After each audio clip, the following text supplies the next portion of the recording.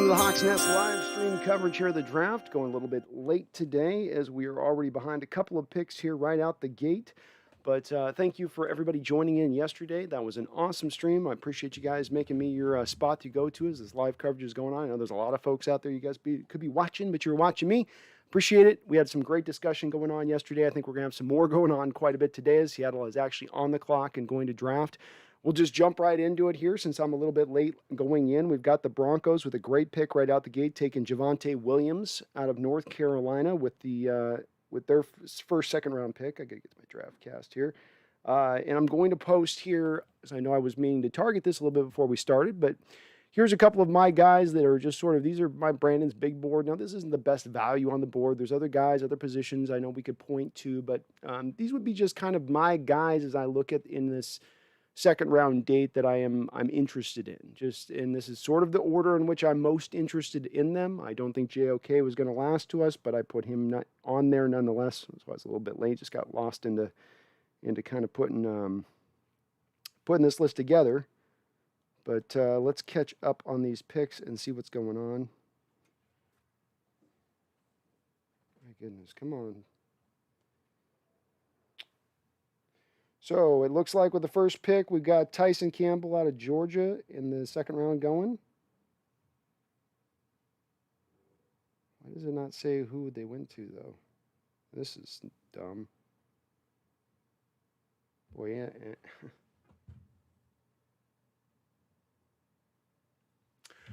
Maxwell Stern, how you doing? Good to see you on here. Nick, what's up, what's up? Carl, hello, hello, hello. Tobias, we made it, thank God. Got scared, yep, a little late, but always worth the wait.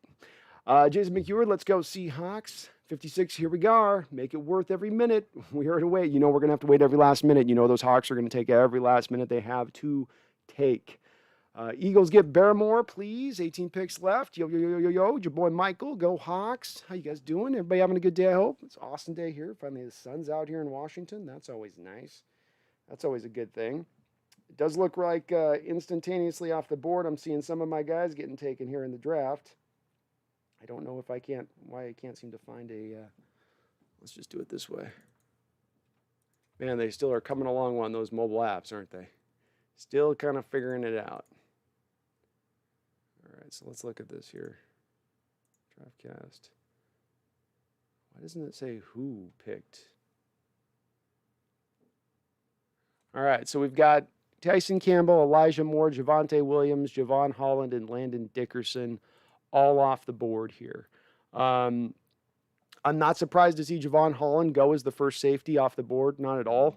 He's a guy that when you watch his tape, it's really pops. It pops more than even some of the other film of the other safeties out there. Moreg, Cisco, who are fine players, but his tape certainly, absolutely popped. He's a guy that had a wide variance on where he was going to potentially go, but that's interesting. That's interesting they went that direction. That's Jacksonville went Tyson Campbell with the corner there. That's awesome pick by them. Elijah Moore, great pick by the Jets at number 2 there in the second round. And then the third, we've got Javonte Williams going to the Broncos. The Dolphins are constructing a hell of a defense with that Javon Holland addition. And then Landon Dickerson goes off the board, to the Eagles. So off my list here already, we've got, out of these first 5 guys that have been selected, 4 are on my list. And Holland's not on my list just because I forgot to include him. I would have also put him on there as a guy worth potentially selecting because the value would just be so good there. Interesting to see JOK still falling here a little bit. But good on the Eagles to start to build back that offensive line. They've got the guy there that they've got, Kelsey. He's getting old, so it's a pick that makes a lot of sense. Here's another one of those picks where, boy, if you win in this draft to the Patriots, you could have easily mocked to them potentially a Mac Jones, Barrymore type situation, and the Patriots go right after Barrymore out the gate. Boy, this second round is cooking, boy. These guys are not waiting. But Christian Barrymore, a guy that I'm actually, you'll notice is not on my list here to my side. That's just because I'm not as high on him as other people are. I think sometimes those Alabama linemen can swing between being overrated and perfectly rated to where, Quinn Williams is a monster. But these other guys that have kind of come through, Jaron Reed's been, okay. Ashawn Robinson's been okay. They're not bad players by any measurement, but when you're talking about putting him in the first round, as a lot of people were placing him, and I like Levi's upside out of Washington better than Barrymore. I think you very well could be seeing Barrymore at his best right now as we stand. Oh my God, Carl. Holy crap. Stop the presses. Stop everything at the moment. Carl, my God, you came in with an incredible $50 donation, sir. I do salute you. I salute you the way you're supposed to salute, fingers out and all that stuff, man. Thank you so much. He says, keys up the great work, brother. Fingers crossed for the 56 pick. I got my fingers, my toes. I will cross my legs at the moment. We're going to get the cat down here on the stream so we can rub her for some good luck. So we're going to do everything in our power. But Carl, man, you're always so awesome with the donations. You're very kind and giving. I appreciate it so much, man. You're one of my OGs. You've been here since the start. Brother, thank you so much, man. Thank you, thank you, thank you. Mora Mims is a good duo, says Flag Sabbath. I agree. I think the New York Jets continue. Their general manager continues a very good run of doing the right kind of moves, the solid moves down the board as far as I'm concerned with them. So, yeah, I like that pick for them. I like all these picks in the second round. When we go back over and talk a little bit more about that first round again, I think we're going to be able to pick apart some of these picks by some teams in the first round. But out the gate here in the second round, all these make sense. Barrymore really excelled at running some of that stunt game and coming wide up around the defensive tackle to the edge, then using his power on a tackle as he's got a lot of momentum built behind him. Just kind of a rolling bowling ball, a big bowling ball, but a rolling bowling ball that just sort of pushes his way and gets his sacks that way. That's going to fit really good with New England that loves to run their games and their stunts and to do a lot of the blitz-heavy looks. Oh, my God. Oh, my God. So, with the 7th pick in the second round, the 39th selection overall, the Chicago Bears select Tevin Jenkins, Oklahoma State. Wow, fantastic pick by them. The Bears continue to have one of the best drafts here with this by getting Fields and the value where they got, by getting Tevin Jenkins here and the value of where they got. This is going to be a team people are going to put up there and vault up there as one of the best drafting teams here. Same thing true with New England. It's value here with getting, Mac Jones I'm not in love with, but you got him a little bit out of that top 10 range, which I didn't like him as much in. I liked him back further in the draft a bit. You got that. You got a guy in Barrymore who a lot of people had slotted in the first round of this last draft. Great value there. Great value. Unfortunately, as you guys can see over my shoulder here, though, we're seeing some of my guys going off the board here really quick. And I didn't just take the big board that was available, the best available players. I was kind of picking and hunting and pecking and picking to find the guy that would look good here. Bears traded up. That's a great pick for them to trade up for. Tevin Jenkins should have gone in the first round. He should have been one of the best tackles in this draft. I think he's being dinged for not having really long arms. I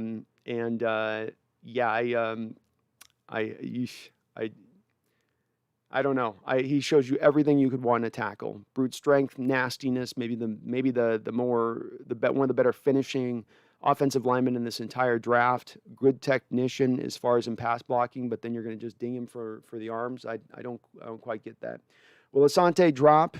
It does appear he is going to drop, and he is a very scheme-specific player, a guy that's not going to go to everybody. He's not going to go into a man scheme. He's got to go into a real zone-based scheme, and just the right one at that, where he's probably playing more off-ball rather than press.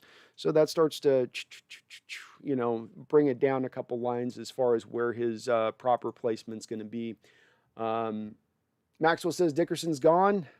F. Creed's still on the board as well. Oh, man, my Creed dream is alive. My Creed dream is alive. Please, Creed, come home, boy. Come home. 283-128, how's your day been? Can't wait to see what we pick today. My day's great. Got a little bit behind here on the schedule. I was getting too deep in trying to put my list together, not paying attention to the time, and then I looked at one time, said 5 o'clock, and it was actually 4 o'clock, so everything's just out of date. But I'm great. As far as I'm stoked, I cannot wait till we draft today. I'm going to be just, please do this right. Don't be weird. Don't make it weird. Please, Seahawks, don't make it weird this year. Man, Carl, thank you so much again for that dono. Carl with the 50 bomb is right. MJ Hill, how you doing? Shervins, I'm manifesting De'Ami Brown or Amari Rodgers to 56. So if you look at my list here, I think you'll be happy enough to see there, Shervins.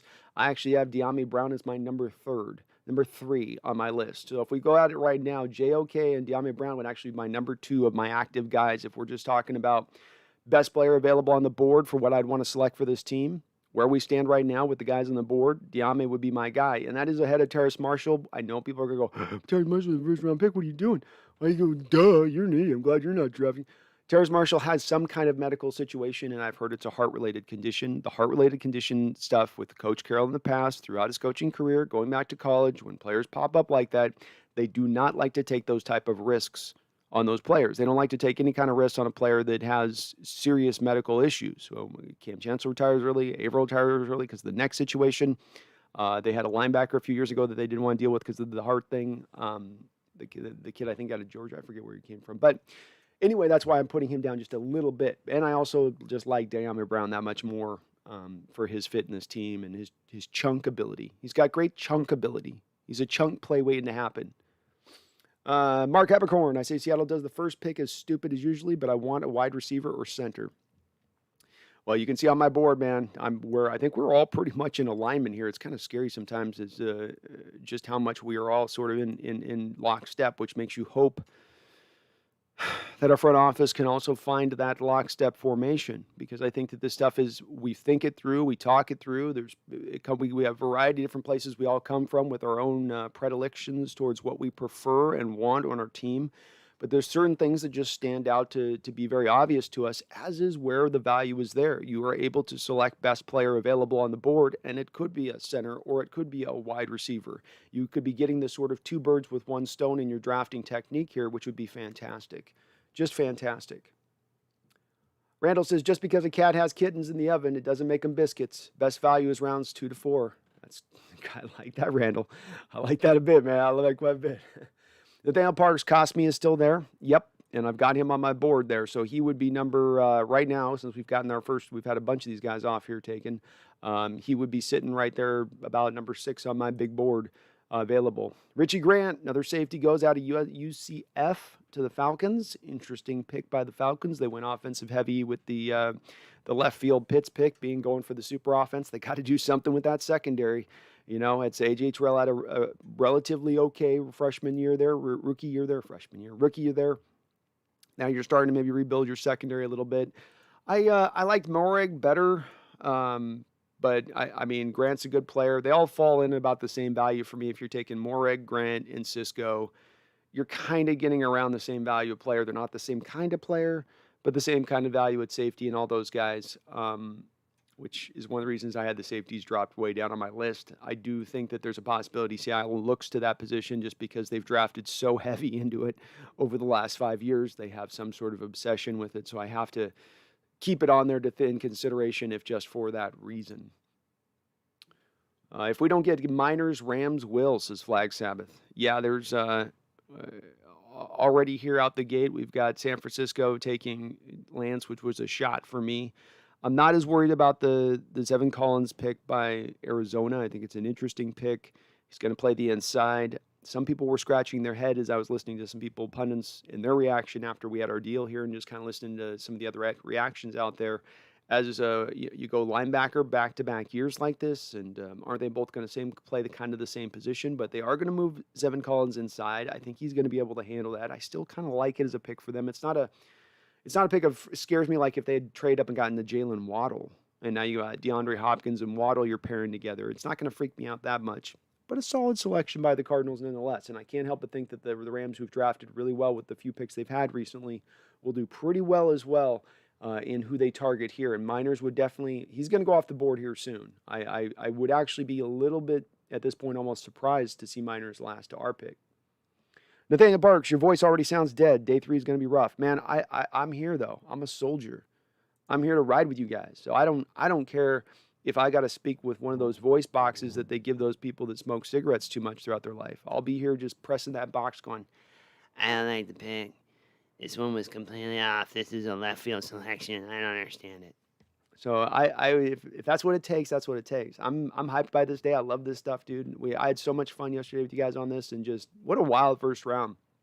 Alex Leatherwood's taken, and just some strange picks and points, and teams going the safe route, the quintessential quote unquote safe route for the guy that, you know, what I would say would be looks the part but doesn't necessarily play the part. Interesting to see a few teams kind of go in that direction. Glad to see a safety off the board there. We would be very happy to see like 4, 5 more safeties go right now ahead of us. Yes, pick all those guys up. Let's get Mund off the board. Let's get David Mills off the board. Let's just fill these selections up with players that are not going to be any guys that are in our range or what we're looking for. Shervin says, oh my God, if Asante falls to 56. I think he's going to fall to 56 because of the fact that he is so scheme specific. And then in a draft where you have Jolly Green Giants all over the place, 6-foot+ guys walking all over the place. It's hard to do a sell job on a guy that's like 5'11", 5'10", who's a zone specific corner. That's a little bit of a tough sell, I think, for teams a little bit when you have a draft like this with corners that can give you all of that coverage ability, all that ability to play in zone, but also give you the size and length. Nathaniel Parks, by the way, did you see Seattle gave Sherm a call about coming home? Oh, I did not see that. I like to hear that though. I mean, I think he's a better he'd be the best corner right now in the secondary next year. I think you put him in our back in the secondary with Carroll and all the things that their history of understanding what they're doing there. I think he would be the best. I do. C's Velasquez, Seattle better not trade down. C's, man, Schneider is already saying if he could turn the card in right now to trade down, he already would. I would be very surprised to see us picking at 56. Maybe we don't drop down far, but we will be dropping down at least a little bit. We will. I would be just shocked. Maxwell Stern, if someone like the Seahawks get JOK, I will cry tears of joy. That would be an incredible fall. And you should. You're getting a legitimate first-round talent at that point who really, again, like I just talked about, a previous player who falls for very simplistic reasons, and you look beyond all of the upside and bloom that the player provides you on the football field. And is that not short-sighted? Is that not a little bit of getting caught on the small negative rather than the huge positive? Well, JOK would be that kind of guy. As a modern-day will linebacker, a guy that can move in space and can cover and can, you can put him on a receiver from time to time, and he's going to be comfortable in that role. I would feel like the value's there for us. I don't know why he would just, and it's, again, the reported he played at 215 pounds, I guess, is the thing that's holding it back from him getting selected right now. Obi-Wan says, I'd rather get a tackle. I have a bad feeling that Brown or Shell are going to get injured. When it came to me favoring more Obi-Wan going center, for instance, it wasn't me going, I feel good about left tackle. It was, again, if we're talking 51% to 49% and me making a choice between what I would favor towards. And I'm just simply, as much as anything, leaning back towards wanting to upgrade the talent at the center position as much as reinforcing the depth of the tackle position / building to the future. Fish, you're going to hate me, man. I did not look at Des Fitzpatrick, but I will watch him here on the stream. So I know I've missed it. I've been running out of time every day, so I'm sorry about that. But I will watch him here on the stream, and I'll give you some thoughts here in just a sec as we catch up on the chat. Mark Stoll, Seahawks are going to trade down. It's a typical Schneider move. Yeah, Mark, I think you're 100% right. If we're in Vegas and I'm sitting at that table, I'm dropping all that red on trade down. This is the one place to accumulate more draft capital. If you go to the 4th round and you trade back into the 5th round, what are you going to pick up? An extra 6th or 7th? Whereas right now you trade down from the 2nd to the 3rd, you pick up the extra 5th. And off that extra 5th, you could trade to the back of the 5th, and then you could pick up an extra 7th that way. So there's multiple picks that come off of trading off of this early one, versus that doesn't really happen off the later ones, past you sacrificing future draft capital in order to make it happen. Oh, I'm missing some picks here. So number 9, the Detroit Lions, going to the defensive side of the ball, grabbing the most talented defensive tackle they've probably picked there since Mr. Ndamukong Suh. And they go back to the Pacific Northwest region-ish. I know he's from Nebraska. But Levi Onwuzurike, which is a name I cannot pronounce. He's going to be fantastic for the Lions. He will bite some kneecaps. But good pick by the Lions there. And the Dolphins, looks like they must have traded up. Well, looks like trade up. And they got Liam Eichenberg. Interesting pick. Interesting pick by the Dolphins. Interesting pick. Anthony Bain, thank you for the $5 donation. Sir, I do salute you, and I appreciate you. He says, I swear we can put Damian Lewis at center, Posick at guard. Oof. You might be downgrading both positions by doing so.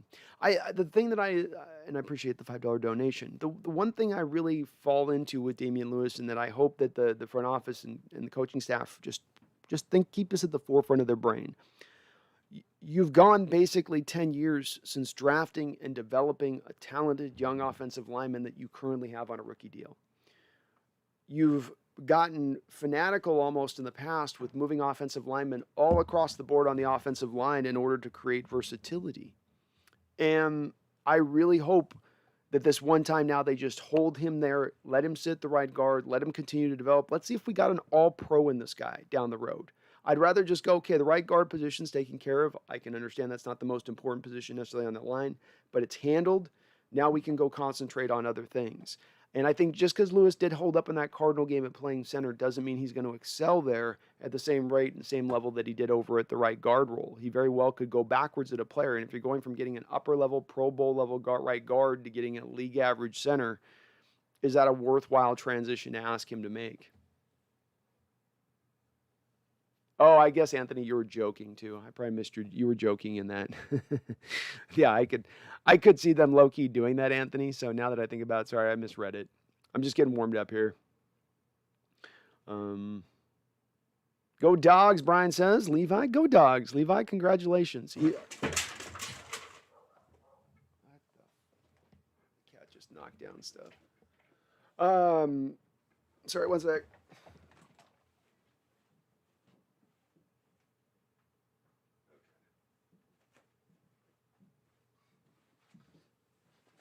Kat's punishing me for going live 2 days in a row, so she's knocking stuff over and kicking things in and putting her arm through the wall.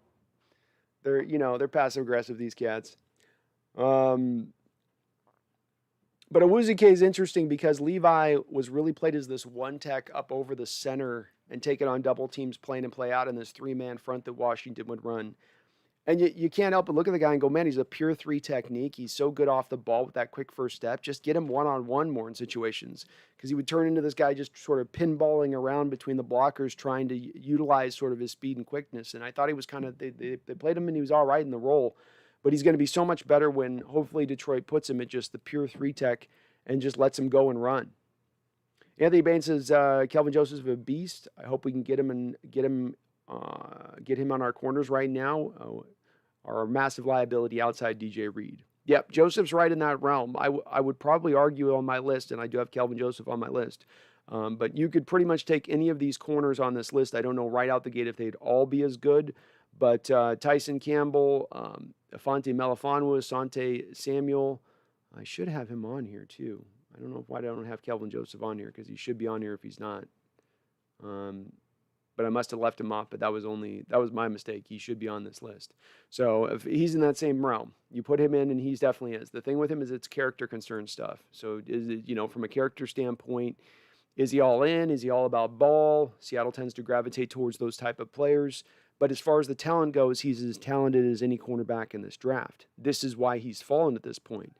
It's why he's not yet been selected. So that will be a little bit of a key with him. But there's no doubt about it, Anthony. He's a beast. He's a beast. A little bit of a Marcus Peters vibe to him a bit. Little Big Boy says, JOK, we need him in Seattle. Let him fall to them. This would be the beautiful modern linebacker that you're bringing in. And it's a guy a couple years ago, the Falcons drafted a guy like this where people were knocking him and going, he's undersized. It's not Keanu O'Neal, but the other kid, that Deion Jones. And how's he going to be able to hold up at the wheel doing this? And this is the modern NFL and where it's gravitating towards, where players are getting lighter, especially that linebacker position, so they can be more rangy. So you can put them in positions at times where maybe even possibly they can cover wide receivers. And JOK can do all that. He flashes all over the football field, and it would fit marvelously into this defense, which is a read and react, run to the football type unit. Oh, man, it would be awesome. Completely different player than what you have in KJ Wright, who's manned that will for years. He would be just not like him. You're going from that long, tall build that's not as fast to now twitchy, quick, fast. It will look much differently out there when you put him out there. And, man, once you eventually get to a JOK, Jordan Brooks, in nickel situations down the road, oh, my God, those guys can run for days. for days. And it's I love it because you're moving towards where the NFL is moving towards. This is where the modern NFL game is going towards, which is the speed game. It's less about physicality and ability and being big and, imposing your will now. It's starting to get, especially once you get off the line of scrimmage, to linebackers, to safeties. It's more a movement game. JOK and Morig are falling, says I like to watch NFL. They are. Both those guys were chartered in pretty much every NFL mock draft I saw is going in the first round, but they are falling. Little Bug Boy says maybe even Aziz. Aziz Ojolari is there. Nope, we've got okay. Here we go.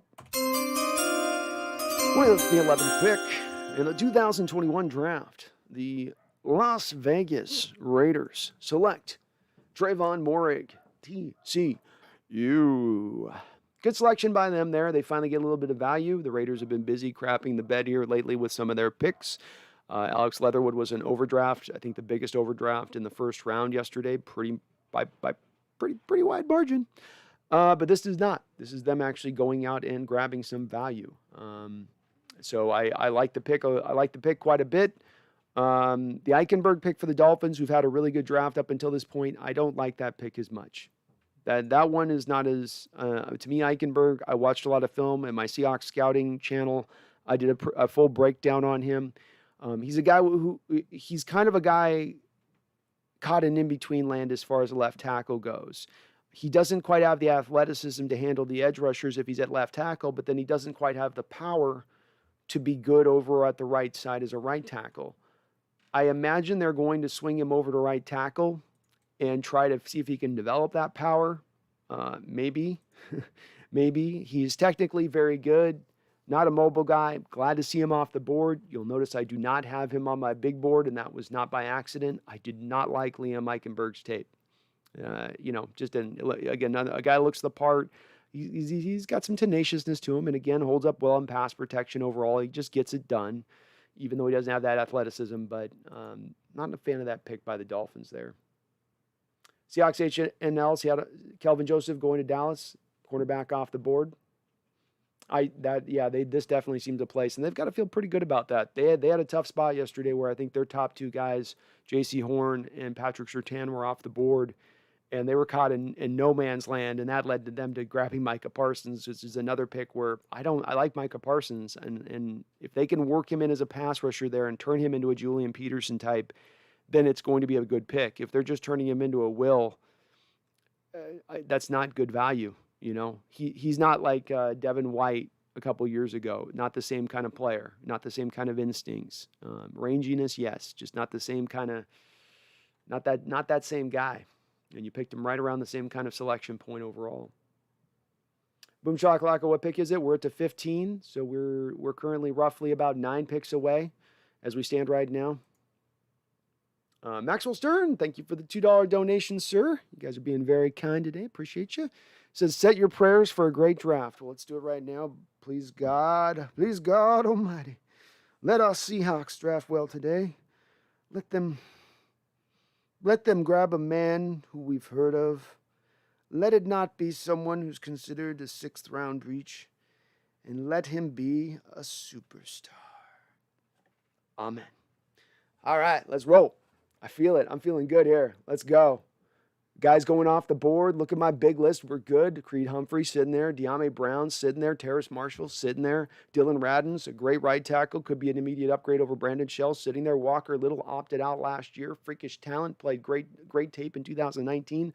Left tackle of the future sitting there. Tyson Campbell would be better than any quarterback we currently have on this roster right now. Sitting there. Now Javonte Williams is gone. That's sad. Levi's gone. Sad. But Malafanu, Samuel, yeah. Josh Myers doesn't have the flash and dash of Dickerson or Creed Humphrey at center, but probably be one of those 3 Woods down the middle of the fairway type selections where he'd get it done in center and might even be an upgrade right out the gate over Posick. Tommy Tremble I included just because I've got a man crush on Tommy Tremble, and I want to see the fullback returned. I want to see the fullback returned to his great prominence, where once he roamed the lands of hard-hitting, hydrant smacking action, clearing linebackers from the holes like firefighters clear fires from the woodlands. I'd love to see it again. Wow, that's a steal. Dan Quinn knows, says Anthony Bain in regards to Kelvin Joseph to the Dallas Cowboys, and you better believe it. Get in here. With the 12th overall selection in the second round, the Dallas Cowboys select Kelvin Joseph out of Kentucky, cornerback. Great selection by them. They come back around. They don't get their first two guys, but they get a guy who's probably very close to what those first two guys were, and they're able to get a linebacker. So I think that you got to feel a little bit better about the Cowboys draft if you're a Cowboys fan right now. Oh, no, here we go. Another selection off the board. Here we go.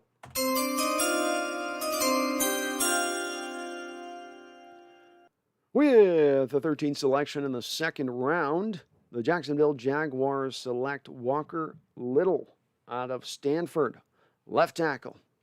Great selection by them. They're clean. I did not like the Travis Etienne pick yesterday. I wanted them to go after offensive line with that selection for Trevor Lawrence. This is a lot better for them. A lot better. Get that offensive line right for that young quarterback. Don't get him beat up. He's already going to struggle to process things. He's already going to go through all of those reads. Give him as much time up front as you can with quality football players. Walker Little should be a first-round pick here in this draft. He's not because of the fact that he opted out last year. I think that's really the simple reason that he falls to this place. You're getting a first-round talent at this point in the second round. That is how you create a good football team. That is how you build from the draft correctly. Great selection on their part. Anthony Bain, Seattle is trading back. You better believe it, Anthony. If we had money, we'd go to Vegas and lay it all on that. I'm sure we would. Brian Myers ahead of Samuel. Surprise. Yeah, I mean, Joseph has got the size. He's a 6'1" guy. And he's again, that's the tough part for Asante Samuel. He comes out in last year's draft. He's selected by now because you have A.J. Terrell, and then he'd be the number 2 zone corner in the draft at that point. He's in this draft that's just stacked with zone corners. And then all these zone corner guys that are on his level are all taller and longer. And the NFL in general with cornerbacks has gravitated much because of our Seahawks, much because of Coach Carroll. They've gravitated towards not only the tall guys, but the long guys. We want those 6-foot, 33-inch long-arm dudes. And this draft's got more of them than maybe any time in NFL history. Little Big Boy says, I hope Seattle picks a cornerback or an outside linebacker.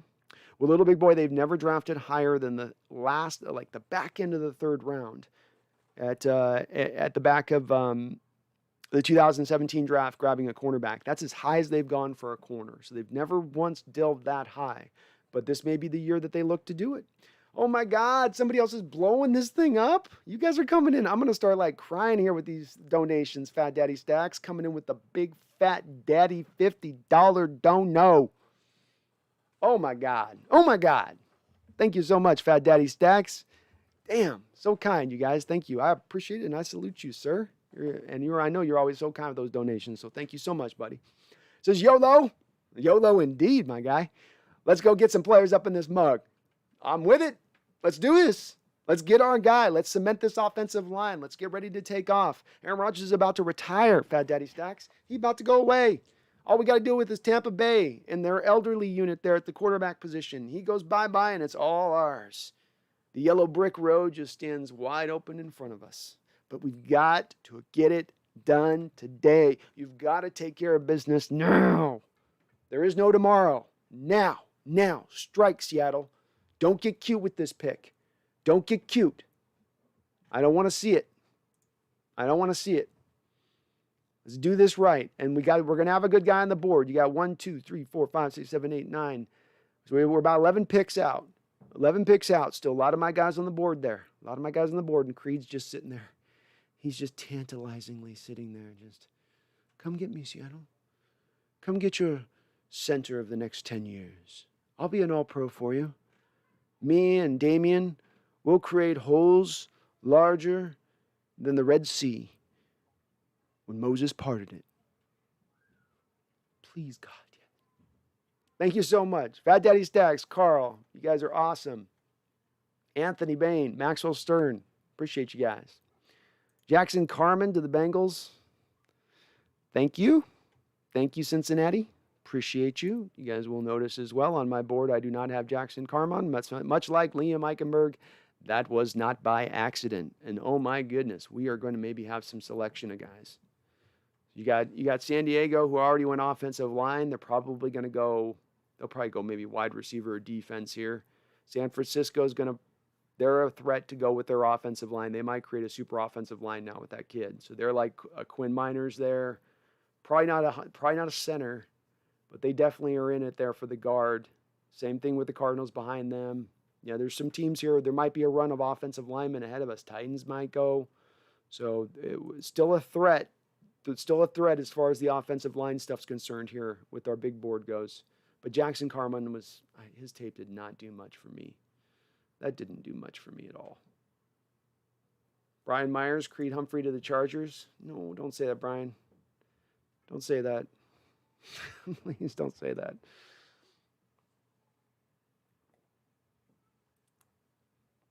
That leaves you with basically at that point Josh Myers as an option now, or you're looking pretty far down the list at that point if he goes here ahead because Dickerson's off the board. But they could do that. They could definitely do that. But there's a lot of talent here, man. UE2K, Tommy Tremble love, you know it, man. I'm on board with the Tommy Tremble stuff, man. The second I saw his tape, I was on board with that guy. Why says Walker Little gone? Dang.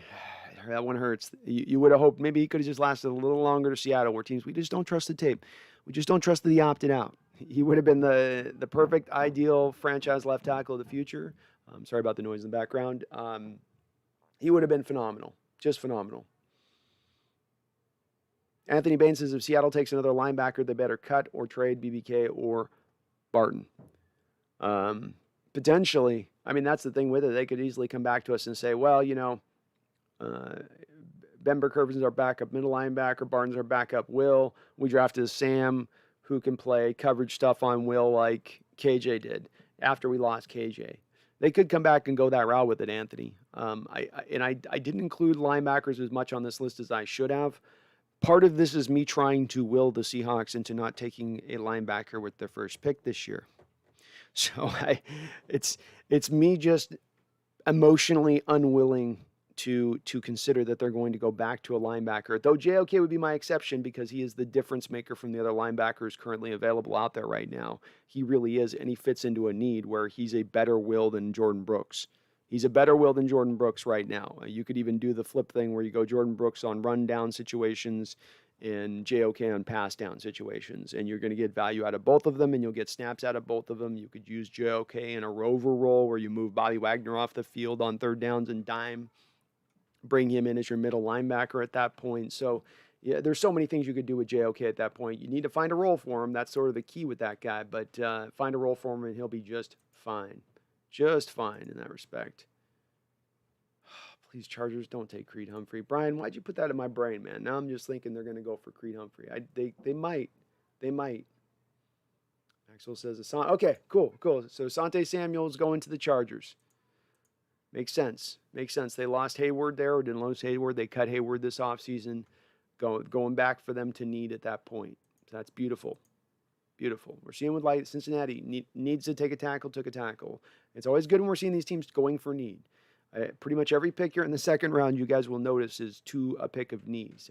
The Raiders are transitioning to our defense. They needed a high free safety, a single high. They get that in Trayvon. Dallas has a god-awful secondary. They're going to lose Cheeto Awuzie this offseason, go to a need. Same thing with the Jaguars. I do like that because now they can move Cam Robinson over to right tackle and bring in Walker Little and put him at left. Man, that's going to make them really good in that respect. Really good in that respect. So they're doing. I like these picks, even though these are picks for need on a lot of these selections in the second round for these teams. But they're picking good players. The Jackson Carman one, I'm not sure on with the Cincinnati Bengals. They could have gotten a way better offensive lineman with that first pick in Penny Sewell. You go from this is that value thing we talk about where Penny Sewell's like a 96, and now you're going to like a 75. It seems like, as a tackle. Versus what you decided to do, which is go for, yes, the best wide receiver in this draft, who's also a 96, but you might be able to get an 84, 85 De'Ame Brown right here. That's how you better play the draft. And Cincinnati didn't play it the right way, and they fall in love with the player there. And I understand.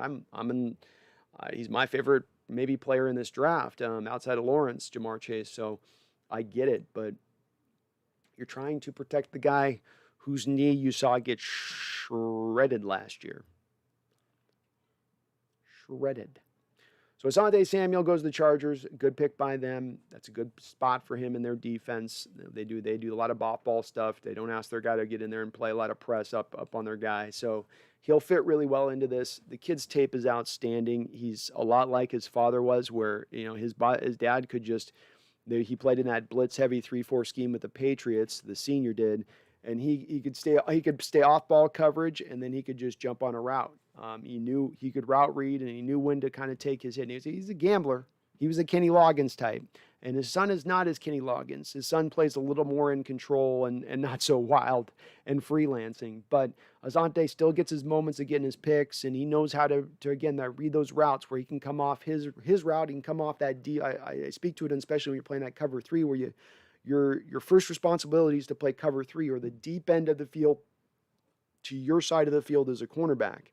But then you bail on that, and you do it by kind of your own will and instinct, because you recognize a route combination you saw on tape with the offense where when they come out in this formation with this guy lined up wide here, they're going to run just basically routes to the sticks, or it's going to be a little 5-yard in routes across the board. So I can jump off my man and I can bail on that. It's a very hard thing to pick up. It's tough because if you get beat on that deep, if you jump that route and you got beat, Coach Carroll is going to be in your face, maybe not on the sideline because he doesn't do that type of stuff, but I'm sure in the locker room, he's going to be right up in your face screaming at you because that stuff was going to drive him crazy. But you do at the same time kind of need it in your defense, in this kind of defense we run as well. But he's a good fit for the Chargers. I like that pick for them. Solid selection. Who did the Chargers take? Let's see, in the first round. I think they did okay in the first round too. It was an okay selection, I think. Where did the Chargers go? There they go. Rashawn Slater. So they're building this is what I'm talking about. Smart team. Smart team here. You have your quarterback. Protect him. This is your most vital asset. You have him on a rookie deal. Protect him. Think of it like you never have enough on the offensive line. I'd like Seattle to do the same with our quarterback who's in the middle of his prime. Don't think you have enough. Think you always need more. Because you can really not ever really, in my opinion, go wrong by keeping your offensive line built up as one of the great strengths of your team. Brian Myers, JOK to the Niners. They got Greenway there already. So, and Fred Warner's there. No, I don't see the fit with that. Because they run a little bit more of they're the wide 9. They're the version of our defense with a wide 9. Kind of, you could make the argument, removes a little bit of the, you're going to only have them on early downs. I don't see that one. I could see them more going offensive line here, in my opinion, or cornerback, which they need help in the secondary, for sure. Mark Harpercorn, tried Super Chat, but it declined, but it might be because I had to get money order for rent. We'll try tomorrow. It would have been my first time. Oh, no worries, Mark. Anybody that can donate, if you can, you can. If it's something weird, it's been weird with the donation thing, frankly, on a couple of folks, especially through their phone lately. So I don't know. It's just weird like that. But no worries, man. I just appreciate you being in here, and it's just awesome being able to interact with you guys on this draft day. This is my version of Christmas. I like this day more than I like Christmas. Straight up. It's fun just thinking about all the possibilities. I'll tell you this, the Chargers are now solidly placing themselves to challenge Kansas City as we go forward. And Kansas City's made some great moves this offseason to, again, do the same. Just resculpt an offensive line that's been a strength and suddenly falls apart. Kansas City lets it fall apart for about 3.5 seconds before they've rebuilt it right back up. Joe Thuney getting Kyle Long back out of retirement. Last year, they drafted a tackle, one of the better tackles in the draft, kind of in past that first round place that was going to be good, but take a little bit of time to develop. Got him, got Orlando Brown in there now. They've now just turned it around, and they've realized smart teams do this. Smart teams do this. Oh, here we go. With the 16th selection in the second round of the 2021 NFL Draft, the San Francisco 49ers select Aaron Banks, Notre Dame, left guard. Well, I stand to say on this, I'm happy to see this. Very good. Very, very, very good. Now, initially, you guys are going to say, but wait, hold on. Aren't the Niners doing just what you just said about? Didn't you, what you're proposing here just recently? Yes.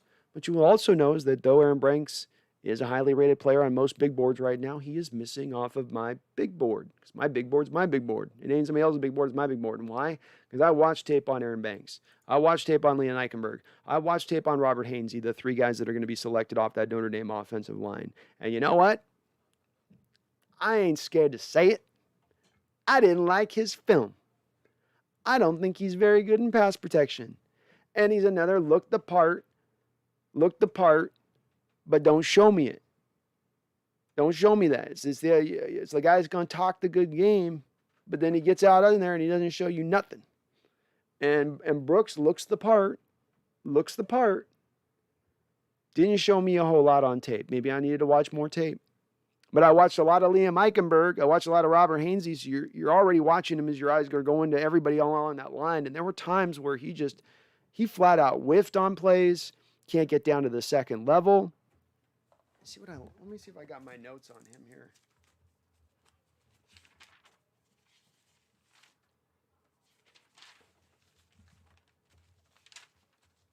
I don't have my notes on this guy right now, I don't think. But I wasn't impressed really by any of his film. I would have put him in that same category that you would put a guy like Alex Leatherwood, for instance, or Liam Eichenberg. You know, these guys that I would think quintessentially are your 4 or 5 star rated high school guys coming out because they look like what you draw up in your mind for that guy, that position. He looks like what you'd want a left guard to look like. Eichenberg looks like what a left tackle. Alex Leatherwood looks like what you dream about a left tackle looking like. But play in and play out, consistency, really showing you something there. And there's a little flash to Brooks's game, but not enough to get me scared here versus if they'd gone Quinn Miners. Miners would have scared me much more than what Brooks is going to be. I think Brooks is just going to be kind of a guy at the next level. He certainly will be a guy who gets in and plays. I don't see bust in all these guys with Eichenberg in it. I don't see bust level rating with these guys. But if you're going into the second round to eventually land on a player who's probably a smidge below a league average football player to a league average football player at his best kind of case scenario, I hate that value in the second round. I'm more okay with it in the third round, and maybe I should be more okay with it in the second round. Certainly we're seeing teams move for more need right now. But remember the cat. I will remember the cat. Oh, here we go. Man, the picks are coming in quick today. With the 17th selection in the 2021 draft. Oh my goodness. The Arizona Cardinals select Rondale mother effing Moore. Purdue, wide receiver. Ooh-wee. That is an amazing pick, says GoHawks05. That is crazy. Flags happen says my wife hates draft time. This is why I don't have a wife, probably. What a crazy pick by the Cardinals here. Crazy pick. Their 5'4" quarterback's going to throw to their 5'7" wide receiver. And all they got to do is get it over the treetops. All they got to do is get it over those Northern California oaks, those 450-year-old gargantuan trees. Here's the thing about this, is that the Cardinals a couple of years ago went after Danny Isabella and drafted him pretty high. A guy with similar stature, probably actually makes Rondale, he's actually 5'8", I think, big guy, and a guy who's been pretty limited in his ability to have much success on the football field so far at the NFL level. Now you go back into that well, albeit for a guy who was better than Isabella coming out. But again, still, it's like the thing that held back Isabella, small catch radius, small guy, limited in what you can have him do. Same thing's true here. With that said, there's no doubting that Rondale Moore's tape, when it flashes, certainly stands out as a guy who looks special. And as nice as it is to see that, though, the other side of it is you go to, he's played about 15 games the last 3 years. He's dealt with injury problems. And again, no real baseline. We talked about a guy in Devontae Smith who's 170 pounds on his pro day when he's been trying to eat Big Macs and gain weight to get up to the size because he knows there's going to be questions about it, meaning he probably plays at a lighter weight than that. We have no baseline for a guy at 165 dominating at the NFL level past a guy like Deshaun Jackson in 30 years, and he had speed that was otherworldly. Well, much is the case here. We've not had a wide receiver at 5'7" go out and say nothing of dominating, go out and just be a successful wide receiver in this league in the last 30 years, in my opinion. There's just not that. And with him, there's questions of health. There's questions of his ability to run. He's going to be probably just a slot only guy. Can he run the route tree? All Purdue did was they realized we got a crap quarterback, so we're just going to dink and dunk our way and run bubble screens and end arounds to you all day just to get the ball in your hands, which is great. But is that going to be enough for him to be a good player at the NFL level? And then is he going to be dynamic enough, healthy enough to last for the Cardinals? There's a couple other wide receivers for them I would have been more scared of with that in that selection. You go with Terrace Marshall, you go with De'Ami Brown. That's a little more freakier to me. This one to me is a little bit of a. I mean, is Kyler even ever going to be able to see him running his routes? He can barely see the big guys. How's he going to see the 5'7" dude? And Kyler's going to be like doing this move, looking around this tackle on his side. It's like, is Rondale out there? You see him? He's somewhere down there. Just, safety, he'll be pointing. Usually when you see the quarterbacks point, but instead of pointing for him to go deep, he'll be pointing for, you get out of the way. I need Rondale. Is Rondale out there? I bet it plays out like that. De'Ami Brown is still out there. All right, so where's my damn cat? I got to rub the cat, so we're going to get this in now because I know these picks are going to come in fast. I need everybody to put your energy into this now.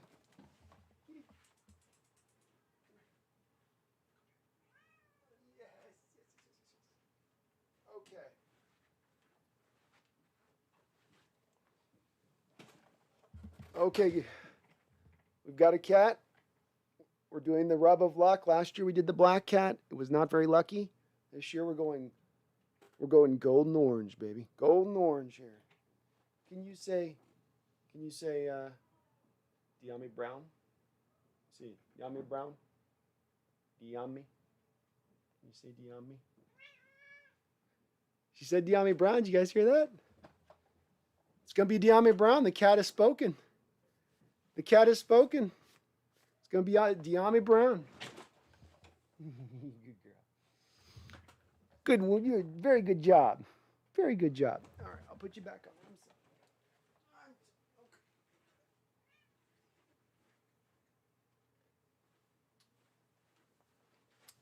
She said De'Ami. You guys heard it. You heard it. Orange is the new luck. That is true. That is true. Let's see here. Let's see how this goes. It looks like the Giants might have a pick in here, maybe. Yeah, I think they would go offensive line here. Makes a lot of sense. Common theme you're seeing in the second round is let's protect our young quarterback. Well, how about we protect our Hall of Fame quarterback? How about that? How about that? UE2K says when Kyler breaks the pocket and extends the play, no one will be able to stay with Rondale. Just saying. UE, that's got a lot of upside to the move. It's got a lot of upside to the move. I'm not saying it's due to break. I liked a little more of the certainty where you're less taking a chance with some of the other wide receivers for the Cardinals. If I'm a Cardinal fan or if I'm in their front office and looking at how to best maybe suit Kyler. But with that said, you're absolutely right. On the second breaking routes, on the stuff that's not as traditional, that will be something I would expect him to be very, very good at. But again, when you look at a guy like Danny Isabella, look at what he was running as his 40 time coming out. That guy was like a 4.3 guy coming out, similar kind of speed, similar guy that you would say, okay, when the thing breaks, and won't he be able to break off and go into a secondary route? But you've seen none of that with Kyler Murray and Danny Isabella. So that's the one thing I would wonder with on it. The thing with it too, I will say about this with Kyler Murray and watching him, he is a guy that is excellent at breaking the pocket. He can do pretty much everything that a Lamar Jackson can do when he gets out there in space running the football. But he's not. It's one thing to be a mobile guy and get out of the pocket and sorry, my nose is itching here. To get out of the pocket and be able to roll out and break free of a defensive end. It's another thing to keep your eyes up and hit those plays where you're sort of having a broken play and everybody's running their now secondary different routes and be effective at that as well. I don't know that Kyler is as good in that respect with that stuff. I think he can do some of it, but we automatically think he's as good as Russ because he's the size, the mobility, and the arm strength is there. But I don't know that it is as good in that realm. Rondale Moore would be a lot more deadly with Russell on those second breaking type of routes, I think, than he necessarily will be with Kyler. But Gives them another weapon. That's what the Cardinals were looking for in this draft. No doubt about it. No doubt about it. So you've got to give them props for that. I will say I would have maybe liked to see the Cardinals go a little more offensive line, though, as well. Again, protect your young guy. Kyler got beat up a little bit last year. Get that kid protected a bit.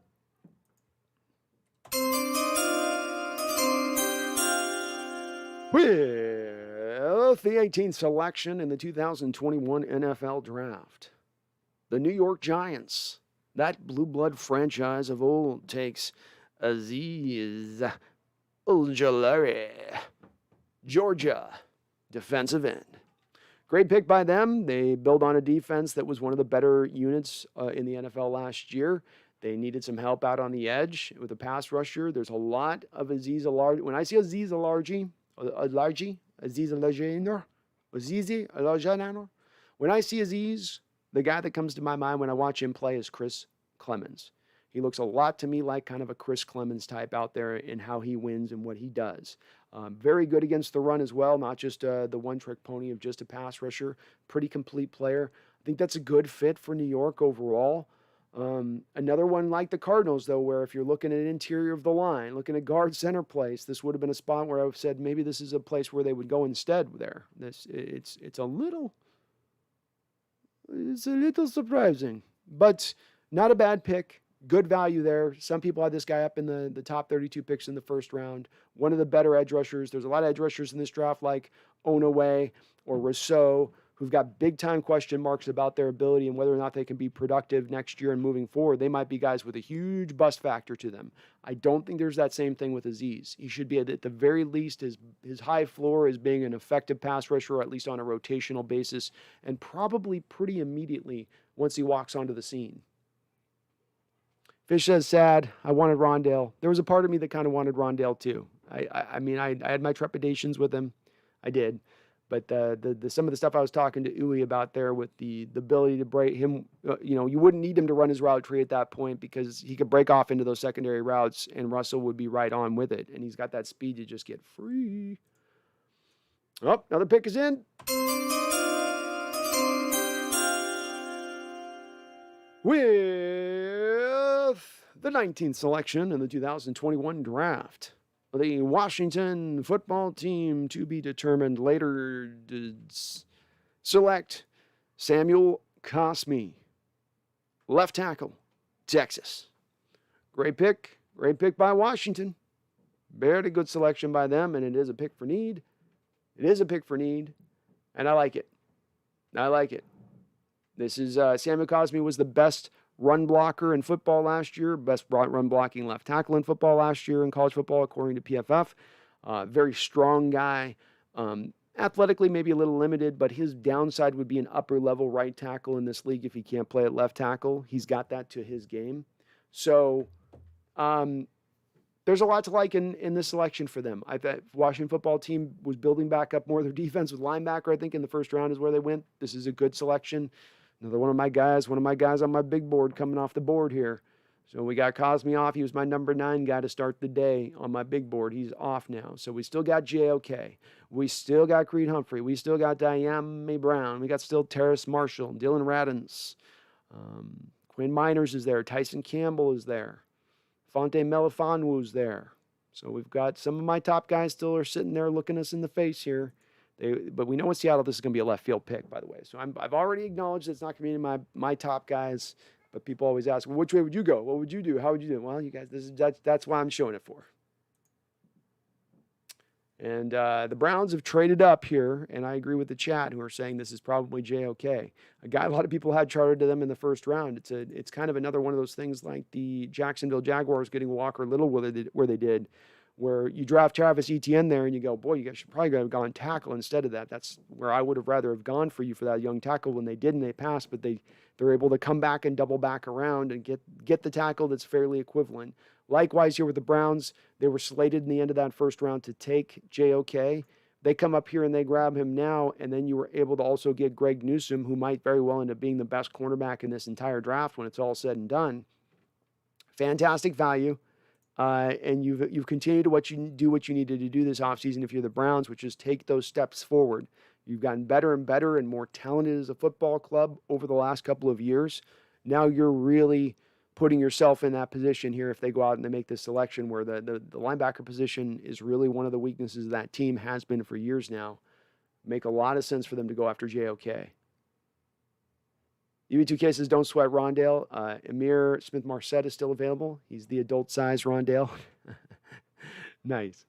Brian, still think Hawks trade down? I do. I don't think it's don't think it for this, Brian. It's not what I want to have happen. I don't want to trade down. But I do try to be a little analytical with my approach on the channel here, and that's just me trying to predict Schneider. I'd like to just pick the damn best player we have sitting there looking at us and just call it a day on that and feel good about that. But as these Seahawks cannot keep us from having a heart attack every week, no matter who our opponent is, neither can our general manager keep us from not sitting on the edge of our seat during the full day of the draft. Fish 2 says, I would rather have Nico Collins or Diami Brown. I would go Diami over Nico. Stephen Downward. How you doing, Stephen? Says Snyder is going to trade out for more picks, guaranteed.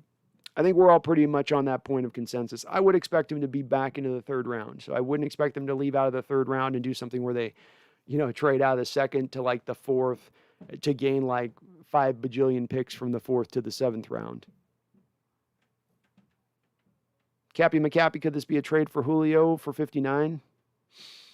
Maybe. The Julio trade is going to be a hard one to have happen because I believe he carries a pretty big base salary. And I think that some of what we were hearing with the reports of that was the Falcons acknowledging they were drafting Pitts and they were trying to shake the tree to see if there was any teams that were going to jump forward to be on point there for Julio, if they were going to offer maybe throw a first round or throw them more than they thought they probably were going to get in a trade for him, which is probably the most you get with that salary is about a third, fourth round pick, really. But we'll see if they do. That would be I would be pretty stoked. I would be pretty stoked if we traded for him.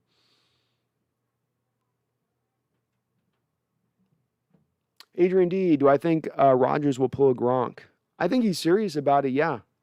I think there was a lot of passive-aggressive stuff to the yesterday thing going on with Aaron Rodgers, where a year ago they drafted a quarterback, didn't let him know they were going to draft a quarterback, and it was, surprise, we got your replacement, haha. And I think that really burned Rodgers at the time, and he probably lodged it in the back of his brain and said, okay, I'll remember that. Good on you guys. Good on you. Well done. Very, very, very, very, very smart. Well done. But I think he's going to come back. I think he's going to come back here and kind of now give it back to them a little bit for doing that. And kind of he's got a right to. I'm not a fan of Rodgers at all, and I'm not a fan of passive-aggressive approaches either. But the Packers last year, with what they did with their first 3 selections in that draft, knowing that they were just an inch away from the Super Bowl the prior year, was I wasn't in favor of it. I was in favor of it. I would have been pissed if I was the quarterback at that time as well. Darren Bale says Julio's $23 million cap hit. Yep. It's pretty big. It's going to be hard to make a trade of that, right, Darren? Because at this point, we reached the spot in post-free agency where everybody's used up all their cap space. You've got to find a way to create quite a bit of cap room to fit that guy in now, / you'd probably have to move players back in addition who have salary themselves. Hard to pull that one out.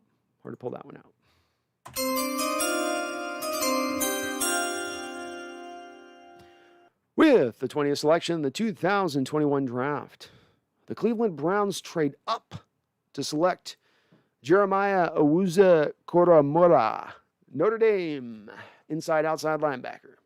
Great selection by Cleveland. They are going to be a team, much like San Diego next year, that continue on their rise with what they've done. Defense was a strength. They've made it more of a strength. Offensive line, everything else was kind of already on point. They're getting back OBJ, which is just kind of like an addition for them. I like the pick quite a bit. So my top guy off my board is off my board from our deal. Creed Humphrey now Creed, come home, Creed. Come home. Creed, Diami Brown would be just 2 guys I would be over the moon to learn that we were able to be in a position to select them at this point. So I would like a lot. Stephen Downer, Dylan Radins. Well, he is, as you can see here on my list. Stephen, he's my number 7 on my list, but because these guys are all gone, he'd be about number 5 on my list. but I would be perfectly happy with Dylan Radins. He is really a right tackle only at the end of the day, but he should be a solid right tackle in this league. Maybe not Pro Bowl level, but an upper level, solid right tackle in this league. Flag Sabbath, Jabril Cox to the Hawks, maybe. I was thinking about that the other day because so many people were just going without saying, well, he'll definitely go, in the first round or in the first, 50 picks. But goodness, I could see Seattle doing that because of his coverage ability. But, oh, my God. Please not a linebacker. Please not a linebacker. Please, not a linebacker. For the love of God, please, no. God, no. Brian Myers says the Titans are going to go with an offensive lineman or a wide receiver. I think they go, Terrace Marshall makes a lot of sense. Makes a lot of sense. He's got some similarities to the guy that they just lost there in free agency. He's an outside guy with some size at that point. Diame could make a lot of sense for them here too. Certainly the Isaiah Wilson whiff last year does kind of push up right tackle. If somebody's mentioned here, Dylan Radis, then really probably makes the most sense as just that natural fit. And he would be able to do the things they want to do from run blocking in there and just still continuing to be a hammer there as a team. Oh, it is. Well, here we go. With the 21st selection in the 2021 draft, the Tennessee Titans select Dylan Radins, North Dakota State. He's from Dakota. He's a big right tackle from Dakota. He's a big boy, yeah. He's going to hit you up in the mouth there. He hits you up in the mouth, and then he'll go out and chop himself down a tree, yeah. That's what he does. He's a good one there. He's a good one. He's good in the snow, too. He can play in the snow, yeah. He can play in the snow good. He's from Dakota.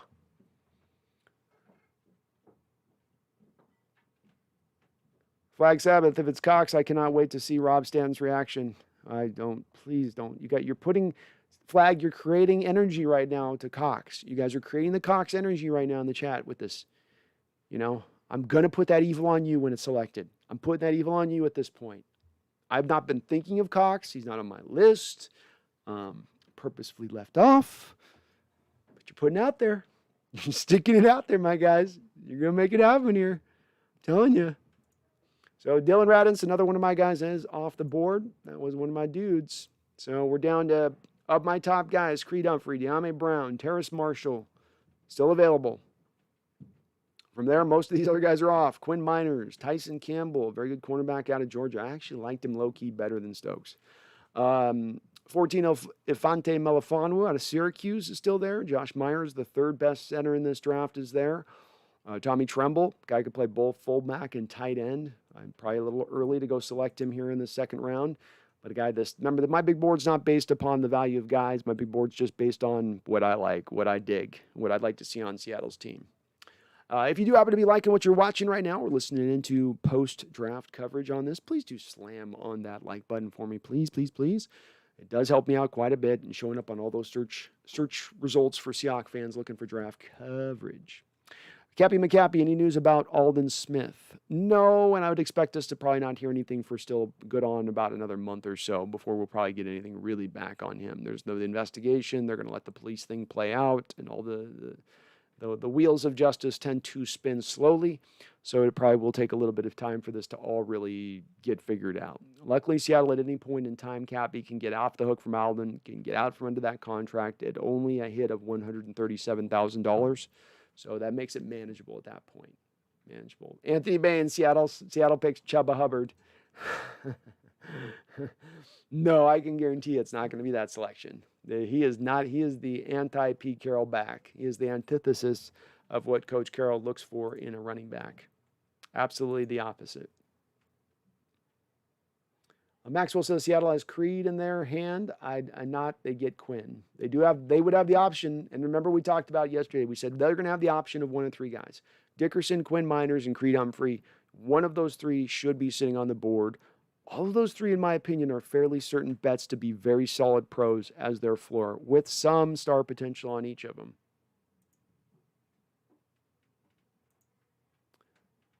Brian Meyer says Melifonwu. He's a good one. He's a good one. Seahawks cornerback. Just as we draw him up, just as we like him, just as we prefer him. Flag Sabbath says Rams will take a center. We have to be careful. Well, I mean, hey, you grab Creed here. You have him going to Myers. To me, that's a drop-off. To me, that's getting a prospect who's an 86, 87 to a prospect who's a 79. So if you want to talk about limiting what your opponent can go do now at the center position in this draft, being they pick right after your selection there, that'd be great. What if you trade back and they grab Creed Humphrey now? And now not only have you missed out on an opportunity to upgrade your center position, you've allowed your biggest rival in the NFC West to go upgrade their center position. Jose Lopez says we're about to trade back. I'd agree with that, Jose. I would agree with that. That's the likely scenario of what we're going to see happen here. Brett Thiessen, when do the Hawks pick next? Probably about 10 minutes or so. They are 3 selections away. So they're just about to pick for Colts, but I'd say it's about 10 minutes. Seattle's going to use up every minute, but let's be honest, Brett, they're probably going to trade back. So we're probably still looking at about another 45 minutes before they really, truly do pick. Adrian D, I think Rodgers will go host Jeopardy for a year and then go to Denver, or I think he will pull a Brett Favre and go to a rivals, the Lions, if Goff doesn't work out. I could see that. He seems really hot to trot with the Jeopardy gig, and he's got that celebrity actress wife living in L.A., so things are opening up over there pretty big for him to go that direction. It's kind of crazy. Oh, Tyson Campbell went to the Jaguars. Did I miss that one? I did miss that one. Good call, man. My bad. You're right. You are correct, sir. Well, there's another one off the board.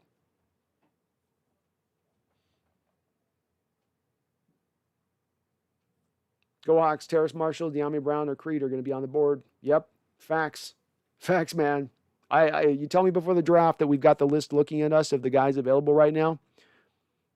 Good. Because what it allows you to do is what I want to do. I want operate from a draft standpoint of playing from the best player available on the board. Pick the best available guy. Pick the best value despite what you have on your squad as far as depth. But if you can do that while also picking the best player on your board, all the more better. And they are in a position to do that, be it with wide receiver, be it with center. To me, a little bit of it. We got one of our first real big reaches here. Hold on, here we go. With the 22nd selection the 22nd selection in the second round of the 2021 draft, the Indianapolis Colts select Deo Adohaya Hube, Vanderbilt, defensive end. This guy, I think, had a major injury happen, I think, in his workouts. A lot of people had him kind of posted up as a first-round type guy. When I went and watched his tape, I wasn't blown away by this is a big-time reach for me. This is a big, he's a lot like Gregory Rousseau, in my opinion. Very similar guys like that where you just go, okay, yeah, I know. They look like they can do it, but there's no refinement. There's no technique. They just kind of ram themselves into the tackle and try to make it work. Not a lot of bend from the defensive end position, real tall and long, so it's hard for him to get bend. But I love it from our Seahawks standpoint. Yes, this is very nice. Very nice. The plan is coming together, and it is nearly complete. Unfortunately, now we've got so many players that might look good to Seattle that they are in that position of probably trading back. But I will say, no, we got some trades going on in the second round. So people are moving around a lot more now in the second round than they were in the first round, where teams were just locked into sort of selecting. But we know the Rams are going to go offensive line probably if you don't go here. I could see the Steelers going with Creed Humphrey here. Steelers went with a running back. They need offensive line help big time right now. They had Pouncey retire. This could be where Humphrey goes here.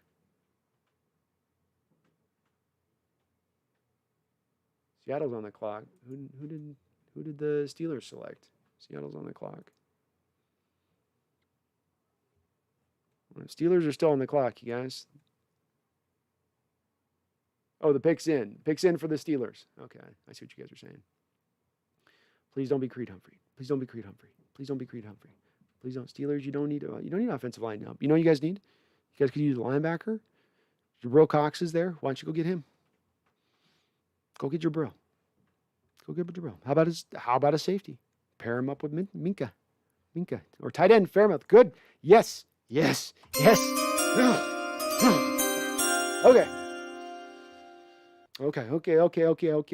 Okay. With the 23rd selection in the 2021 draft, The Pittsburgh Steelers select Pat Fairmouth, Penn State. Baby Gronk. Well done, Steelers. Good job on you. Who needs an offensive line? Okay, come on, Seattle. I don't care about this pick to the Steelers. What I care about is right now we are on the clock. We are on the MFing clock. Let us go. Let's go, chat. Let's go. Come on. Come on, Seattle. Silver Shrew, I don't like him either. I'm not a big Fairmouth guy. He is not Gronk. He's not Gronk at all. I'm not. He's a complete tight end, but he's not Kittle. He's not Gronk. He's not an in-between guy. Just go ahead. He can go off the board. Bye-bye. Bye-bye, Fairmouth. Bye-bye. Creed is there. Creed is there. Oh, baby. Oh, baby. Oh, baby. Creed, De'Ami Brown, Terrace Marshall. Oh, we got some good names here. We got some good names here, folks. Oh, buddy. Oh, buddy. Quinn Miners is on the board. If they fall in love with him, Melifonwu, if you want the quintessential best, most talented cornerbacks in Sherman that you've drafted, you could grab that. There's still some offensive linemen, tackles on the board. Jalen Mayfield, James Hudson, Spencer Brown. You could go that route if you wanted to here. So many possibilities. So many ways you can go. Come on, Creed. Come on, Creed. Come on, Creed. Tommy Eden says we are trading into 2022. Silver Shoe says just pick the offensive line and get it over with. Come on, man. I'm with you. Let's just do that. Do the straightforward thing this year, Seattle. Well, that's just the straightforward, simple thing. I mean, that's just the obvious thing. Yeah. It doesn't make it not the right thing. Doesn't make it not the right thing. That's the right thing to do. That's because it's so straightforward. This is not a mind. We're not playing with your mind. Nobody's playing mind games here. This ain't John Lennon. This ain't another mind game. No, this is what you should do. Do this. Do this. 1 minute left on the clock. Seattle, come on, baby. Come on, baby. Just get that going. Here we go. Daniel W. says, give us Terrace Marshall. Let's go. Come on, pick him. Flag Sabbath says Owen Schmidt. He had the beer truck, dude. Best nickname ever for a fullback. Why though says draft a punter.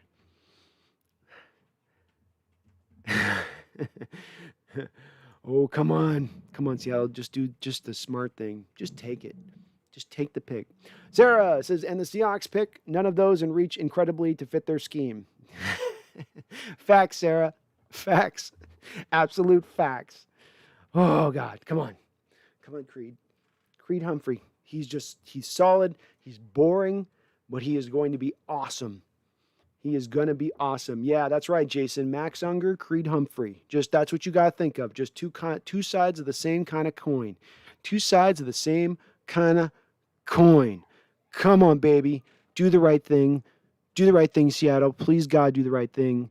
Please, God, Max Strong, he's bringing that energy. I've been here. I was a Seahawk for 15 years. I'm going to call the pick. It's going to be an amazing pick. Whew, come on, baby. Come on, baby. Come on, baby. Come on, baby. Come on, baby. Come on, baby. Come on, baby. It's going to be good. Thank you for the $2 donation for the pick, Dono. That's a great job, D-Nugget. You're putting some good energy out there. That if we get a good pick, it's because of you. It's because of you. Oh, come on, baby. Come on, Creed. It's Creed, baby. Oh, he's so good in pass protection. He's a wall. Come on. De'Ami Brown, he eats up 8 yards of space faster than any receiver in this draft. I mean, he is just...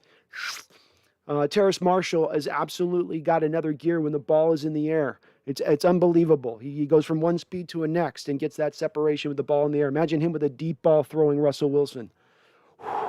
Woo, come on, baby. Come on, baby John. Come on, baby John. Come on, John. Do what's in your heart, not in your mind. Do what's in your heart, not your mind. Don't overthink this. Don't overthink this, man. It's not that they didn't play a trick on you. Teams reached in the second round. They drop value onto your lap. It's sitting in your lap. It's purring. Pet the kitty. Pet the kitty, John. Just nice pet the kitty. Don't scare the kitty. Pet the kitty. Come on now. Come on. What's the selection? What's the selection? You know they're taking, Seattle loves to take that last minute. They're going to take every last second. They do it every year. I've made my peace with it. I'm not going to freak out. Here we go.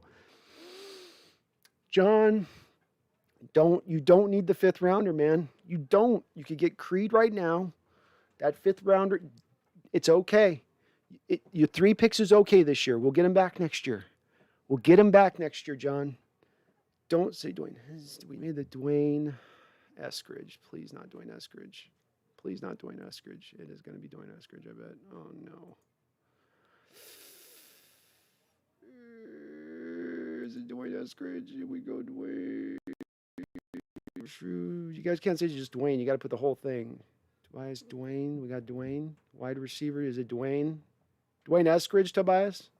Oh, dude. Thomas Cox says, sweet. I had a feeling. Did we get Eskridge?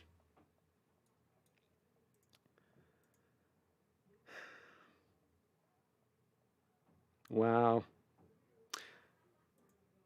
Okay.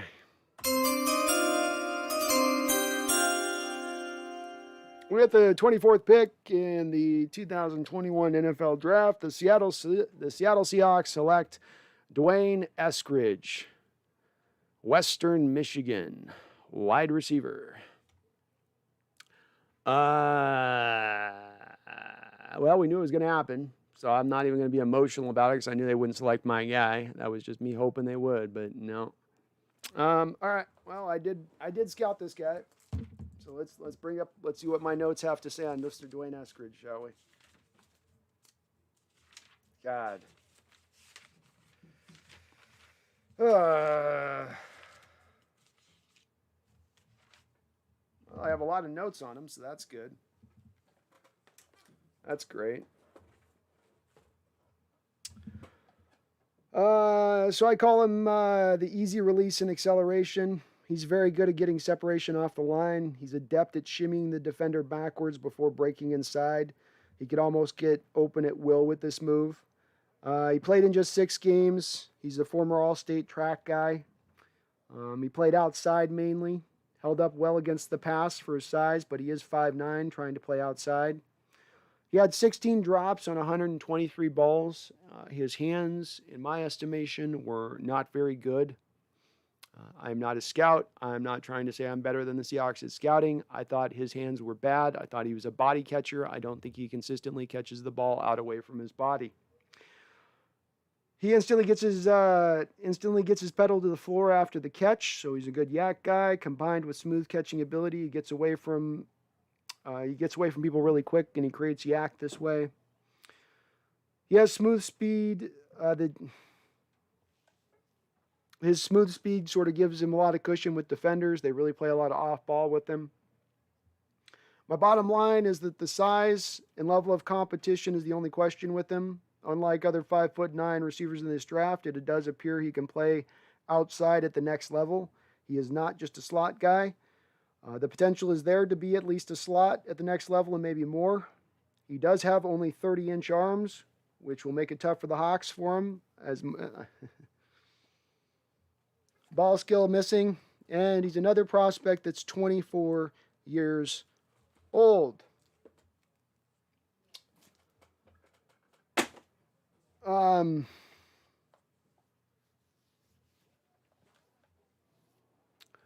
Anthony Bain, thank you for the $5 donation. I appreciate it. Your second dono of the day, buddy. Thank you so much. He says, Eskridge, why can't, so we don't care about our secondary is going to get lit up like the 4th of July, or that Posick is trash. Russ is going to pull a Rodgers, laughing out loud. Solid comment. I appreciate the donation, and you're on point. You're on point with that. I'm no argument there, buddy. No argument there for me on that. Barry Sotero, thank you for the $5 donation as well. I appreciate both of you two guys. You get the double salute from me. With the 24th pick in the second round, Seattle select disappointment. Yeah. I am right now trying not to just start to swear on the stream here and freak out. I'm trying not to do that, folks. But quite frankly, this is every bit as bad a pick as Jordan Brooks was last year, if not worse, when you really take into account the available talent that's currently on the board. If Ethan Posick goes down to injury, and Ethan Posick has been injured quite a bit throughout his young career, I believe every season has suffered an injury in limited time in some of those years. If he goes down, Kyle Fuller is your backup center. I don't know what person would watch any of a tape of a 5'9" Eskridge playing at Western Michigan and say this is a better player than De'Ame Brown, who can play on the outside, is a bigger player.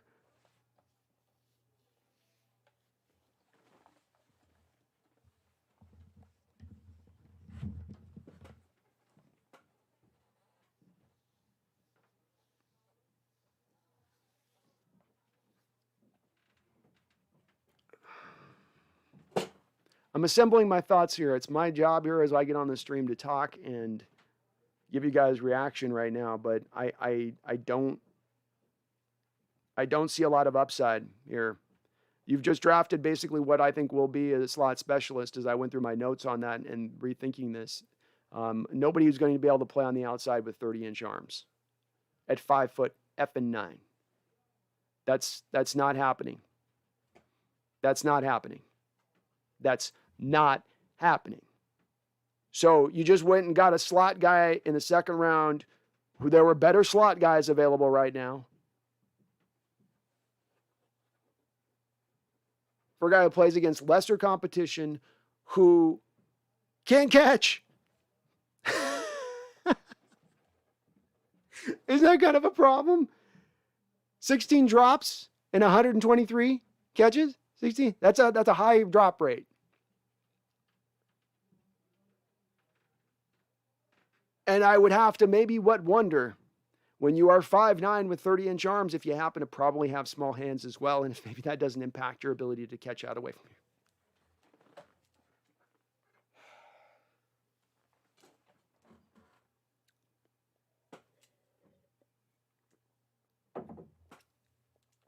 Oh.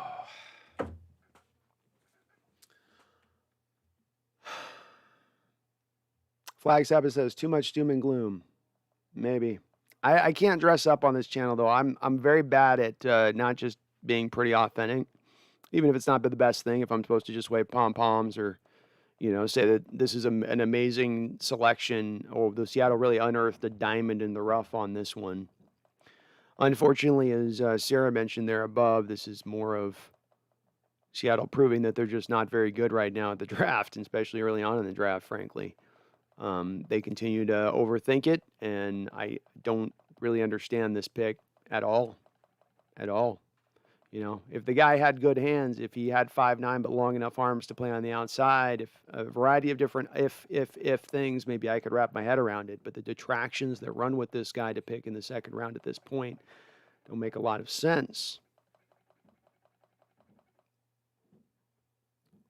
And if this pick is made, as Sarah's mentioning here as well, for the fact of special teams, then this just pisses me off all that much more. We draft him for his kick return and punt return ability. Oh, the part of the special teams game that has been minimized and reduced to a point that is almost insignificant to the modern NFL game. You've selected for that reason.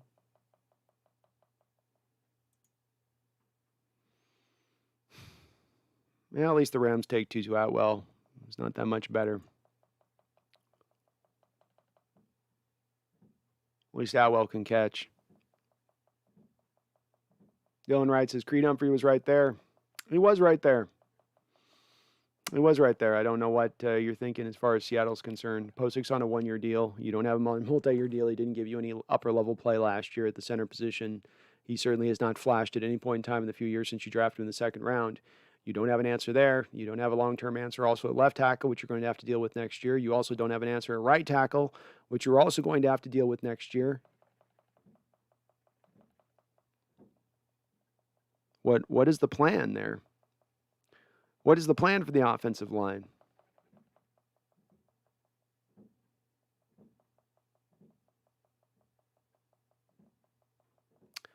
Devin says, I'm not mad. Walk me off the cliff. For you folks that love Dwayne Eskridge, I just broke down all the breakdowns for you guys. I just told you about the drops. I just told you about the short arms. I just told you about the 5'9" size. I just told you about playing against lesser competition.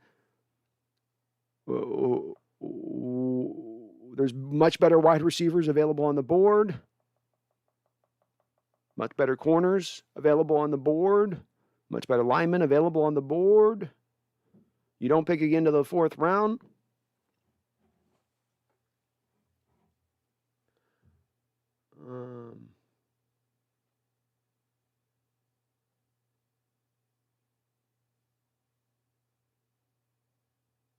Chris Cal says they must have scouted those positions and didn't like anyone long term.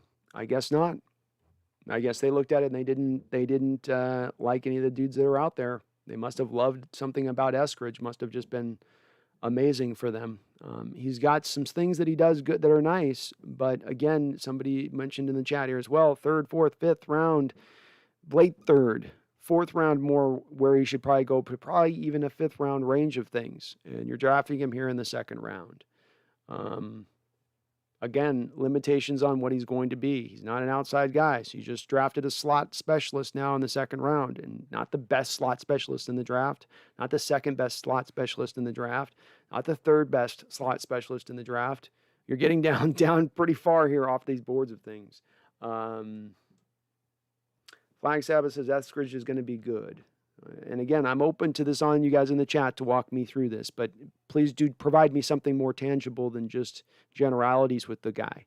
I've spoken to specifics with him that worry me and concern me because these things tend to hold back wide receivers at the NFL level, or at least hold them back to the degree of how effective they can be at the NFL level.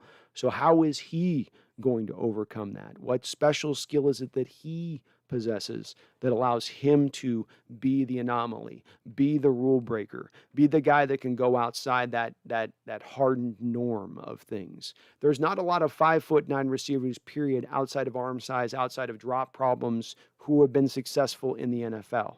I was mentioning Rondale Moore at 5'7". Well, there hasn't been a whole lot more of 5'9" guys who've gotten it done either. The size limitation is real. The small catch radius is real. This will not be one that I'm going to turn back around on and go, well, no, it's actually a good, it's just not for me. I think this is another one of those picks that we're going to look back on. And again, I've done two draft coverages live right now, last 2 years. This is my third year of doing it. I've got it on film of what my thoughts are on the players. And I don't think that there's a guy yet that I've discussed live on the draft about a guy that we've targeted or looked at or picked that I've been wrong on. I called LJ Collier a bust in the moment. People on chat didn't like that. People didn't want to hear that from me. It was like, oh, why are you so negative? Look on the upside of LJ. He's super powerful. He's strong. He's got heavy hands. And they tell me to be that way. And I rejected it kind of back then to say, we'll just be positive on it. And I said, no, I'm not. And we drafted Jordan Brooks last year, you drafted a guy in the first round to be a middle linebacker of the future who's going to struggle in being a will as he waits for Bobby Wagner to retire. I didn't like that as a first-round pick last year, and I still don't like it. And I say he's going to struggle in coverage, and he struggled in coverage. And he's going to continue to struggle in coverage. So when you guys see me somber here about Dwayne Eskridge and his limitations, it's because those limitations are real, and those limitations are going to hold him back as a player. And if you're talking about picking in the second round, I don't want to be first speaking about the limitations of the player. I want to be able to speak about what he does really good. What is it that Eskridge does that's amazing? What is his one amazing skill? Is because he's speed, fast? Is that the place we're at with the receiver we draft now? As we go, well, he's really fast. Again, what decade is it that we're operating from here? 1978, 1987, or 2021. Speed's important, not the most important necessarily thing for a wide receiver.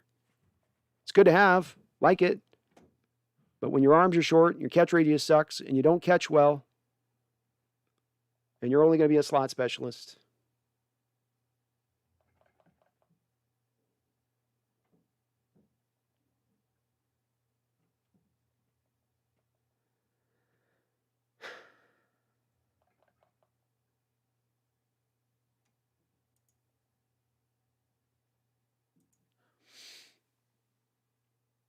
MSR Rook would rather have Amari Rodgers. Me too.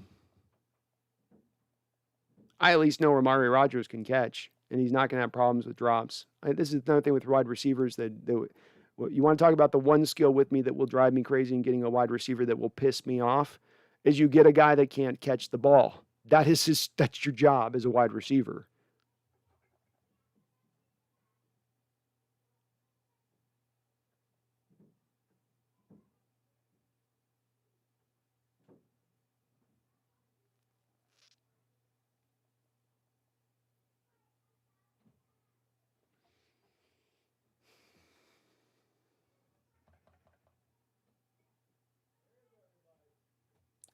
UJ2K says, Seahawks fans have the same feeling every year. I don't know why we watch the draft. We're like Charlie Brown, always believing Lucy won't pull the football away, but she does it every time.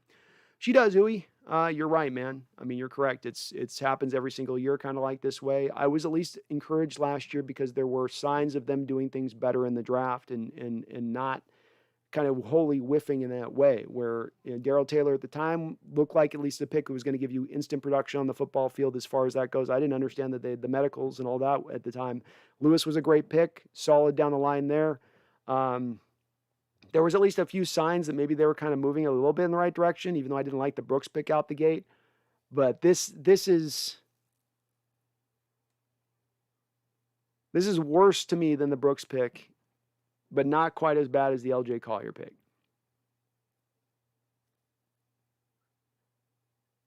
And again, I asked the chat, tell me what it is that he, for the folks saying, calm down, no, it's good, it's all great. And I said, okay, why tangibly should I calm down? For the things I brought up about him in his game, what is it I should calm down or not be, freaked out about? I like to watch NFL says we should have picked Jalen Mayfield. Would have been happier with him. Would have been better. D-Nugget Brandino is depressed. I am depressed. This is a bummer. This pick was very important. That's why I'm so depressed. This wasn't just another pick. It's one of the few valuable picks you have in the draft, and you had to get it right because you put yourself up against it, because you had to trade all your picks away, because you crapped the bet on the previous drafts, and that's why you've put yourself in this position.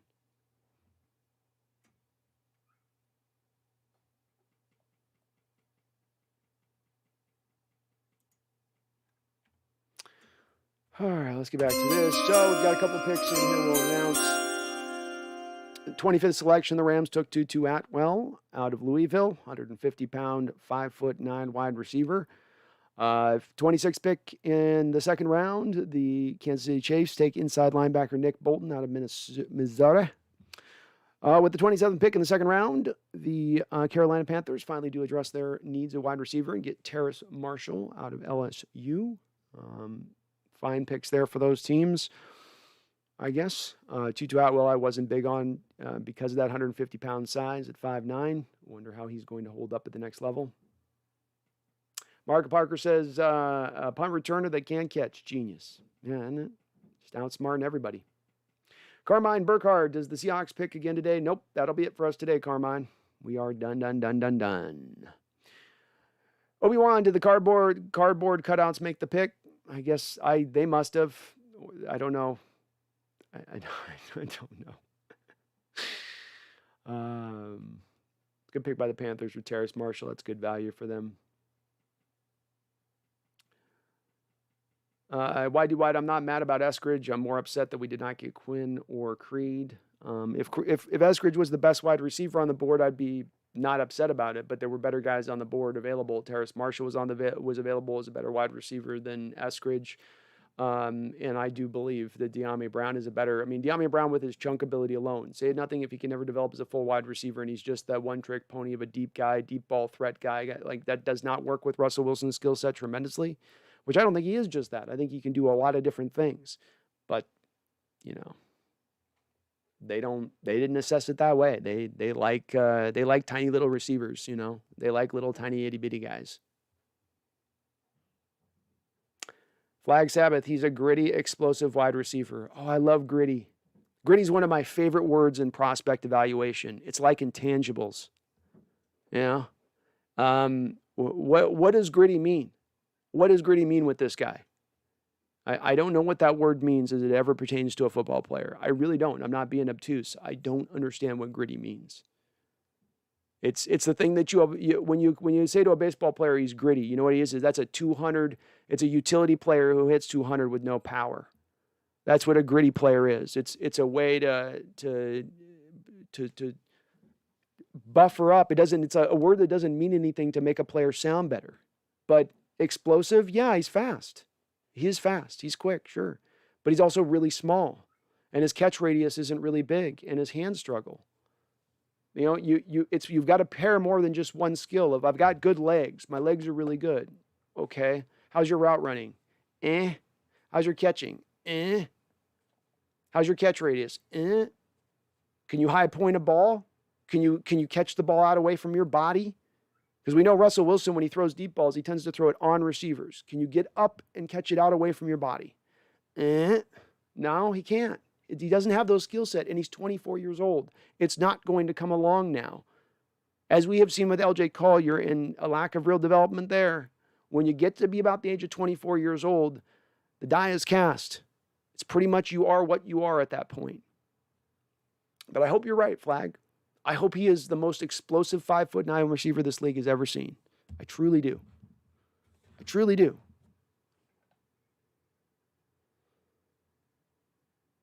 James Tomlinson says, fly sweeps, end around. I'm not getting this. Me neither. When you're usually going to run the fly sweep end around game in the modern NFL age here, what you tend to need is a little bit of a bigger wide receiver that can act as a de facto running back when he gets the ball in his hands. So with the Rams, for instance, who's run a lot of this, Cooper Kupp, Robert Woods, 6 foot plus in height, or San Francisco that runs a lot of this. Deebo Samuel, 6 foot plus in height, running back type body to him when he gets the ball in his hands. You don't see a lot of the 5'9" guys doing it because they can't run through tacklers. You get an arm on them, doesn't matter how fast they are at that point. One single little hand gets on them. You know how they say, you can't go up on a running back high and take him down with an arm. You got to get low on him. Well, with these guys, it's the opposite. You can just literally touch him with the finger and you knock him over because you're so much bigger and stronger than they are. They're just going to fall over, which removes their effectiveness as an end-around type player. How is he going to block? Here's another part of this, Flag, that I'm going to throw onto this to you. Blocking. If we're going to implement some of the components of the Rams offensive scheme, you ask the wide receivers to do down blocking, much like they've asked Cooper Kupp and Robert Woods to do. And by down blocking, I mean they're going to come down and they're going to down block on a defensive end. You're going to tell me that you're going to have Dwayne Eskridge come down block on a defensive end at 5'9"?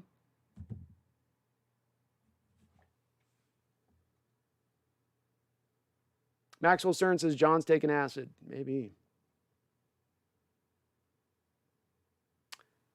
Elliot Clark says we needed a wide receiver 3 and we got one. Don't see the issue. Well, Elliot, is it a matter of just drafting a guy? Is it just matter enough to just draft a guy, or is it to draft a guy that's going to actually be able to fill in the third wide receiver role? I mean, that's the thing. It's one thing to say we want to target a position in draft. You also need the talent there of a position who will succeed. I'm not so certain this guy will succeed. That's also the important part about it. Darren Bale says Rams use Tavon Austin and end around all the time. Austin was also a running back in West Virginia, running back and wide receiver, playing them both. He came out as a running back background to them. This guy, I don't think, has that same body style to him to be able to do it. Maybe. So, I think so. Watch Freddie Swain being the number 3 wide receiver right now over this kid. We don't need Dwayne to block. Not his job. Okay. Elliot Clark, I did some breakdowns on this when we first brought on Shane Waldron. He's our new offensive coordinator, and he comes from the Los Angeles Rams system. And Elliot, what they run with the Los Angeles Rams system is a game where they try to get a numbers game to one side of the football field within their run game. And what I mean by that is they try to get an extra hat on an extra body to one side of the field. The main proponentable way that they get about getting this done, the main way that they've chosen to get this done with the Rams, is that they have every guy down on that offensive line down block. So if you have a defensive end who's a right defensive end and you have a right tackle, and these normally would be the right tackle would normally go into that defensive end and block on a running play. What will happen instead is you will get the right tackle now down blocking onto the defensive tackle, or essentially the one tech. Likewise, then you're going to get the right guard then blocking back down onto the 3 tech, and then the center gets into space, into the second level. So you can kind of see what I'm doing here, okay? Sometimes what they do with that as well, though, then is they have their slot wide receiver that's a big slot. Let me say that again just really quickly here. They'll take their slot receiver who's a big slot, a 6-foot wide receiver, and they will bring him down in the line of scrimmage and have him down block on a defensive end, allowing that tackle to then instantly get into the second level at times, or easier, get to the defensive tackle if they ask him to do that.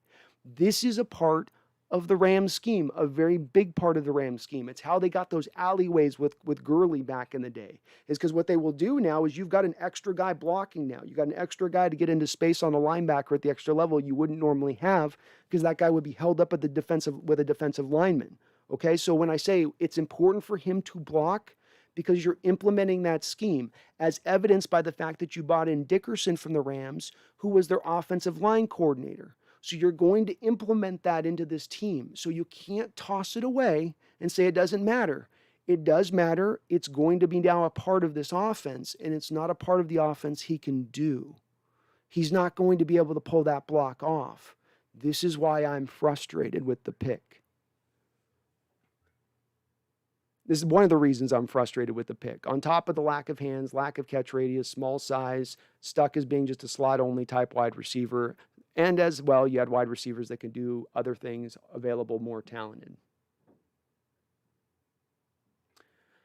Tobias says he's just so effing old. Why are we in love with these older prospects? No future. We can never trade him for anything because he will retire after his rookie contract. He played his best. Yeah. I don't know either. There's going to be a lot of people in this league looking at this pick going, don't know what Seattle's doing. Take nothing of my reaction. Throw my reaction out the gate. Call me crazy. What do you know? What have you ever managed in the NFL? Go listen to what NFL people are saying out there. Go listen to what we're hearing as far as the rumors. Much as what you heard with Coward, who was hearing directly from general managers last year who were saying, what the hell is Seattle doing up there? What are they doing with their draft? What is this? They've gone so smart, so beyond the pale of smartness that they've double backed around 2 times around the circle to dumb. And that's what this has just been more of what we've seen of this recently. Ethan Seckworld, I just don't get it when Diame and Marshall is still being there. If Waldron wants him, then I'm okay with it, but I can't see him blocking. I don't either. Darren Bale says, I guess when Sean said he's okay with Allen at center, he wasn't lying. No, I guess not. I guess not. B. Russ, I never had more than 800 yards in college season. Laughing out loud. Come on, Seattle. What the F are you doing? Yeah, no, never more than 800 yards in college, and you're playing at Western Michigan. You're playing against guys week in and week out who are going to be accountants and lawyers and doctors and stuff. And he can't beat them for 1,000 yards in a season? Emmett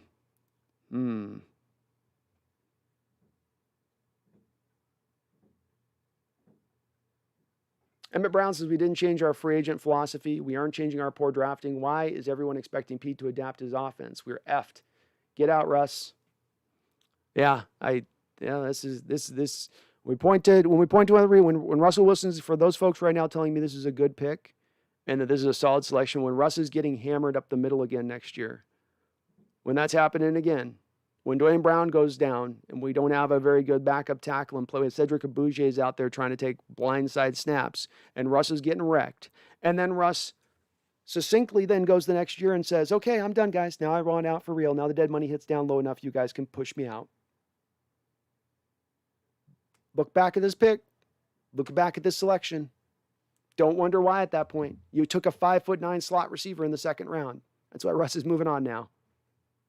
You could have gotten a lineman. Could have buffered up against some of that. Could have done something that would be in a step in the direction, whether it worked out or not. At least you're showing Russ you're looking to invest in the offensive line. You're looking to get him not hit as much, which is one of the things that he specifically referenced this offseason. Terrible one. This guy will be used like how the Rams use Cooper Kupp. He's really fast. His speed is comparable to Percy Harvin, but it has to work out because we have 3 picks and 7 needs. Has to work out, terrible one. Good solid point in that respect. The one thing I will point to with Cooper Kupp or Robert Woods, who both that we're talking about this role, both of those guys are 6 foot plus. Both the guys outweigh this guy by about 20 pounds. And when you're asking for the guy to take the end around, he's got to kind of turn into a running back. And when he's 5'9", it's very easy to drag those. You don't see a lot of 5'9" running backs, and if you do, they're going to carry a lot more weight than what Eskridge is running at. He ain't going to have the sand in his pants to run through tackles. So that's my only thing with that is it's a matter of, if we're implementing the scheme or we're going to this, it's not going to really work with that size of a guy, in my opinion. Maybe he surprises me. Maybe he is the outlier.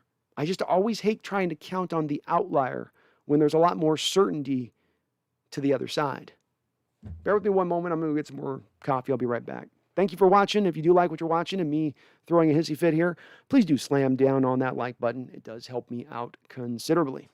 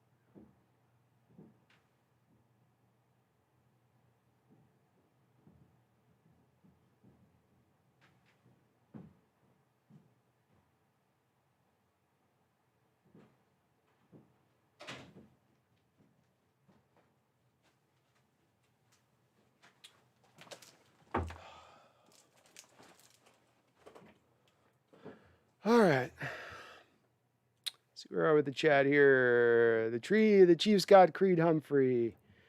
Yeah, the Chiefs know what they're doing. Chiefs actually know what they're doing. It's weird, huh? Like, you got Austin Blythe, you sign if you're the Chiefs, right? If that was Seattle, they go, okay, we're good. We're fine. Everything's great. But the Chiefs, do they do that? No. They say, you know what happened is we had frontline starter guys at left tackle, right tackle last year. They both got lost, and we didn't have a lot of answers behind those guys. So not only are we going to fix our offensive line, we're going to add some depth here too as well, which is what I'm calling on Seattle to do. It's what I've been asking to do. Because this is what smart organizations do. It's not just what I want, it's what you see smart organizations in football doing.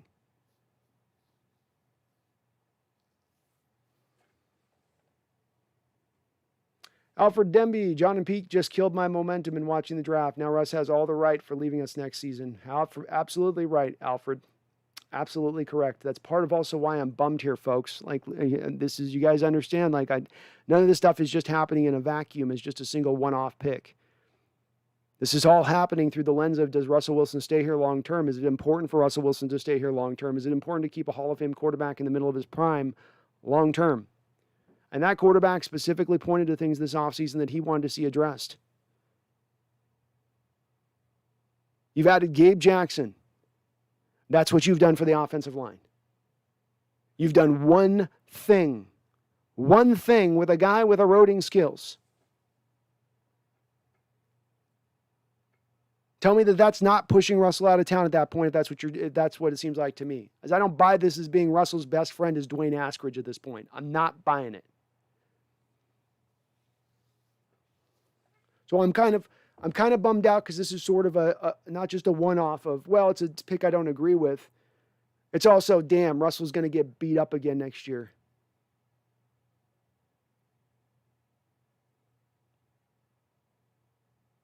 You're going to get him beat up again. Another year.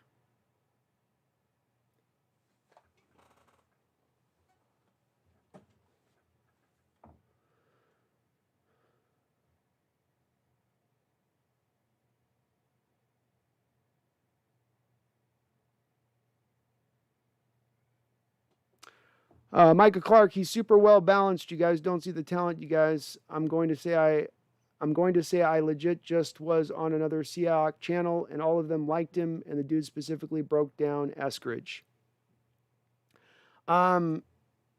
People are going to disagree with me and some people are going to like it. Micah, I've mentioned probably about a dozen reasons why I don't like the pick, Micah. About a dozen reasons why. The one answer I've gotten in return for asking the chat for those who like him as to why it is they like him, as to why I should be excited about the pick, was I'm told he's explosive. That's great.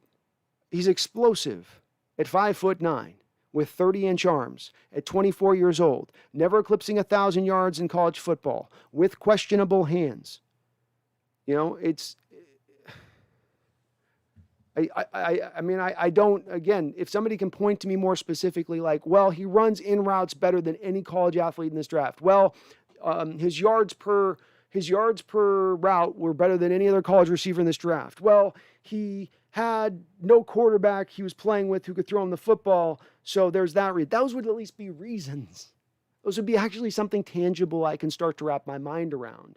But when I hear words like, well, he's gritty. Well, he's good. He's good enough. Those aren't things that really inform me much about the player or why I'm wrong in what I saw on film. Because I did look at film on this guy. I did watch a few of his games. Scouted him pretty deep because I knew he was a guy we might potentially target. And I didn't like what I saw. And I'm never going to wave pom-poms on this channel. If you're new to this channel right now and you're watching this channel right now, this ain't a pom-pom waving Seahawk channel. I don't work that way. I don't operate that way. I don't care if it keeps me from ever topping out at a sub count. I could give a shit less. I really, truly could. If you want me to be a pom-pom waver, you can move right on down the line. I don't do that here. I consider what I try to do here to be analytical. I try to be honest. And if I feel a certain way, I'm going to just speak my mind and speak my truth with it. I ain't going to always be right, But I'll tell you this, I got 3 years of track history talking about players, assessing players, and I've been pretty damn close to the mark so far. So maybe I'm wrong on this, folks. Maybe I am. But I've been on the button pretty good here. You can go back. I got 200-300 hours of me talking about players here on this channel, live stream wise. And I think way more often than not, I tend to be right about guys when I talk about guys and projecting guys and tell you where, well, this guy, that guy's that. And I'm telling you right now, my projection on this ain't good.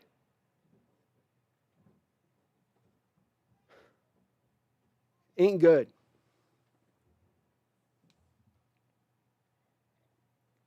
Cappy McCapper, you've always got to be worried. What I do with a player and assessing a player, you can start out with the highlights, but you got to then go to the game film. Highlights will inform you about what they do good. You go, oh, wow, this is great. That's great. Now go to the game film. Watch a few games back to back and what he does. Watch the hands. Watch the catching the ball out away from his body. Doing this thing and catching it into your body constantly at the NFL level, expecting your pads to take the absorption of the velocity of the football so you can better catch it. It's not a great trait to have because the NFL level at times you got to get the ball out away from you. You can't get it up here. It's going to be up here. And when it gets up here, his tiny little baby hands have a problem with that. That's part of why he struggles with catching the ball. And that's not going to improve with a jugs machine. The hands are not going to gain another inch of size. Kamikaze, yeah, I don't like the pick. Just honestly, I know nothing about the guy, but our wide receiver drafting has been asked for some time now besides. They've done decently in the past overall in drafting wide receivers, but they've definitely had their share of misses too. I mean, we've had, especially in the 4th round, which is funny because that's where this guy's value was for me. Is we took a 4th rounder, we took essentially our Gary Jennings, our Chris Harper, our Amar Darboh. Now. And while I don't think this guy's going to get cut prior to the year as those players did in the years they were drafted, maybe you can understand in knowing that we drafted receivers recently and they've not even gotten onto the football field, while I do have a little bit of hesitancy at times with certain guys they might pick to go, wait, what? Huh? What, huh? Did you go get another Gary Jennings? Did you go get another Chris Harper? Did you go get another Amara Darboh? Is that what you just did? Terrible One says, do we have any more money? What's the cap looking like? We have interest in people outside the draft. I thought we were going to trade down for sure for more picks. I did too. Birch probably wasn't a deal to be had at that point. Terrible One. We have about we have in the neighborhood of about $7 million to spend right now. Russell Wilson could convert his base money. We can convert his base money to bonus at any point in time and then gain an additional $10 million of space. If you did a Jamal Adams deal and you can get him in at $16 million, I still think you could lower down the first year cap hit by a couple million there as well. They've got an ability to create some space if that's what they want to do. So they're not locked in as far as the contract or as far as how much room they have to still work with. B-Russ was looking at his stats for the year, and he lit it up in his final year. Kind of looks like an outlier year, but who knows? Maybe he will come in and give us an immediate production. I hope so. Bro, you look like you're going to cry because of this pick. I'm not judging, it just means you're passionate. I'm passionate too. Yeah, I'm about ready to cry with this pick, dude. So I think part of me feels like this is like the beginning of the end of Russell Wilson here for me. I haven't had that feeling at all through this offseason to any kind of certainty. And the failure of this pick, the failure to address offensive line, again, watching Patrick Mahomes get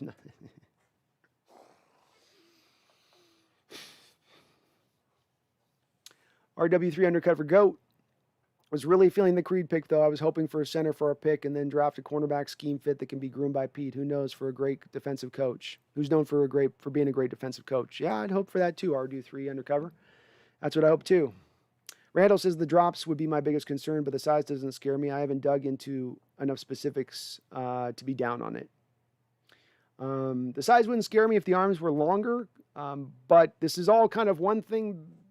One thing is into the other thing, which is the other thing. So being 5'9" limits your catch radius. Being 30-inch arms limits your catch radius. And then usually if you've got those kind of size dimensions you're working with a wide receiver, you're getting the smaller hands as well.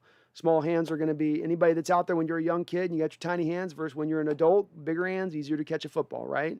The same thing is true in the NFL on that level. So we're talking about reduced catch radius, and then when the ball's in there and arriving, he's got to get his body up into it because the small little hands aren't enough to absorb the ball coming at him.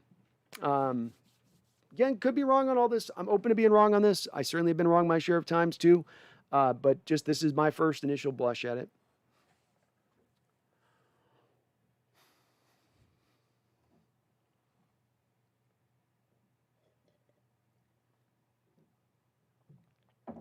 Chris Cal says, didn't DK have a lot of drops as well until last season? Even last season, I remember 1 to 2, I think. Yes, but DK's not 5'9" with 30-inch arms who can only play the slot. So just the drops alone are not enough to drop him down my board. Again, you guys are mentioning 10, 11, 12 things I can mention on this guy that I'm pointing to.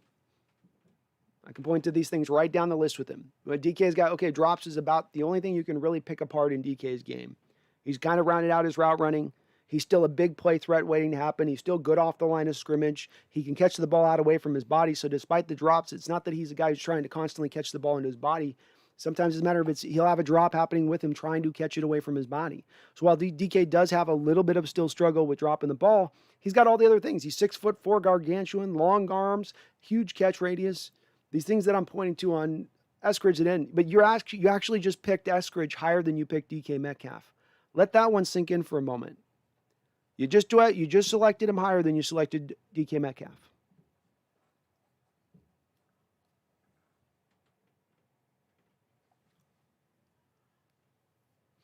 Quentin Huang says, now should we just all expect the Seahawks to draft no-name players in the draft? I'm pretty much making my peace with it from this moment going forward. It's going to be just a bunch of reaches, I think. Mike, we don't need O-line right now. Our starters were great in pass protection. It's Russ who was responsible for a lot of those sacks, and our backups who came in, it's not our starters. All right, let's unpack that one, Micah. Let's unpack that one. First off, let's dive into the details of it because the offensive line wasn't great in pass protection throughout the season. The line was really, really good in pass protection through the first 8 games of the year and then went in the complete opposite direction over the back half of the year. It was a tale of 2 halves of the season as far as the offensive line concerned.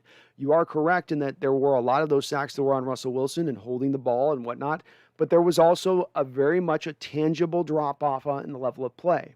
The thing that you point to at the end of your statement is exactly why I would have wanted to go with an offensive lineman here. Okay, let's go to the last part of your statement. It's Russ who is responsible for a lot of those sacks and our ass backups who came in, not our starters. So by your own metric of statement, you're saying we do need to probably upgrade the backups unless you're just counting on an aging 35-year-old Dwayne Brown to get out a full season, a Brandon Shell to get out a full season who was injured last year, an Ethan Posick who's been injured every year of his career to last a full season, Gabe Jackson who's in his 30s to last a full season. You see, Micah, 4/5 of your offensive line isn't young necessarily, isn't not injury prone. So having guys behind them that can step in and have you not fall off that cliff you fell off of would maybe be an important commodity to have on your team versus a 5'9" receiver with limitations.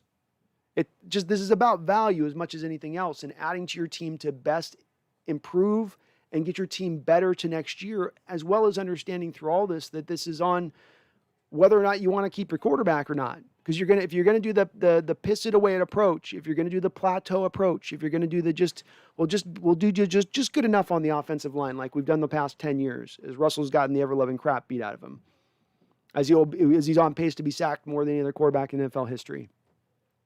Why not try to change that in another direction just for the hell of it, Micah? Why not just say, hey, we've tried it this one way for 10 years. Why don't we go in a different direction this year? Why don't we truly try to take this thing that's been a weakness and make it into a strength for once? Why not just try it? Just to do an outlier thing, just to go different from what you've done. You've gone left, left, left, left, left, left, left, left. How about a right? How about a right just to see if you get different results?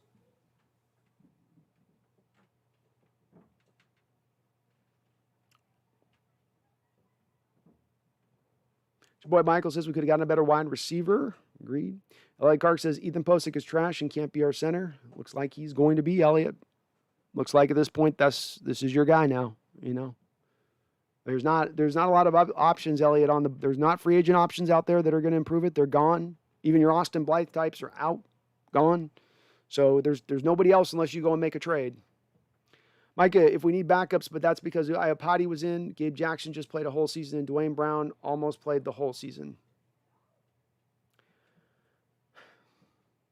Again, with Mike Iupati, much like with Dwayne Brown coming up, Micah Clark, it's past looking past 1 year. Look at Dwayne Brown's history of his career. He's had a multitude of years that he's gone down for the season to major injury. He had 2 years ago where he was fighting through a torn bicep injury and I believe a rolled ankle or something else at the same time at 2 points. It took down his play at that time. You couldn't take him off the field because you didn't have a backup left tackle at that time either. So he's out there just trying to fight through. But again, the depth thing has come up the last 2 years, Micah. It wasn't just last year, it was also the year before. And when you went into the year last year with Mike Iupati, you could anticipate, because the same thing was true with Iupati throughout his career. He's been injured a good amount of times. His ankles are being held together by Elmer's glue. There's a very good chance that, again, he's going to get injured. So maybe have a good backup in place. Maybe don't just get by at the position. But they chose not to. They chose to ignore that. They chose to go light there, and they paid the price for it later on in the years. We got more injured. Likewise this year, as I'm saying, you can anticipate this stuff. Posick has been injured in every year of his career. He has been injured and playing in limited duty at times. Dwayne Brown's been injured quite a bit in his career. Brandon Shell got injured last year and was out a multitude of games. You don't have necessarily guys you can just count on being super healthy. And you mentioned Gabe Jackson played a whole season, and he did, but he's a guy who's 30-plus years old. And there's a lot higher likelihood. We're playing a little bit of the odds, Micah. You don't want to play the odds of like, there's this likelihood of this thing happening, but I'm going to go the opposite direction and put all my money on this other place.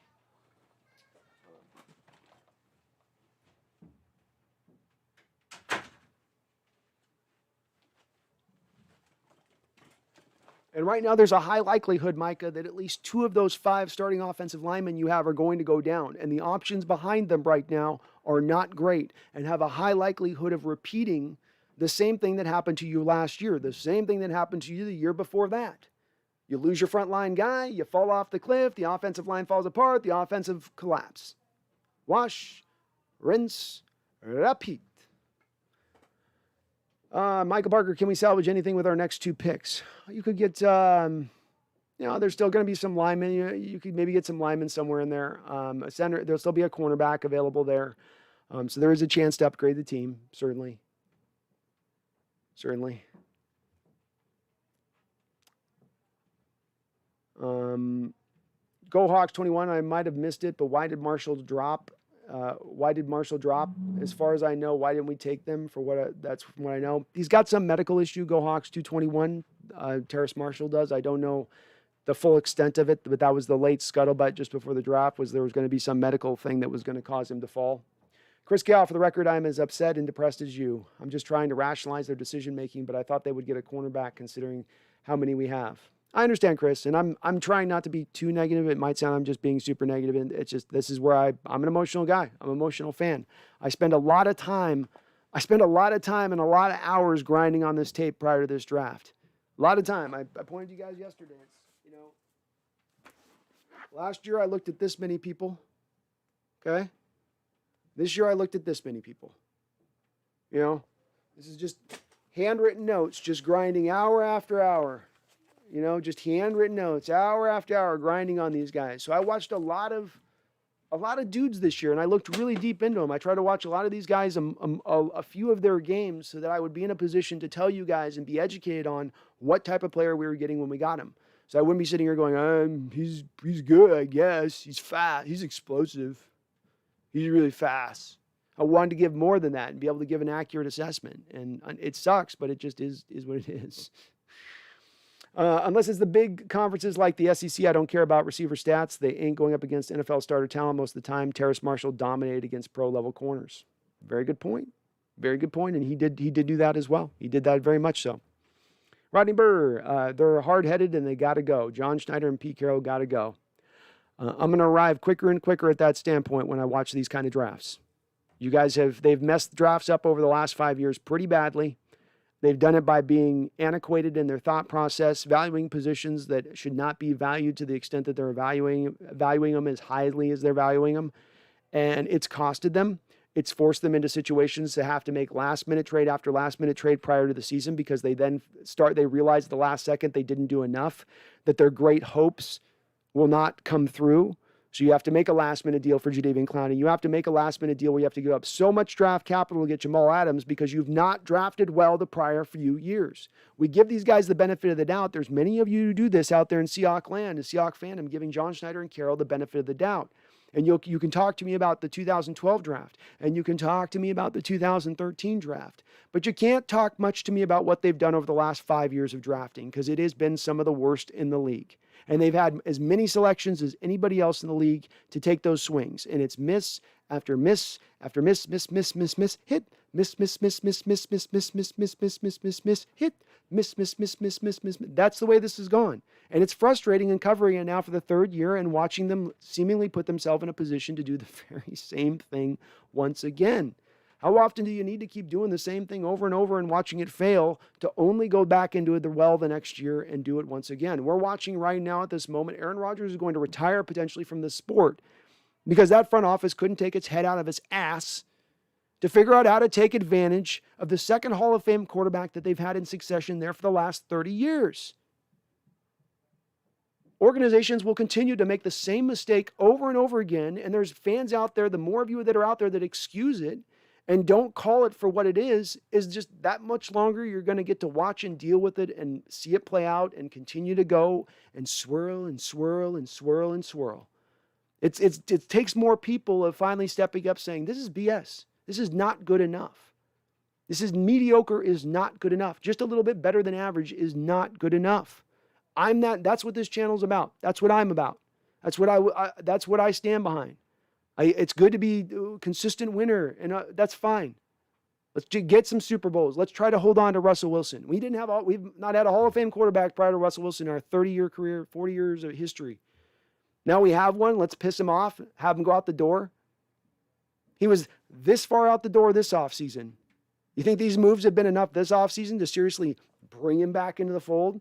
I think Gabe Jackson and Dwayne Eskridge is going to be that. It's going to be that. He was pissed before, but now he's real happy. Now he's just like, that was what I needed. You bring me just what I asked for. No. We're absolutely on the path and the road. So there's the stakes here are so much higher than just it's a normal draft or way more at play here. There's way more at play, and that's part of why my reaction is where it is. I want to keep Russell here long term. I'd like to hold on to our Hall of Fame quarterback. I'm not as quick as let's just jettison him and we'll just find another one right around the corner. Micah Clark, the thing is, I don't know why no one believes Eskridge. Lockett played at smaller school with probably smaller hands than Eskridge, and just look at him. What Lockett did, Eskridge showed everything with on film. Okay, we'll go through this.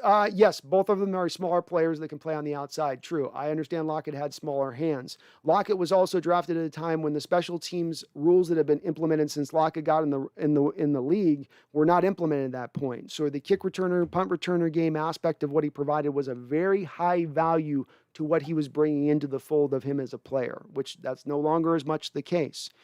The other thing I would say is that Lockett was a much better route runner than Eskridge. Lockett also had an ability to catch the ball out away from his body. There were not any questions with Lockett as far as his hands go, as well as Lockett had way better production. And you call it a small school, which it's not SEC, but Kansas State's not a small school, especially if we're going to compare it to Western Michigan. We're talking about two different levels of competition between those two schools. So Lockett, better production, better route runner, better hands, offered better kick and punt returning coming out. He offered you basically star potential in the kick and punting return game when he first came into the league. Broke his leg, lost the gear, was never the same. And I would probably offer, I think he's faster than this guy coming out. I think he's faster. I think if you take this guy's pro day, you put him at the combine, I don't think he's as fast as Lockett's combine numbers.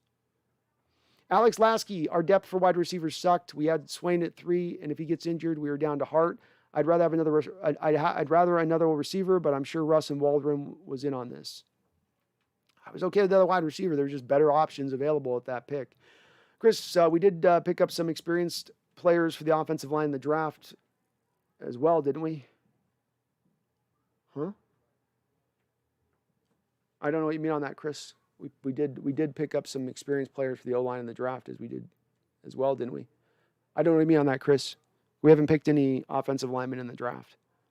Kamikaze, Lockett came out of a proven program. Yeah, Kansas State versus Western Michigan are two different programs. Again, Kansas State's not Alabama, and it's not on the level of Notre Dame, but it's still a legit, it still churns out a decent amount of NFL football players, whereas Western Michigan doesn't churn out a whole bunch of football players. That's just, you know. Washi, why hasn't he addressed my call-in question?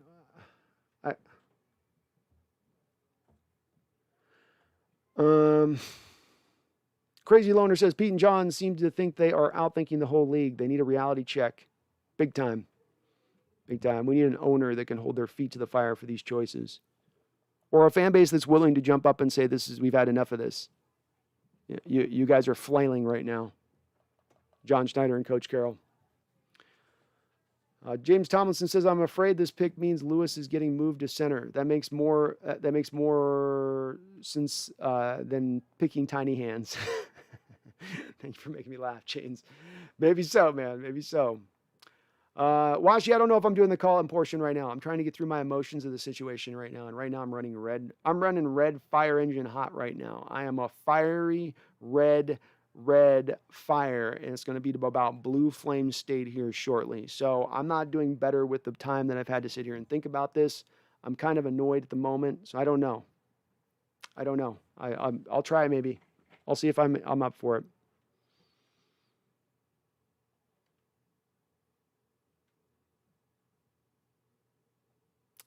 Why do I? Washi, you're up on this call-in show thing, man. You're on top of me with the chat. Every time I do a stream, you're on top of me about the call-in thing. Like, it makes me not want to do the call-in thing at all, honestly. Like, it makes me just,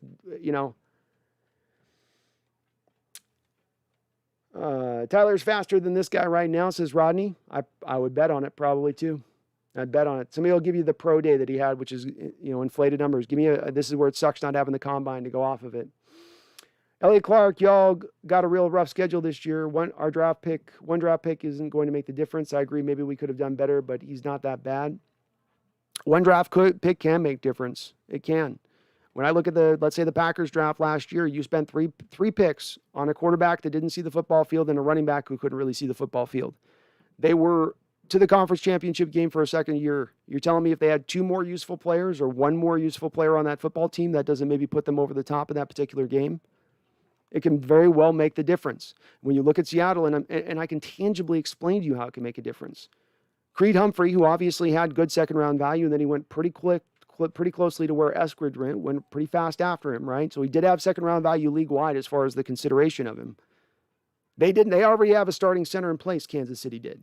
Austin Blythe is their starting center, but they went and got Creed Humphrey to double up on the position because they saw last year we lose our frontline guys. Your offensive line is only as good as your weakest link. And right now there are weak links in our offensive line when you factor in the high possibility of there being injuries there. And a guy with Posick who's not necessarily giving you very good performance over there at that position last year. He played below league average as far as his metrics are concerned. MS Rook says, Akeed Talib says we should have drafted 3 offensive linemen to make Russ happy. And again, it's like, maybe that just doesn't matter to Schneider and Carroll. I mean, maybe they could just care less. And they're like, if you want out, go out. We'll see you out next year if that's the way you want to be. I don't know. Maybe they feel that way. Alfred Demby, first time in watching Seahawks draft, I actually wanted them to trade back for more picks, but what they did is to mess it up with a wide receiver, all the other positions we really need. Understandable. Micah says that's not it though. Eskridge has all the attention on Lockett and DK. So this is perfect position for him to succeed, and he has Russell at quarterback. We'll see. We'll see. It's going to suck when he breaks wide open and Russell throws a ball right in on him and slips right through his hands on a slightly wet day in Seattle. I like the pick. I don't understand why I'm pissed about it. So Washi, you're not listening to anything.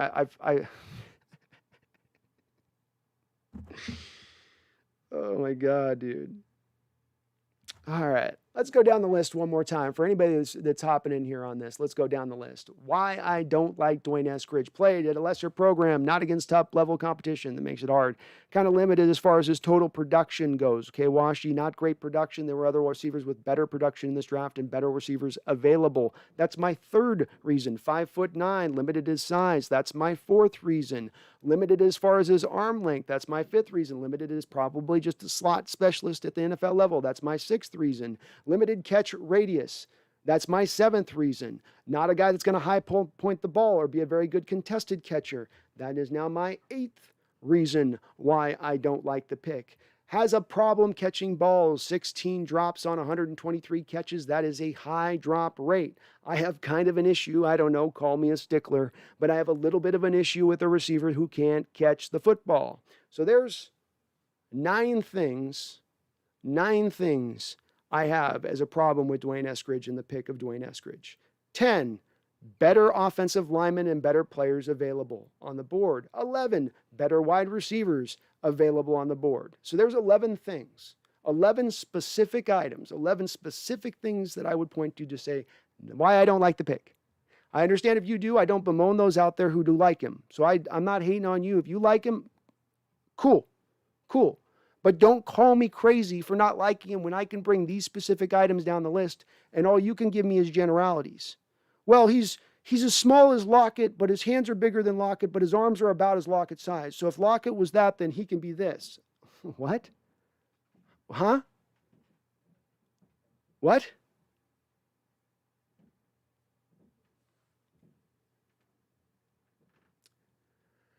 Nathaniel Park says Darius Marshall would have been better. Agreed. Randall, I don't disagree that we should have went O-line, but I'm not ready to say the pick of Eskridge was bad, that he can't ball for us. Both of those can be true. Potentially. I would feel a lot more confident about him having an ability to ball, Randall, if I didn't have 11 items off the top of my head that I can pull right off the top of my head without even getting deep into the details of saying issues here, issues there, issues here. Body catcher, it's 12. Can't catch the ball away from his body. He wants to put it all up on his pads. Catch it right in here. It's okay, Washi. I understand, dude. CD's saying that's why you're just a YouTuber. Expert. Indeed, CD. Indeed. I try to own that as much as I can. Liam, is Eskridge the highest drafted receiver of the Carroll and Schneider era? I think Lockett was a little bit higher. Lockett or Richardson, I think, was a little bit higher. Micah Clark, every wide receiver makes mistakes. Lockett drops in the rain. DK drops in the rain. Every wide receiver makes bad mistakes in bad weather, and he showed on film he can catch when he's open. Most of them were probably contested. Okay. We probably just disagree on this, Mike. I mean, I gave you, if you went into Lockett's, you go to Lockett's college career and you look at his drop rate, much better than what you got out of this kid coming out of college. And again, Lockett was also a younger guy coming out, not 24 years old like this kid is. He's an older prospect. The development angle on those prospects is a little more reduced because they're a little older. I understand, Elliot. And again, I don't have a problem with people who disagree on this. So it's okay if you disagree. I'm not saying I expect everybody to be in line with what I'm thinking. I just give my honest thoughts of what comes to me. I'm not trying to dress it up or turn it into something else or go to be a positive Paul in order to make everybody feel warm and fuzzy in the chat. I'm going to say what it is I think. And I spent a lot of time trying to research this draft and look into this draft. And he's not a bad player. It's not to say Dwayne Eskridge is a bad wide receiver. It's that where you're picking him at is not good. And that Seattle has had a problem in recent drafts of picking towards value wrong and not understanding where the value of players should appropriately be placed. And when they do that, that's part of one of the reasons that they failed in drafts recently. I think for all of you out there who like this pick, and that we may be in disagreement in that, we can all at least agree if we look over the last 6 years of their drafting history that overall they have not been a good drafters recently. It has not been their bread and butter. It is not what they've done well.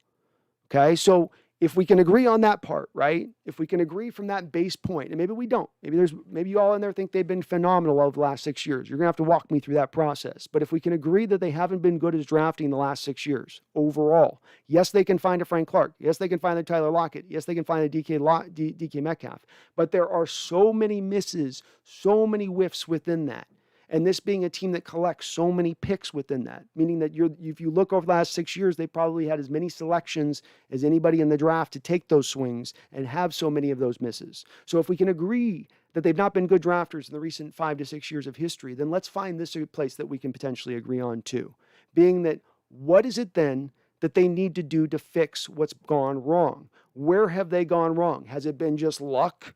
Has it been blind, like everything was smart about their decision-making there and it just didn't work out? Or is there a flaw in the process potentially? Is there a flaw in the methodology potentially? This is what I'm presenting. And I understand folks aren't all on day on this, but that's what I'm presenting. And if we get to that point where, yes, there is a flaw, where does the flaw exist? And that's what I've pointed to as far as my issues on it.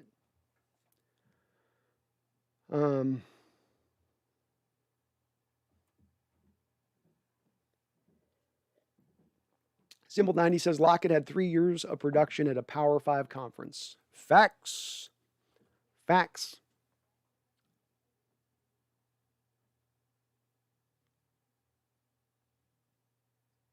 Mario Capricorn, I think we both need a cig to calm down. I probably do, dude. I probably do. Or a couple shots or something.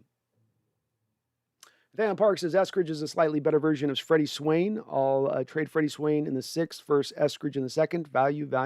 That's it. It's understanding value, because when you select guys and overdraft them higher than where they should go versus getting a better player, that's not how you properly roster build. And again, understanding, you look in the next couple of years and the amount of guys they have allotted on this roster, it's not very much. They have as few players on contracts for next year's cap and the year after as anybody in the NFL. And that's there's a big spotlight on the reason for that being they haven't drafted well. They don't have those young up-and-coming players on the roster at that point because they haven't done a good job with it. I never said it was worse. What I was trying to say is most of the drops of Eskridge were probably very contested, and that's true of a lot of wide receivers in college and in the NFL. Well, you're making a guess on that, and I would offer that what I saw on the drops, there's one bad drop you can watch of Eskridge where he's going over the middle wide open, and the quarterback puts it right on him, and he does his thing where he should be up out here away from his body with the catch. But instead the ball goes up off his shoulder. So he's trying to, what he wants to do is use his pads to catch the ball, which in itself is what creates drops. That creates drops not only in the immediate point, but in the future as well, because you're always going to be at your best catching hands. There's too often where that ball can hit and then have that ricochet effect coming off. And that's just what happened if you go and watch it in one of the games of him, is he's wide open there he's running essentially an in-cutting route across the middle of the field. Ball hits him up off of his outside shoulder, bounces up, and it's intercepted. It was a horrible look in that game, and I saw a few of those drops. So I would ask you, go to the film on him, watch the game tape on him, and not the game tape of his highlights, which are going to show the best of him, but go actually watch game tape of him, and you'll see some bad drops, some plays that aren't contested catches necessarily, or just him dropping the ball. And specifically the reasoning being is that he can't catch the ball out away from his body very well. It's all got to kind of come into him where he's getting it. And that's not a good spot for receivers to be in as far as consistently being good at catching the football. Washi, Brandon, watch the Jackson Kruger sports film, study our pick. Washi, again, Washi, you said you weren't I don't know if you're in the stream or not. I've mentioned multiple times, I've watched multiple games of Dwayne Eskridge. I try to watch a lot of tape on this for you guys. I try to put as much work in his draft as I can to scout these players as hard as I can for you guys. So that if we select like this, I have information and I can operate with a level of expertise in speaking on the player and describing him. I understand Jackson, you can put a highlight tape together of any player, okay? Go watch the game film. Play in and play out, what does the player do? That's going to tell the whole tale. A cut-up of a player, a highlight package of a player doesn't give you the whole tale. It doesn't. And when I watched the game film on him, I walked away lukewarm on the guy. He's got talent. It's not he's a bad receiver. I think he's better than Freddie Swain taken in the 7th round. I don't think he's a 6th or 7th round receiver like I think some other receivers are in this draft. I thought he was about a 5th round wide receiver, a slot specialist 5th round wide receiver. That seems about appropriate value for me. So if I make it to be that assessment in what I'm seeing, you can understand why when I see him taken in the 2nd round, that's quite a big leap. It's quite a big hop from where I think he probably should have gone. And he is better than Swain, but Swain can play on the outside. I don't know if this guy can. Maybe. Elliot Clark, I agree. What are your thoughts on where we're going to finish in the NFC West? It's a good question. I would put us. I'm gonna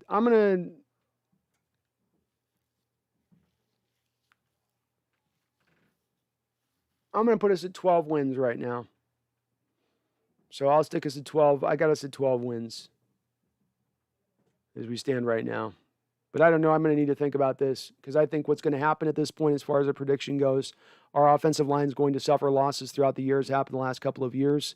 You're not going to have good backups in place, and that the offense will probably fall into similar points of collapse at that point when that does occur.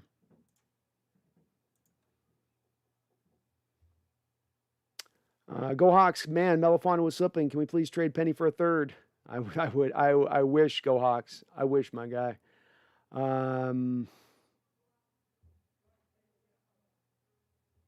boy Michael trade something to move up and get a center.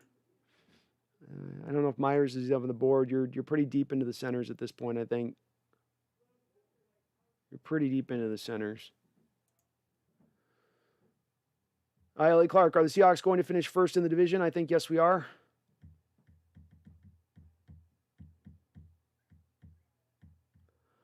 I'll say yes right now.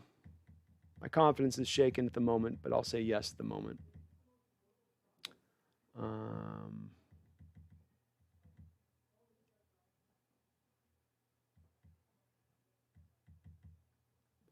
Randall McDaniel. I don't necessarily love the pick because I wanted to address the line. That doesn't not mean Eskridge won't be a weapon in the offense.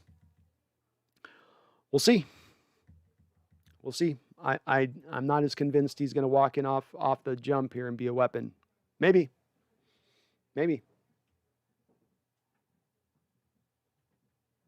Brian Myers just saw Green Bay. Josh Myers 4 picks later. Did they? They take him in the 2nd round. So yeah.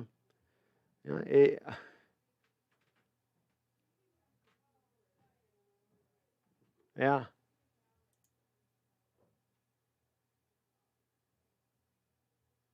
Interesting stuff. Lots of action, folks. Lots of action. Draft King Production Madden is well still your guys. I don't know. I don't know who's going to be available when we pick in the 4th. We're pretty far away. Why do I? Quinn is still there, laughing out loud. He is.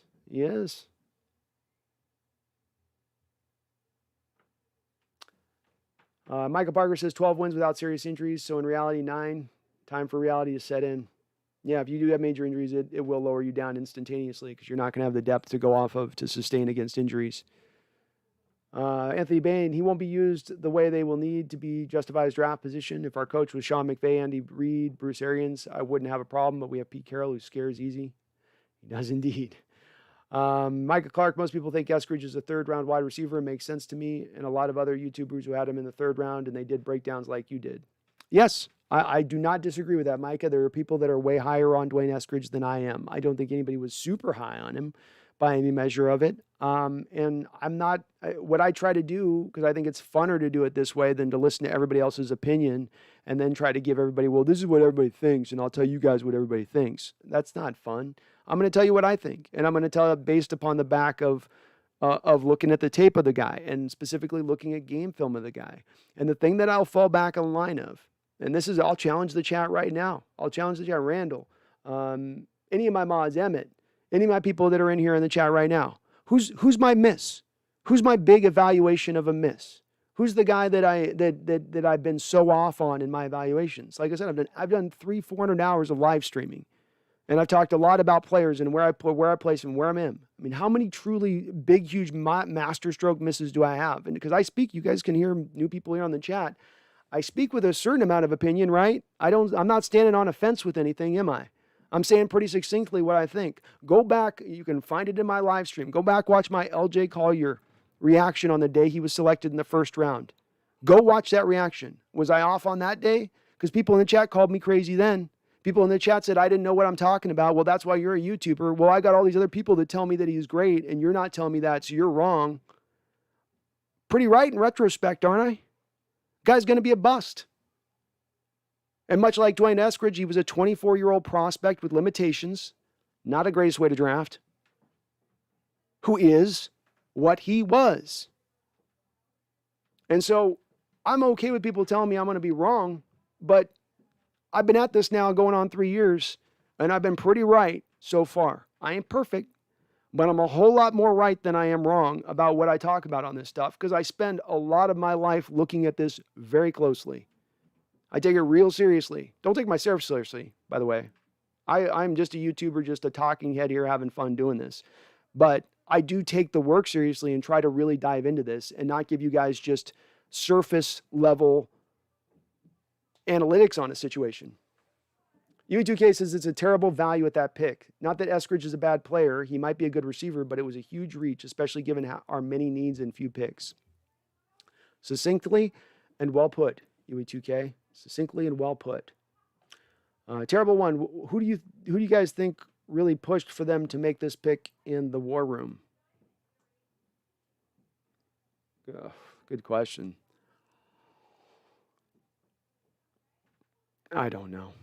I don't know. They've always had a little bit of a predilection of leaning towards smaller receivers in the second round. I mean, Paul Richardson wasn't a big guy. Tyler Lockett wasn't a big guy. I don't know who drives it, though, on that. Rondell McDaniel says, let's go get a third and draft the Ohio State center. I'd feel a little bit better about it, at least if you had that there. Ohio State center's gone. Okay. Is he? Somebody take him already? No, he is. So, yeah, you got the Green Bay Packers, and they're addressing their center. They lost this year. You got the Kansas City Chiefs. They're addressing their center. It's kind of wild. Those teams win a lot. Isn't it crazy? Like, they build the offensive line and they win a lot. Amazing. It's almost kind of like those things kind of go together. It's almost like they're somewhat interconnected. I mean, I can't quite put my finger on it. I sort of like feel like, but I don't know.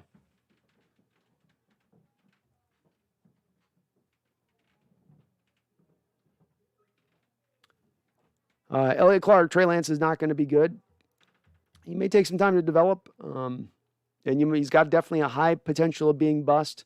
The thing that I think will work well for him is fitting within that 49ers structure, their offense. And if we look at the year that he had, the great 1 year of the previous year with Trey Lance, he averaged about 18 attempts a game. So he had an ability to be efficient and explosive within an offense that wasn't allowing him a high volume of passing attempts. And he's going to go to a similar offense here with the San Francisco 49ers with a fairly decent to good offensive line and a coach who's going to make things a lot easier on him than most rookie quarterbacks are going into. That's going to put him in a position to be that much more successful, I think. Why do I? I have to watch some of his games, and I disagree with how bad you think he is. I think he can fill in Seattle's slot role and be the number 3 wide receiver and kill nickelbacks. We'll see, my guy. We'll see. I appreciate your perspective on it, though. Elliott Clark, Jimmy G is going to be hurt after we bash up that San Francisco offense. I hope so, man. I hope so. Gray Bay suck. Nathaniel Parks, good route runner, sharp cuts on curls and route slants, good release and speed. If he's touched, he'll go down. Probably find his value in late 3 to late 4. Well, I don't know that we disagree that much on him, Nathaniel. I had him as a 5th round guy. That's not that far off a late 4. So we're in a similar state. It's not to say that I don't think the guy's god awful. He's not going to be an instantaneous bust pick off the gate, and he might have a little bit of a level of production. But to take this guy in the second round with better wide receivers and better offensive linemen on the board is a little bit silly to me. Why do I says 100% agree? Seattle should have taken Creed or Quinn. It's just such a need. That's kind of it to me. It's going off of looking at recent history and understanding what has upended your seasons recently. Let's go back to 2019 in that Green Bay Packer game. Your offensive line could not create any holes in the running game. Dwayne Brown was out there fighting through 2 different injuries. I don't think he was at full strength. You had at that point Phil Haynes in there, who was more of a pass protector for you in that game. Your center position, we're down to Joey Hunt, or we had some guy in there just trying to get through, had been injured all year. Fluker was nothing for you at that point in time, really. You had a backup right tackle in who was broken at that point. You couldn't do anything on the offensive line in that game. That was Russell Wilson being magical, and you couldn't create any holes in the run game. Same thing was true in that 49er game that for the division sort of that previous week. And it cut out your top end of your team. It stopped you at a one and done sort of situation. It puts you as a team that can get into the first round of the playoffs. But that's as far as you can get. Then last year, once again, offensive line has its worst game when. What time of the season did they have their worst game? The final game of the year against the Los Angeles Rams, they decided to play their worst game. Was that because we had all of our best frontline starters in and they just all decided to play their worst game at the worst possible moment? Or it's because you lost your starting left guard. It's because your center's playing with injuries. Because your right tackle's playing through injuries. Because your left tackle is 35 years old and playing another full season and probably a little worn down as you go through it.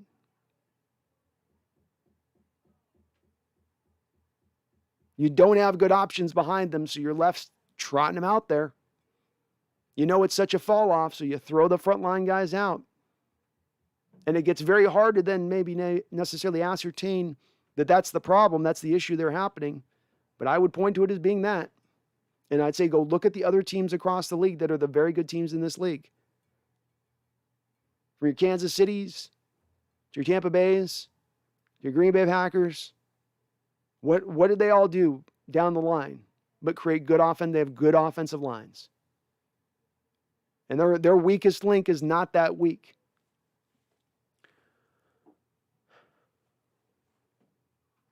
Michael Clark, Quinn is a meme and Humphrey is like, but Quinn is a meme legit. I liked him too, but then his other Seahawks YouTuber I keep on talking about legit made so many good points on why he isn't good for us.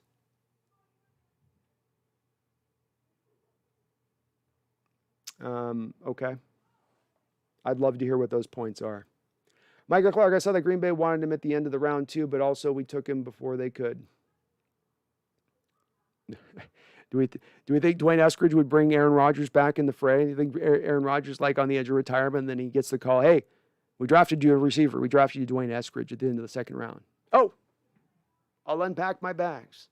I'm going to call Jeopardy up and tell him just go to hell. You got me, Eskridge.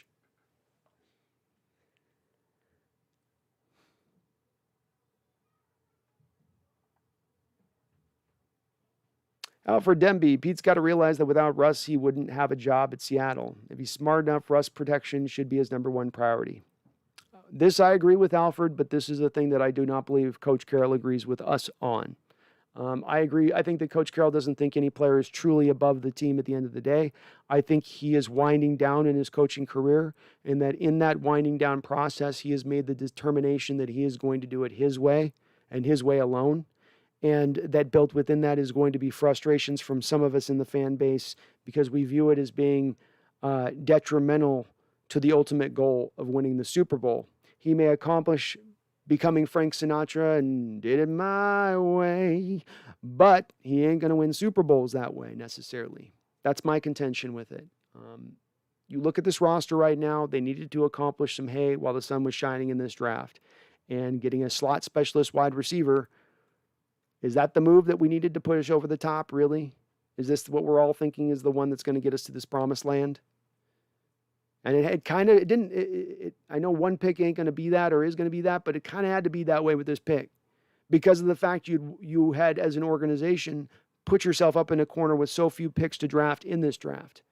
You created the problem, and so unfortunately, I don't want to be in a position of having to draft towards which is essentially the need that you have in Creed Humphrey there, because you have the need at center.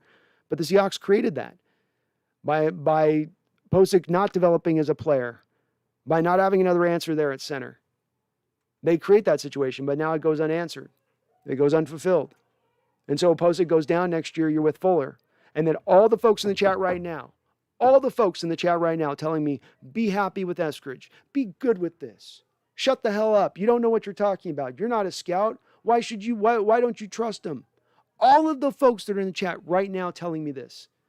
When Fuller's coming into the game next year and I come in my post-game chat, when Dwayne Brown goes down and you have Cedric Abouge as your backup left tackle, I am not going to see one of those guys in the chat owning it.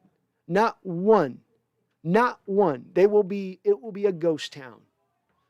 It'll be a ghost town. I guarantee it. I guarantee it. And that day is coming this season. Timestamp this, lodge it away, put it in a time capsule. That's coming this year. I don't want to see it. I want to see my team go to Super Bowls. But I'm not blind. And I'm biased, but I'm not wearing rose-colored glasses.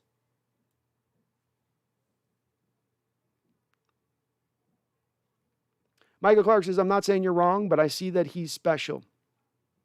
I will be here every week of this season post-game, Micah. I will be here probably live streaming during the week as well, doing 2 live streams a week during the year. I always maintain, and again, chat, anybody who's been my OGs, Emmett's, Randall's, any of the people who have been here from the jump on this, I will own when I'm wrong.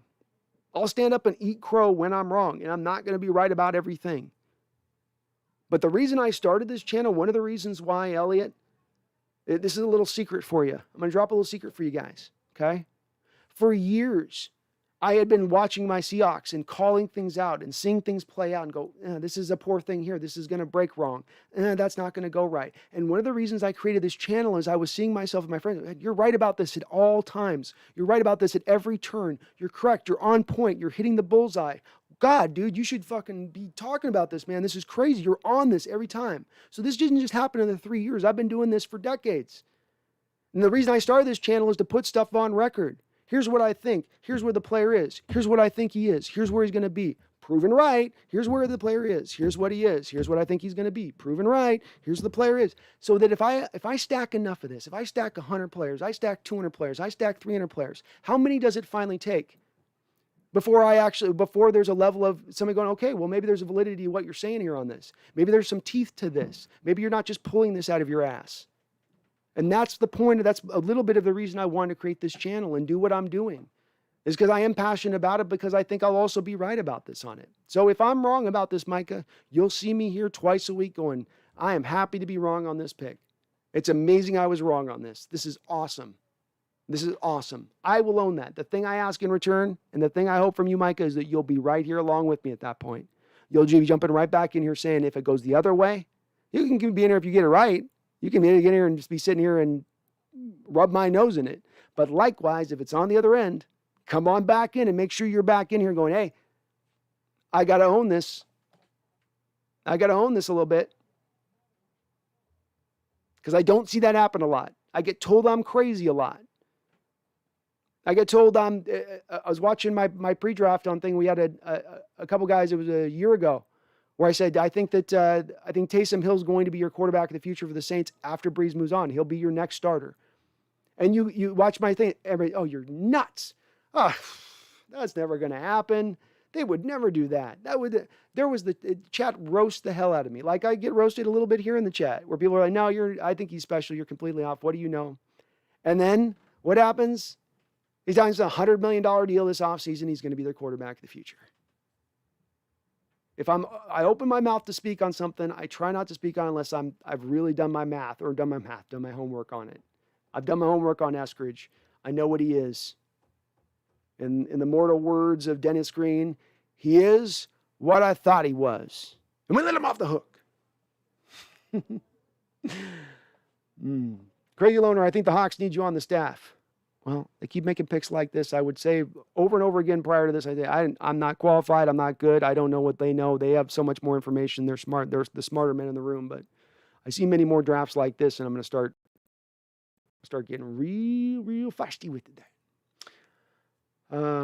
Wilson is good enough to put the ball where Eskridge needs it, so he may be able to thrive, and only because we have a top 3 quarterback.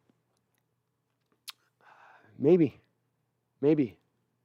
Boy, it's tough, Nathaniel, though, when you pick a receiver in the second round and you go, well, he will thrive, but he'll only thrive because we have a top 3 quarterback.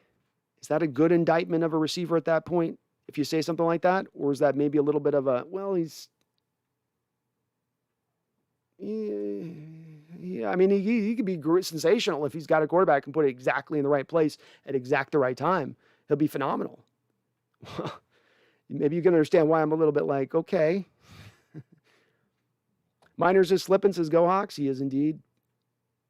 Randall says, I wonder if they would have taken Rondale if he were available. I'd have to think they would. They're going to go for this guy at 5'9". Why not for a 5'7" guy with more talent? Better yak ability. The guy can do all that end-around stuff. You'd have to think they would. Why? Well, I told you Eskridge was someone I liked before the draft, so I will see you January of 2021 to see who got it. Laughing out loud. You did indeed. Why? Props to you, and I know you do like him, so... I don't know. It's cool. People are on a different spectrum than me on the opinion with this. The thing I really do welcome, we do disagree at times in this chat. I like disagreement in this chat. I like folks who have different opinions than I don't expect you to agree with me. I don't expect to be called crazy when I get proven right over and over again, though. And that's the one thing. But I don't expect you to agree as well. I like disagreement because disagreement is part of what helps us, in my opinion, get to a better truth. Because we fight it out. We debate it out. We go back and forth. And that's how you, to me, get to the better truth of things at the end of the day. You get to the bottom line. 312, NGL, I feel like you would have been a good scouter. I think so. It's part of why I've created 312. I've created a Seahawks scouting channel where I'm going to be doing, just putting more tape out there, more of my opinion out on players to see where I'm proving at on them. And to see if I'm wrong or right, crazy, amateur, or actually I'm closer on the mark. I'm going to put a lot on tape to put, I'm going to put my money where my mouth is, so to speak. Tommy Eden, here's how I look at it. At least we didn't draft a safety. Maybe the plan is to convert him to the corner, but then again, he's a little small for that too. Well, don't undersell Tommy. Maybe the slot corner role, Tommy. We got 2 of those already. Maybe a third they want to fit in there. The 83-37. Any chance Pete Carroll or John Snyder think this team is more ready to contend than we obviously think they're not with the O-line? I'm worried the line collapses this year. Russ is sacked 40-plus times a year, shaking my head. That is exactly my worry as we stand right now. The line will collapse. The line will collapse. That is my concern. And it is a valid concern to have, AD.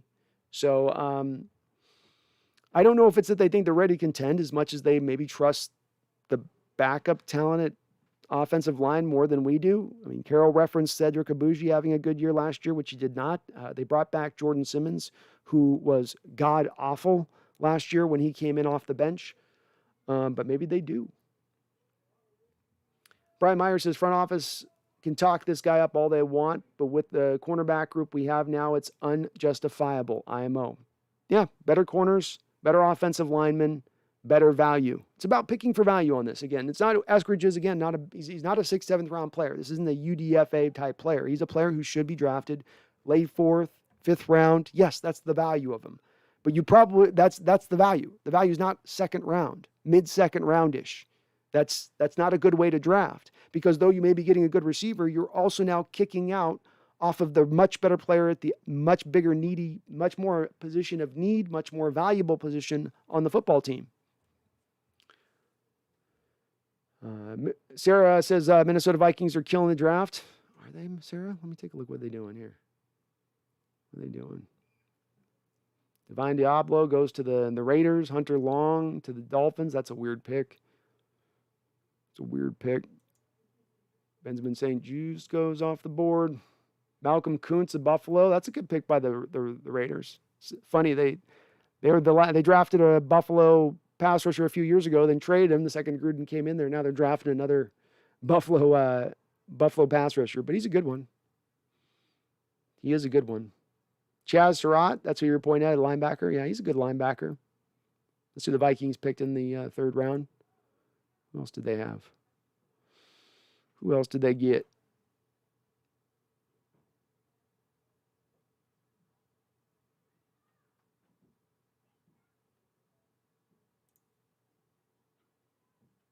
Go Hawks. Can we trade a couple players for Maxwell Stern? This pick has me frustrated. Why pick him when Creed is right there staring at us? Disappointment every time. Every time, man. We should have made our peace for it. I'm making my peace with it next year. I'm going to read the draft reaction like this next year. Bum and a bump, bum and a bump. I'm just going to shrug. That'll be my reaction. Crazy Loner, I'm just over these reach picks and passing up future Hall of Famers for players who fizzle out in a couple of years. You and me both, Crazy. You and me both. RW3 Undercover Goat, man, I think the most pivotal trade to the descent of this team was Frank Clark to the Chiefs.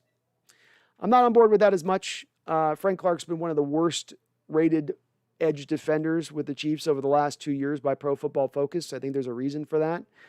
You wouldn't have right now DK Metcalf right now if you didn't make the trade of Frank Clark. I think that was a really smart trade, smart, valuable trade. Nobody as a pass rusher has been able to get a first and a second rounder since that trade happened. And if the Chiefs could get out from under that contract right now, I think they would.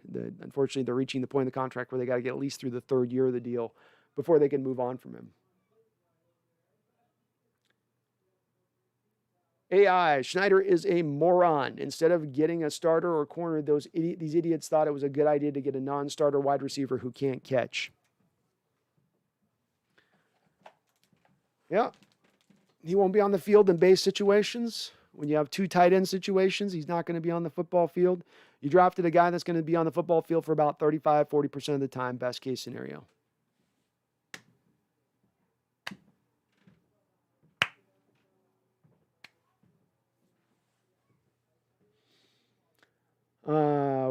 Emmett Brown says, I have one positive. At least this dude will see the field barring injury. Yes, that's true.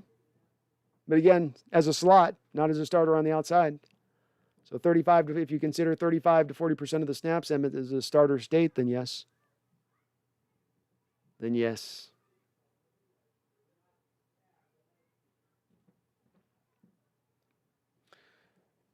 Go Hawks 21. Good on you, man. Good. Andra Riles. If we draft minors, will you be as mad? Will you be as bad as my man? I'd feel better. I'd feel better. I'm just operating from the standpoint that the guys now will be gone. I mean, Humphreys is off the board. Myers is off the board already. Miners is kind of it. I think Kendrick Green's going to be off the board, another guy that I liked quite a bit. I think he'll be gone by the time we pick, because we're not going again until the fourth round. It's the issue here is you just don't have any other extra picks now. And I think Miners, even if he continues to fall here, he's not going to fall past early in the fourth. He absolutely should be at the very least an early fourth guy. Tommy Trouble goes to Carolina, and Washington football team gets Diami Brown. Good picks. Good selections by those teams. Very good job. What's my prediction for the NFC? My new updated prediction for the NFC.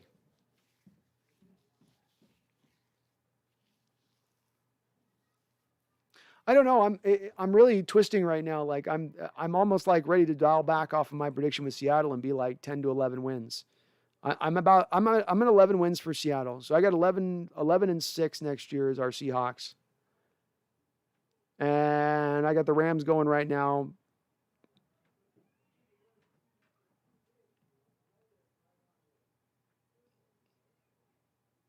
I don't know. I'm going to think about it. I'm going to think about that, okay? Give me a second to think about it a little more. Go Hawks. I've gotten to the point where I don't despise this pick anymore. Just take to be passed on Humphrey. I wish I could get to that state. I'm trying to get to that state. I really am. Michael Parker says, Rich Eisen did not like our pick. He was dumbfounded. I am as well. I can't make sense of it, guys. I'm trying, man. I'm trying. I really am. I'm not trying to be a negative guy. I really don't want to run the channel on negativity or being toxic. I'm struggling with this one. You know, I'm struggling.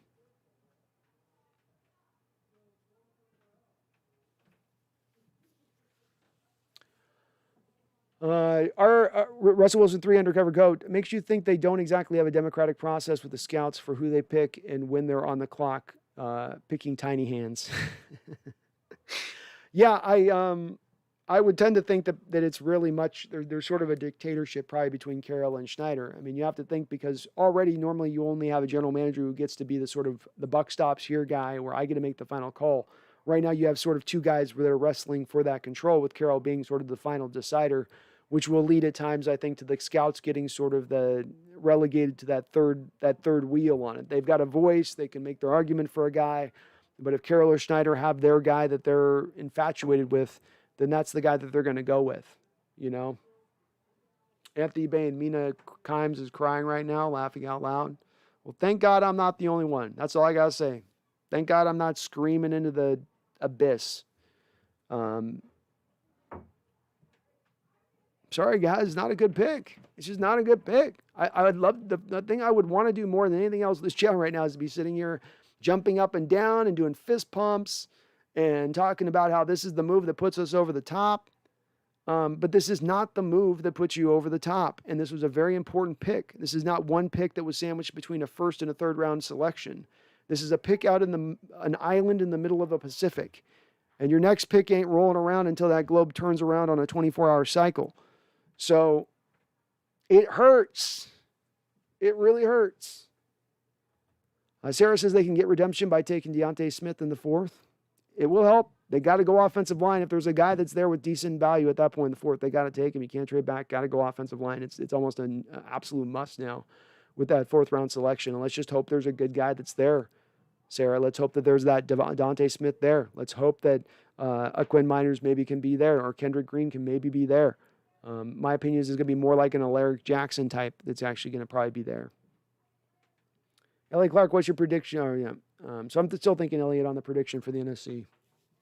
Part of me, and maybe just be my bitterness in the moment, part of me just in the bitterness of the moment wants to put San Francisco or the Rams up ahead at this point. Tommy says, we honestly have to put at least 75% of our hope into this new offensive scheme at this point. Maybe that is enough to change our peak. I can't do that. I can't do that. I do think that the new offensive scheme will improve things. It will. But the one problem with that as well is, you haven't gotten any mobile offensive linemen to fit to what the scheme needs, which if you're going to ask the offensive linemen to do a lot of reach blocking, you need mobile offensive linemen. Seattle's gone for more of the man mountain types that they look at as far as their offensive linemen recently. So it's not a fit from that standpoint. You need a wide receiver that can block within the slot, specifically do some of the down blocking that I just talked about with the offensive linemen. You need the guy to be about 6 feet tall, and he's got to be strong enough to be able to, at least for a half second there, hold up on a defensive end. 5'9". I don't know that Dwayne Eskridge can do that. So the effectiveness of this scheme is maybe a little limited in itself in considering it an end-all, be-all solution to the problems at hand. The last part of this that you got to factor in with that is that Carroll just spoke on a couple days ago in the press conference to the fact that they are going to continue to keep a lot of the stuff that they do good in their offense. So this was a bit of the problem with Brian Schottenheimer, when you brought him in, is that you brought in a new offensive coordinator and you said, oh, you've got this playbook you're bringing? That's great. That's nice, because every offensive coordinator brings their own playbook. And they said, you know what? We'll take about 30% of your playbook. Pick the 30% best of your plays out of there, but you're going to take on our 70% of our playbook. I sure hope they aren't doing the same thing with Waldron. Can't guarantee that they're not. Can't guarantee that they're not. Sarah says, Dwayne Brown's getting so worn down, he never practices, so the people who say we have a durable line are dead wrong. And Sarah, I can't understand anybody that says we have a durable offensive line over the last couple of years. You're just pulling things out of thin air at that point if you're saying that, right, Sarah? I mean, no, that's not the way it's been at all. And Dwayne Brown's a guy, you can look at the history. This is a little bit of what the problem I had last year, for instance, with the Greg Olsen signing. You just overspent on a guy who's had multiple lower leg injuries, specifically a broken foot multiple times, suffered the broken foot in non-contact play. There's a high likelihood that guy suffers that same kind of injury going forward. There's a high likelihood that he again gets injured as he's now gotten much older as a player. And then what happens? My God, what happens? Breaks his foot on a non-contact injury in the season.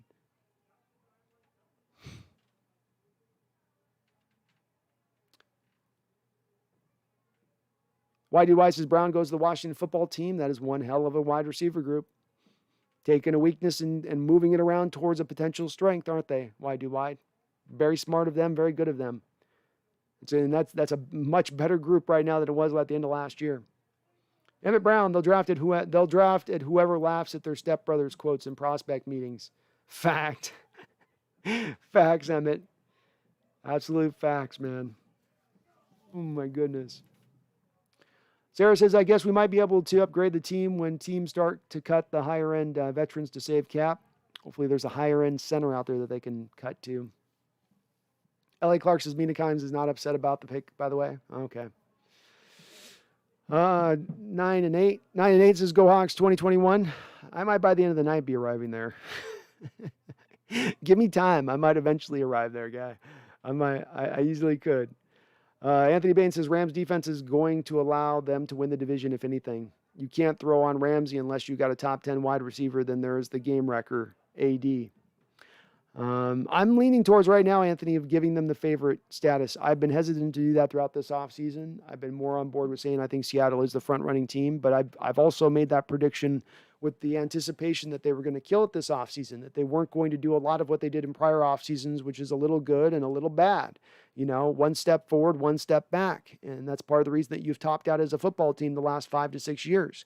The same kind of year is played out over and over and over again. We've seen it like a theme. I've referenced it before. It's like watching a great show. Like 2015 would be this great roller coaster show of emotion that you watch in the first year, and it hits its beats and it has its twists and it has its turns, and you go, that's a magnificent show. I'm definitely watching season 2. And then here comes 2016. And the same year plays out, and the same thing goes down, and the same stuff happens, and the same twists and the same turns, the same beats. You go, okay, well, it was a good show, but it was kind of a lot of the same. Kind of did a lot of the same, and I'm not just talking about the way the games played out, but the way that you manage the off seasons and how you roster build and what you valued positionally. 2017, 2018, 2019, 2020, and now what will be 2021. You do the same thing over and over again, and you top out at the same place. Sarah says, plus Lockett and Eskridge are the same type of receivers. Why not get something you don't have with more versatility? Why the hell is De'Ami Brown falling? I don't know. He didn't fall too far. He lasted until the 3rd round, so somebody selected him there. I mean, the value was there for him to be picked right around that spot. He's a guy that wasn't utilized a lot in college because they had a lot of people to throw to there. From Javonte Williams, Michael Carter, Daz Newsome. You know, they had a lot of dudes there, Sarah, over North Carolina to kind of work around the ball with. So he didn't have a lot of opportunities to really shine, but it doesn't mean he can't do it. It just means that they just happen to have a stacked skill position set there at North Carolina.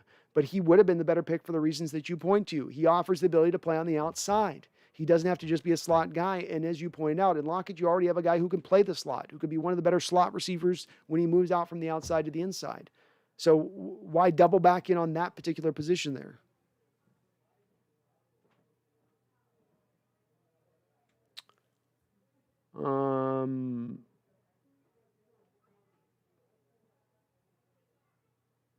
Darren Bale says Rams beat the Seahawks with a broken thumb Goff, so I think Stafford will be fine.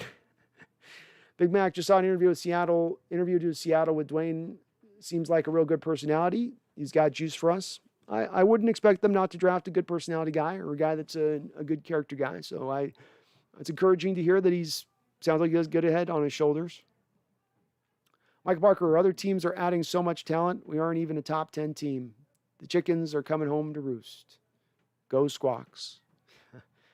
I'm following that line myself at the moment, man. I'm trying to hold out of this. I'm trying to be positive. Wish I may, wish I might. Wish I on a star tonight.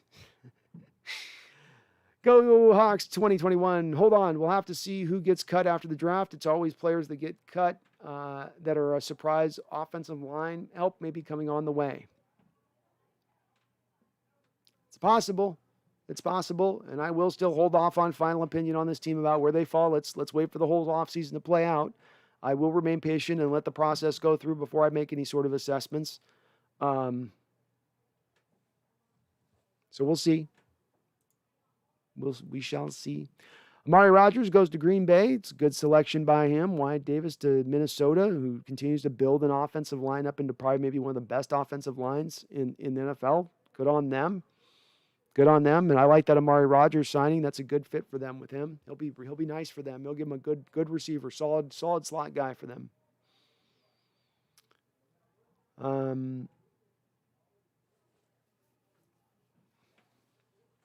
Master Chief 0970 says, I swear the only good early picks in like the last 7 years was DK. It's been about it. You could go Tyler, excuse me. You go Tyler Lockett, obviously, is in there. Frank Clark, I guess you could put in there. And then that's about it. Tommy Eaton says, didn't you hear we're hiring back Tom Kalul and he's going to move LJ Collier over to guard. Rabbitron, we botch every pick in this draft and still we could botch every pick in this draft and still be contenders. Eskridge wasn't the best pick, but he was still a great pick. You're not alone on that, Rabbitron. We've got a few folks in the chat who are very high on Dwayne Eskridge. So it's certainly not everybody saying this is a horrible pick by any measure. I don't know if I agree with you that we can botch every pick in this draft and still be a contending team next year. I guess it would be dependent on our value on what a contending team is. Contending for Super Bowl or contending for playoffs?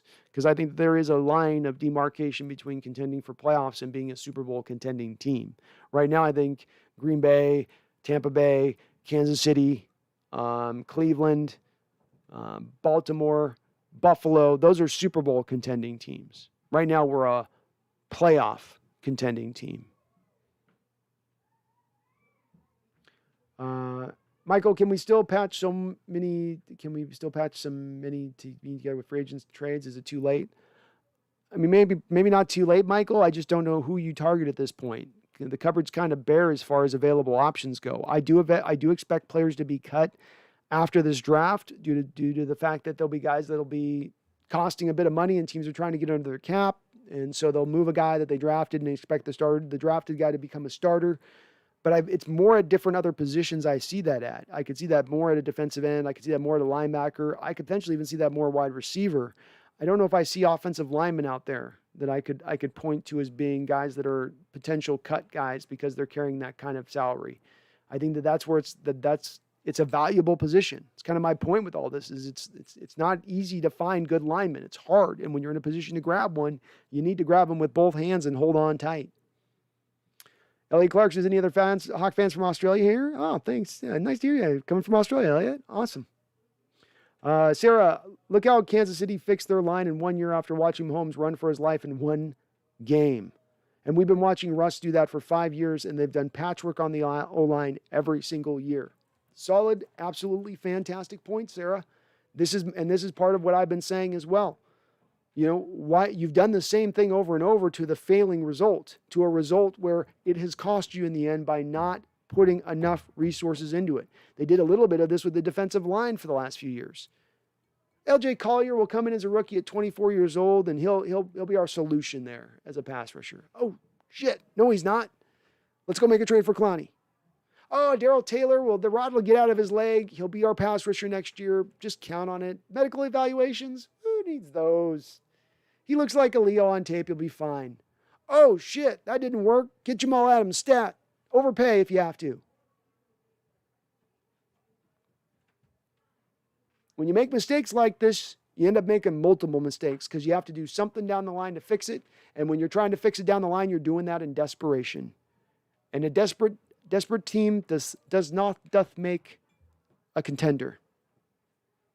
Hawks 808. I played football and watching our small offensive line against huge Samoans and other D lines across the state. And while winning the state championship against those huge guys, scheme can change things. Solid point, Hawk 08, and I don't disagree with you. Scheme can change things, but now we got to get into the specifics of this scheme. We had a scheme previously that was a zone scheme, and the Rams scheme is a zone scheme. From that standpoint, they are similar, but this is where a lot of their similarities end. What you need usually with the Rams schemes, what the Rams have leaned towards is a little bit smaller, more mobile offensive linemen. Because in what I was talking about with some of that down blocking, where you're going to create a number game where a receiver might down block on a defensive end, and then your right tackle might then down block on the defensive tackle, the one tech, and then your center gets to the second level, and then your left guard's down blocking on the right defensive end, and then your tackle's out here. Sometimes you're going to have the guys pulling in space, but you're going to really want a lot of mobility with those offensive linemen because there's a good chance you're going to be asking them to get down to the second level a good amount of the time because you are creating that numbers game in your blocking philosophy. Has Seattle moved towards mobile offensive linemen this offseason? No. No, they haven't. Gabe Jackson moves okay, but he's not a mobile offensive lineman. You haven't moved to that. So there's been no transition to the new scheme that you're adopting. So I'm completely open to a new scheme solving everything. I am open to that thought process, but where is the evidence of you making that change? And well, I guess we'll have to wait until we actually see the plays on the field and the offense rolling, right? But I would have thought we saw more of a change in the recognition of needing maybe different offensive lineman type that you're bringing in if you were going to adopt that scheme so wholesale as you propose. Vikings are killing it. They did some more moves here. Wyatt Davis, yeah, Vikings are definitely killing it. An offensive line that did a lot of damage last year. It's going to continue to do a lot of damage. And yeah, again, just to Sarah's comment on the Kansas City, let's look, folks, at Kansas City. Look at them as a different end of this spectrum, right? As they come into this offseason, their two tackles were just a year ago, it looked like they had two tackles. They're going to be there forever. But for the next couple of years, they'll be solidly there. Schwartz was getting up there a little bit, but he's got a couple more years. And Fisher was still a young player. They have these major, huge injuries, which decimates their offensive line. And they come into this offseason, they need really help all across the board. They've got to retool this offensive line. They don't have a lot of necessarily money to spend to be able to bring him in and buy it. Yet they find a way to get Joe Thuney in there at left guard and get him on a $4.5 million first-year cap hit so that they can bring even more in addition to that. They make a trade for Orlando Brown now, get the right tackle position, left to right tackle for anything. He played his left tackle for them. Creed Humphrey, they get their center position after they signed Austin Blythe. They doubled down on the center position. They went too deep there. And watch Kansas City. It'll be so shocking to see Kansas City still doing great next year, despite the fact their defense isn't as strong, despite the fact they've got some holes across the board. But they've dealt with and they've concentrated on the things that they've got to concentrate on and really hammered them. Not just gotten by, not just done the bare minimum, but really done more than even would be the bare minimum prerequisite. That's why it's worth kind of going, yeah, that's the way you do it. Smart method. UE2K says Trey Sermon to the 49ers. That's going to be a problem. One of your favorite guys got onto a division rival. He is going to be a very good fit there for them. That's a perfect fit for that offense. Perfect fit for that offense. Micah Parker, Timey, Kangaroo down sport. Yeah, it's a good pick by the Niners there. Solid job. Anthony Bain, Seattle will sign a wide receiver after the draft that will beat out Eskridge. I see it now. People make an excuse talking about he ain't ready or something. Watch. Yeah, I could see it. I could easily see it happen. You sit there and you go, what?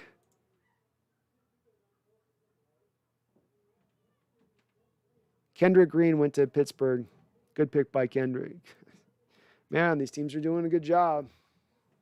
It's hard part two watching my team draft every year and watching other teams draft so smartly. I pointed to Tampa Bay last year, and they were in a similar position where I said, okay, you brought in Tom, you got some other guys in here, you guys are in a position to push this forward. Now come in here and kill the draft.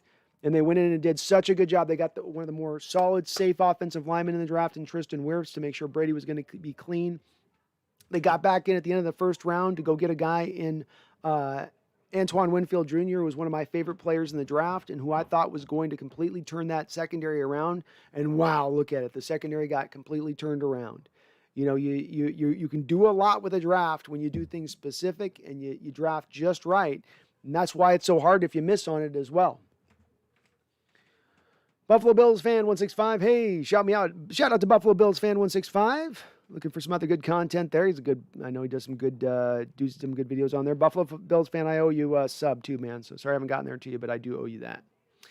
Anthony Bain, Seahawks HNL. I like the Eskridge pick. Just sucks they don't have a third-round pick. Could have drafted a center in round 3. Jamal Adams better ball out all season. Facts, yeah. He better ball out this year. He better show us something this year because we gave up a lot for him, and we need more. We're going to need more. We're going to need more. Trey Sherman is weak. He's slow through the hole and has no line back in Niners system. Niners do a pretty good job, Sarah, with targeting the running backs that will work in their scheme. You know, who they bring back, whoever they seem to put in that running back field is able to be productive. A lot of it has to do with the way that I think that they scheme their running game, the motion-based stuff that they do, the inability of you as a defense to really know where the ball is going pre-snap, and them to not only do that, but to get you to guess where the ball is going to go and then guess wrong. I think he's going to be pretty effective with them. I do.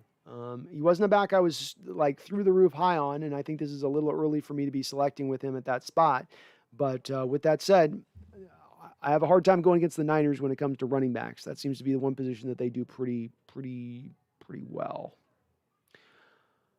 Shervins, I think Eskridge can complement DK and Tyler really well, but the pick was a reach. Could have had him in the 3rd or 4th round. Agreed. UE2K, KC realizes that their quarterback is everything and his protection is paramount to their success. It's what a smart team would do. Focus on keeping their best asset productive. Yeah, it's solid comment, UE2K. Like, some of this stuff's not hard. And your quarterback asked for it this offseason. That's the thing about it. You guys can ignore it and go, well, I'm mad about Humphrey not going anywhere, but Eskridge is fine. Yeah, are you also okay with your quarterback being pissed off, disgruntled? Are you okay with another half season of him checking out of the process because he's getting the ever-loving hell beaten out of him because, once again, for another offseason, you haven't dealt with the offensive line?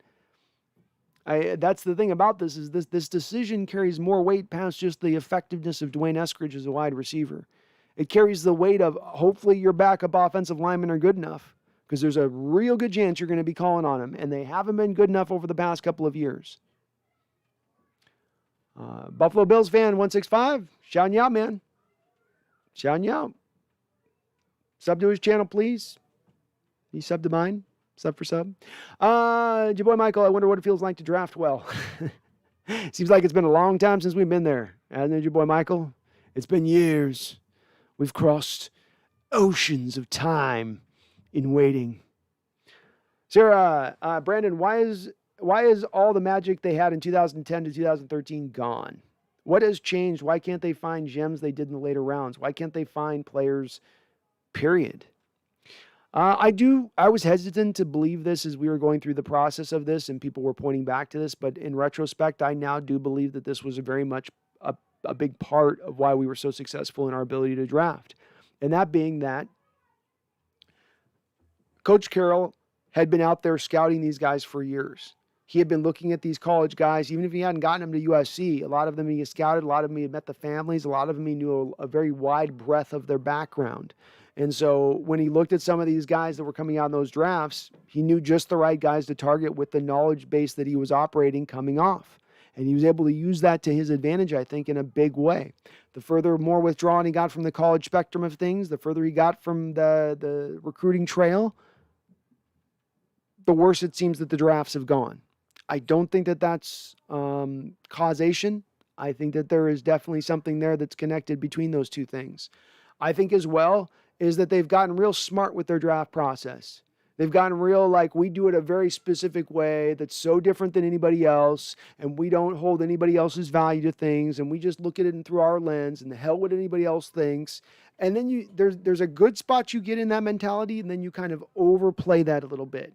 You get a little bit too deep into that in that we don't listen to anybody. We just do what we do. I don't have an owner who holds me responsible. My owner right now is a woman who doesn't even really care if she owns the team or not. So, like, whatever, I can do whatever I want. I'll get another extension in a year from now. It doesn't matter. Nobody's holding any feet to the fire there. So why change? This is a little bit why it annoys me at times when people excuse Schneider and Carroll so often and never will hold them to the fire on this stuff. And will constantly be like, and John and Pete, I trust. Based off of what?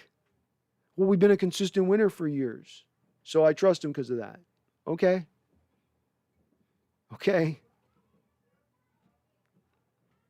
They've also been very reliant on their quarterback making miracles happen for them in recent years, too. Been very reliant on making last-minute deals that hopefully would pan out to fix something that was god-awful, be it a secondary, safety play with Diggs, pass rush with a Clowney thing, or pass rush with a Jamal Adams thing, or let's remember the Dwayne Brown trade. For as good a trade as it was, you end up having to give even more up than you wanted to give up in that. Because you have the second round pick, it looks like a great trade. You throw in Jeremy Lane with it, he fails his physical, and then you have to give up another third round pick in addition to that. When you don't get out ahead of these things and you put yourself in we'll deal with it down the line when it turns into a need and it becomes desperate, that's when you then overpay. This is what leads to this philosophy of brokenness that's been in play. This is what's led to it. This is why I'm so annoyed by it. This is why I wish more fans would say, like, this is BS. You guys are doing this wrong. But more fans don't. People are going to continue to excuse them because there's a lot of fans that are perfectly happy winning 10 football games a year, going to the playoffs once, getting knocked out of the playoffs, and never whiffing a Super Bowl ever again. I'm not one of those fans, but I know that there's a lot of them that exist out there in 12th man land. And I will always say, I don't bemoan you. I understand if you're that fan. I get it. I don't hate on you for it. I will leave you yours. You leave me mine. And mine is disgruntled and kind of pissed off right now at the moment, frankly. Paul Third, fans in denial about Trey Lance because the Niners took him are just dumb. I agree. Just because Niners take somebody doesn't mean you should go, oh, that means they're going to be the. No. And Paul, he was my number 2 quarterback on the board. So, I don't have to tell you where I stand with the guy. I like him quite a bit. Anthony Bain says Russ likes every tweet from Seattle. It's what he's supposed to do. Yeah. Tommy Eden, Dwayne Eskridge had more yards after the catch on slants in 210 than any college wide receiver not named Devontae Smith had total yards on slants in 2020. Maybe some hope for optimism. So my question to you on that, Tommy Eden, is how well does Russell Wilson throw slant routes? How is Russell Wilson on short to intermediate throws? And I'm really asking. I'm not trying to be a dick. So I'm truly asking, like, what you think on that? Where you think Russell is the slant throw good for him? Is that one of those throws that makes it very hard to see over the top of linemen? Is that one of those throws where he needs a passing lane? If there's not one there, you're going to see him padding on the ball and then bailing out the back of the pocket if he can't see. Shannon Hicks says, hey, y'all, don't worry, be happy. As Pete Carroll says, it's just a game. Football is life, Shannon. Football is life for me. I can't just let it be a game. It's so much more. Sarah, shouldn't all their scouts know all the backgrounds of these players? I love how PFF suggested just using a composite board of all the experts and use private investigators to narrow it down. I think that there's something to be said for PFF's approach of the groupthink process being a better approach than we're the smartest men in the room and we know better than everybody else. That essentially at the heart of that, and that PFF focus is that the more data you take in, the more opinions you can bring into the process, the closer you get to the ultimate truth of a player. I don't know if I 100% am all on board on that, but I can be partly on board with that and I can see the logic in that. And Tommy, there is room for Eskridge as a player. In my scout evaluation of him, I did have some things that he does very well. Getting off the line of scrimmage effortlessly with clean releases is one of his best traits, which is why you see him so good at those slots and catching those slot routes, is because he does create easy, quick separation at times in that respect. Might argue, not to go negative, but I'd offer that it's not always Russell Wilson's the best attribute of his is taking advantage of guys who get quick, easy, fast separation. He's more about the guys that get the late separation, I think, to a degree. AI says, I just watched Eskridge's highlights. I don't feel as bad about it now. He will be an all-pro returner, which we need. Our return game has stunk for years. He's a flat-out fast, sub 4.3. I think the return game has been devalued by the NFL with the rules that they put in place to make it harder for you to do as well. For instance, the linemen back in the day that used to be able to hold hands on kickoff returns and really provide you a nice lane for your kick returner. NFL legislated that out of the game. There's just some things that they've done as far as that goes to really reduce the effectiveness of the kick return game. I'm less apt to lean back on it as a strength, and I'm really less apt to lean back on it and say this is a reason to draft a player at this point, because he will be that. I measure everything with Eskridge as far as on him as a receiver at this point. That's just kind of the way that I lean personally. And while I do understand watching highlights get you excited and hyped on a player, and I'm not trying to reduce your hype, I would offer go watch the game tape, and I don't think you're going to be quite as hyped as the highlights will show. Michael says, so is DK going to lose touches so they can justify this pick with padded stats and featured plays like they blitzed Jamal Adams 85 times a game to get 8 sacks? PR is a bad game strategy. Very true. Very true. I would expect so. You're definitely looking at some manufacturing there going on with that. So, yeah, I would absolutely think so. D-Nugget, thank you for the $2 donation, my guy. Thanks. Second dono on the day. I salute you, sir, and appreciate you. Says Brandino, need another dono. He depressed. Yeah, I'm a bit depressed today, right now, my guy. I'm down in the dumps at this moment, and sorry, folks. I do apologize. I don't want to be a negative guy, and I don't want to be toxic on this channel at all. That's another place I don't want to be in. So while I do want to be truthful and honest, I also don't want to be super toxic and negative. But I don't have I can't really fake things too well. It's not I don't do good faking things, and I just can't fake it with this. But thank you for the donation. I do appreciate you on that. You're always very kind, D-Nugget. Emmett Brown, this is exactly why I was behind Russ putting this front office on blast. It was a last attempt at forcing major change. Unfortunately, it didn't work. Pete's still here, still doing the same thing that they've done prior, Emmett. And, yep, it was worth a try, I guess, but it didn't work.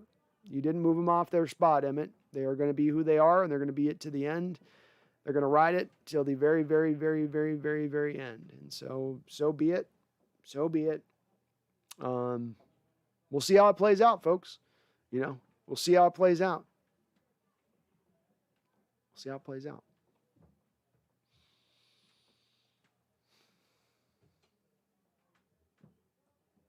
Sarah says using private investigators instead of spending money seeing these guys in person, which does nothing. I agree. I think the interview process is always a little bit of a joke, right, Sarah? I mean, if you go and you do an interview and a job, you're putting your best face on. They're not getting the real you. They're not getting the real you. They're not getting anything close to the real you. And not only that, these guys have been coached up by their PR guys, by their agents to say all the right things and try to get across things from they're probably down to like coaching them up on body language, shake the hand firmly, stand up straight, head back, chest out, shoulders up. I definitely think that it doesn't give you as much with that. And there's a lot of the old school approach there. It's like them still using 40 times as a metric. It's like that old school approach stuff's got to start to transfer out. Like they're going to go to GPS off 40 times. That'll be the new way they transition to really determining a player's speed, functional speed on the football field. And I agree, Sarah. I think the Seahawks could use a lot of help from PFF. I don't think that they've embraced analytics as quickly as some other teams in this sport have embraced it, and that has been at their detriment. Hey, Hawk 808, I'm a Seahawk fan, and everything you said bad about Lance. I'm a Seahawk fan, and everything you said bad about Trey Lance. Just remember that it's pretty much everything they said about Russ. Be humble, y'all. Hawk 08, what did I say about Trey Lance that was negative? Like literally right now, post what I said that was negative about Trey Lance. I just said he was my number 2 quarterback. He was my number 2 quarterback in the draft. I swear it's like people don't listen sometimes to anything I say, and then I just had to end up repeating everything over and over again. He was my number 2 quarterback, Hawko 808, in this draft. I think he'll be very successful with the San Francisco 49ers in this scheme. I went from being completely enthralled and happy with the fact they were getting Mac Jones to being completely thinking it sucked the fact they got Lance. It was two opposite ends of the spectrum. I don't know what the hell you're talking about. I don't know what you're talking about. So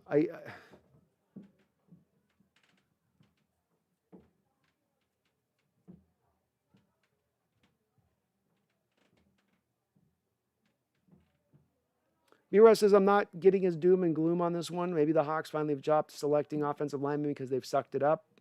Lewis has been the only good pick. Does appear to be their strategy on this. It does. I wish I couldn't be.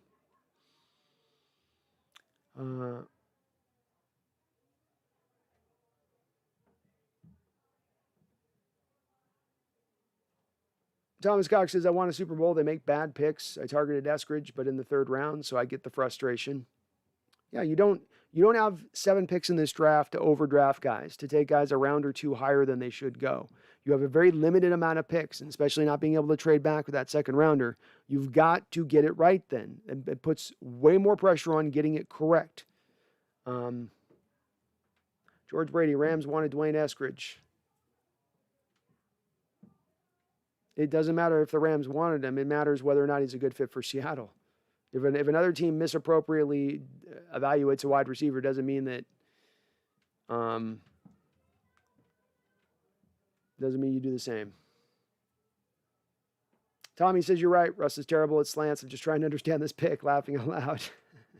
I just don't get it. He wasn't even the best player at his position that was available. IMO. Yeah, I get it, dude. I get it. And he will be good at slants. He will get open at slants. He will get off the ball quick, and he will get instant separation. And hopefully Russ can take advantage of that. So he does have that in his game. He does have that in his game. The one issue, though, I do have on the other side of that is that the slants tend to come in pretty hot. Pretty hot. At the NFL level, you got to get that ball out, and it's going to be smoking. And if you're a guy that struggles to make catches and struggles to catch the ball away from your body, and you want to put that ball up on your pads to make the catch, when the ball's coming in faster, that's a much more higher likelihood that it's then going to bounce off your pad. B. Russ, okay, I'm just suddenly super mad about the Collier pick. I can understand Penny and Brooks, but what the F was that Collier pick? At least this wide receiver might be fun to watch. Yeah, it was a reach. It was a pick for a need. And it was a pick for a need that wasn't a good pick for a need. They were going off his Senior Bowl tape where he dominated the Senior Bowl, but if you watched his actual college tape and game film, he didn't show you a whole lot. Much like Eskridge, LJ was a 24-year-old prospect.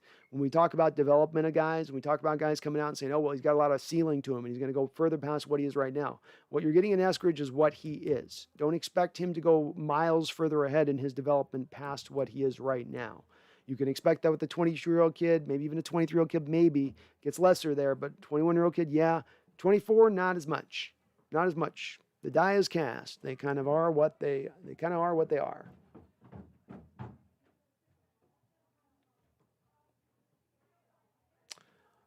Punt return hasn't changed. No, but I would say if you look at the impact of the punt return game 10 years ago in the NFL versus the impact of the punt return game in the NFL right now, it's not as effective league-wide across the board. We'll see if he can be a game changer on that side of the ball, punt returning. It's been a few years since I've seen the punt return game really be anything in the NFL. The days of early Tyler Lockett, the days of the guy at Chicago, I don't think that we're in the same era anymore in the return game.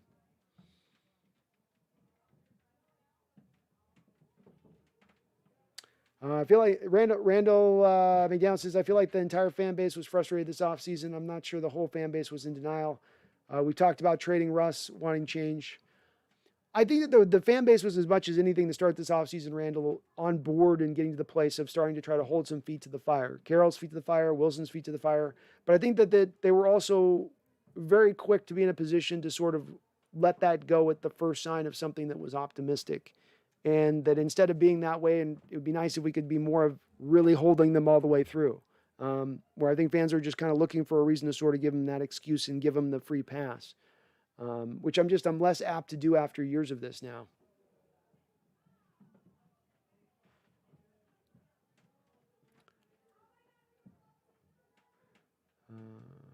Sarah Hines says, Dwayne Eskridge never eclipsed 750 yards as a 5-year starter in the MAC conference. Oh, Sarah, you trying to depress me more? George Brady, okay, Hawks Nest has spoken. Eskridge is a piece of garbage. He'll probably get cut or traded after one season. I don't think that. I don't think he's garbage. I think he'll give you some production, but I think his production is going to be limited, and the production versus the other player you could have got it at a different position would have been way better and way more. And the missing of that production as we move into next year very well could be a big determinant on topping us out to our fullest next year. I hope I put that succinctly enough, George. Empower Code. So what do you think of Eskridge? He's a 5'9" guy, Empower Code, that I think is going to be stuck at the slot at the next level specifically. He can play some outside maybe to a degree here and there. But I think with his 30-inch arms, I think that that's going to hold him back as far as his ability to play on the outside, being that he's not going to have a big catch radius and bigger corners are just going to maul him out there. He's going to need the slot for the free release that it offers him. He's got a little bit of limitations with his hands. He's very explosive. He's quick and he's fast, both of those two things. He should be a marginable, decent slot receiver in this league, fairly effective in that respect. Don't see a game changer. Don't see a guy that's going to tilt the field. And I do think there were some guys that potentially could have given you that in the second round. D-Nugget, so you've been so positive lately, but you speak truth, and I agree with you. I thank you, D-Nugget. Ellie Clark says, don't be sad, Hawks Nest. I'm trying not to, man. I'm trying not to, but I have a little bit of a twinging in my gut that says that this is going to be...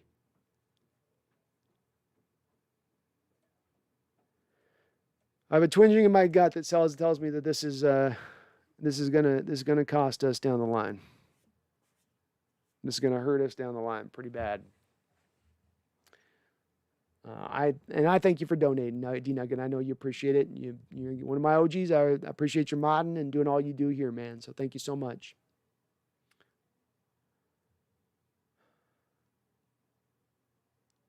AI says they must be confident in gaining a corner in the fourth.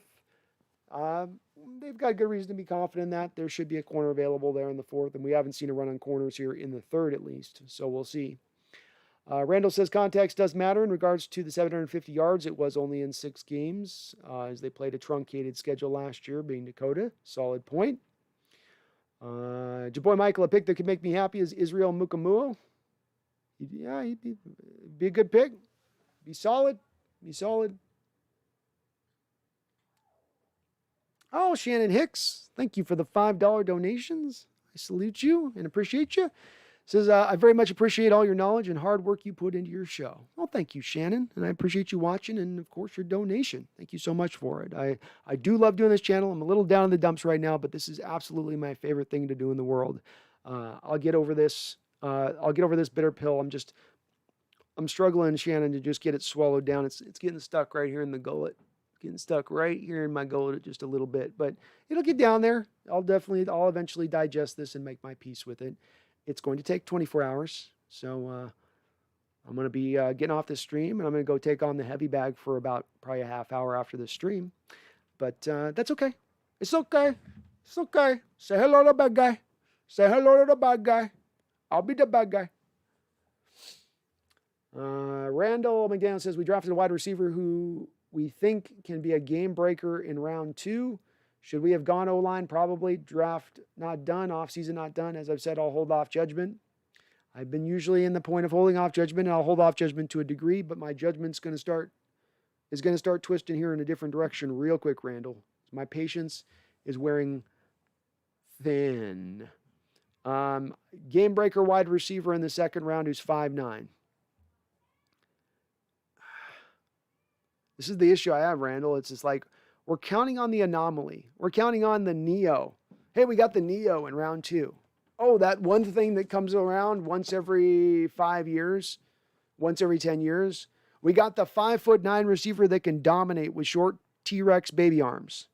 Oh my God. Well, like count on the anomaly or count on what's more the rule of thumb. And that's where I always land on this is I go back to the rule of thumb more often than not. And that's what's got me in this position on this pick is I look at the rule of thumb and it says guys that are 5'9", guys that have limited have limited T-Rex arms, have limitations at the next level. And you want to look for proof of this, Randall? You want to look for proof of this? Go look at John Ursula. You know, here's a guy 5'9", 30-inch arms, can't play on the outside, can't get on the active roster. I understand he's not 4'3", which is what Eskridge is. But when we're talking about the difference between these guys, it's kind of about the only difference we're talking. Quickness and speed. Because I'll tell you this, Eskridge doesn't have better hands than John Ursula did. Not a better route runner than John Ursula was. And you got Ursula in the 7th round with those same type of metrics. Still sitting on your practice squad. Sarah, I hate the philosophy of they can't draft well in the first, so I'm glad we traded our first. Their success rate of 30 to 40% in the late first. How about we just hit up on 50% of our firsts? I got to the point this year where I was on board with them trading it partly because of that, Sarah, but more of a bigger aspect to me for this draft and this year with the first round was the lack of tape that you had on the players. A lot of these guys opted out. A lot of these teams played truncated schedules. Some teams didn't play hardly at all. It just really was going to make, when you're trying to target the prime guys of the draft and what we try to target them in that first round, if there was a better value to get in trade, then I was open to do it for as much of that reason for this particular given year. We had fewer players opt into this draft than we had last year. I think it was like 1,100 last year. You're at like about 650 in this particular draft. So just the availability wasn't there in this particular draft from that standpoint of things, which is why I got behind that. But it's not good to go, well, we're a failure at this part of drafting, so we're going to not do that. Part of, though, why I think they were a failure and part of why I think it's okay to trade that first round pick, though, Sarah, is because the tier situation. In drafts, you got your 0 to 15 is your first top tier, 15 to about pick 50 or your next tier 2. Tier 2 guys are all in about the similar state. They're all similar as far as talent level and potential for booming. So when you're picking in those 20s and you're at the high end of that tier 2, but there's not a lot of difference between picking there versus picking 47, you know, the guy picking at 47 can miss and people will let him off though because that's a second rounder, but you missed there in that first round and it's a bust. I would just offer that the guys you pick in the 20s are going to have that similar kind of lack of hit rate necessarily. U2K, you're finally where I'm at with this front office. Their we know better approach has led to the repeated mismanagement of this roster, undiscernible strategy as to what they want this team to be. Yeah, it's as was said recently in this offseason, I think they're making shit up as they go along. I don't think that there's some sort of standpoint here of this is what we want to be as a football team. This is who we're building. This is how we're going to build it. I think that they're throwing stuff at a wall and hoping enough of it sticks to become a championship football team. And I don't think that that's going to bring you a championship football. I don't. I think that that's flailing around. And that football is such a difficult sport. It's a sport of parity. It's a sport with very smart men running their organizations in the correct fashion, that if you aren't doing that, if you are falling short in that capacity of things, you will top out. No matter whether or not you have a great atmosphere, no matter whether or not you have one of the best motivators in the NFL, no matter whether or not you're a destination location for NFL players in the sport, won't matter at that point. Won't matter. And Quinn Miners just went off the board to Denver. So that dream is officially dead as well.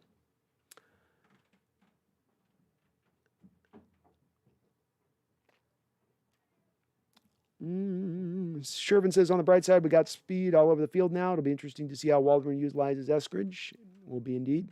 Andy Bain, they're going to draft a corner in the 4th, thinking they can turn him into Sherman, something they haven't done since Sherman, which will fail. They did with Byron Maxwell after Sherman. So they have done it with in other places on it. But I agree, that's probably what they're going to try to do. Michael Parker, I'm just going to root for Carson Wentz to get injured and root for Jacob Eason this year. This abusive relationship is unhealthy. Now I know how Russ feels. Got to move on when you feel abused. I get it, my man. I get it. I do. U2K, handsy to the Buccaneers. Good pick by the Buccaneers. They continue to draft towards, hey, we'll just pick what we need. You know, they got an edge rusher, and then they draft the offensive line now. Smart on them. Good on them. Juice, so Seattle missed out on Creed, Humphrey, and the rich get richer with the Chiefs. Yep, pretty much. You nailed it, Creed. You nailed it, Juice. You nailed it, my guy.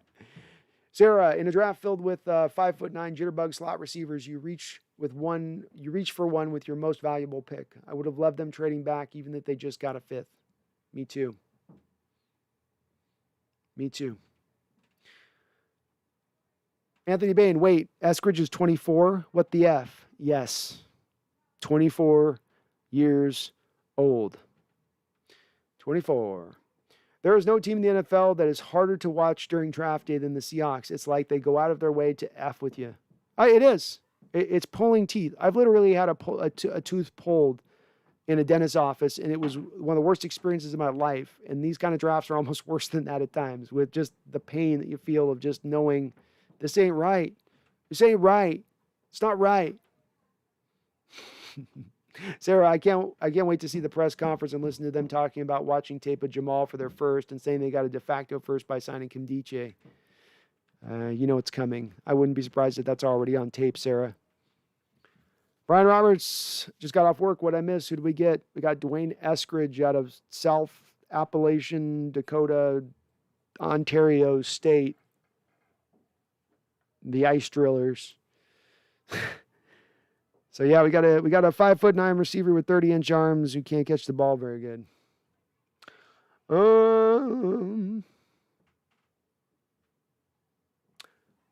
Tommy says hit enter too fast. Do you think Eskridge can handle jet sweeps, or is he too small? Could his speed be a factor here, though?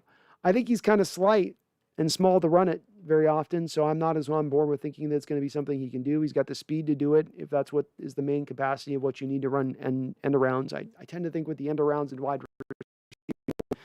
Robert Woods, more of the Debo Samuel, more of the Laviska Shenault, more of the Cordello Patterson, more of the bigger receiver who's got the speed as well, who can be kind of a running back a little bit in how he does it. But maybe this guy can be the mold breaker. He's going to break all the rules. Wayne Eskridge is breaking all the rules, I tell you. All of them. Go Hawks 05. I have a mid-third round grade on Eskridge, so But I also had a first on Marshall, so I'm sad again. Yeah, I didn't quite have a first-round grade on Marshall, but I would have put him in the second round. So I'm pretty close to you on that. Who else do we target at 129? Probably 15th tackle, 15th best tackle that's available on the board, or they go with the cornerback. Quarterback's probably value, but I don't think we can count on them picking the value. I don't know. Sarah says, and here Carol say how jacked he is by Eskridge, special teams and run off the catchability. And this has all gotten so cliche, which is why all our best players like Sherm got burned out. I'm next. I'm going to arrive at that place myself. I can watch the same thing play out again and again, only so many times. And that's what I'm watching right now. Mike Parker, so do you think they have plans to run jet sweeps and gimmicky plays now? Seems they just want to look clever at all costs. I don't know who they run it to. I don't know who your jet sweep guy is. You don't really have a jet sweep guy on the roster unless they think Eskridge can do it. And I don't know. 5'9", I don't know how he does it. I don't know.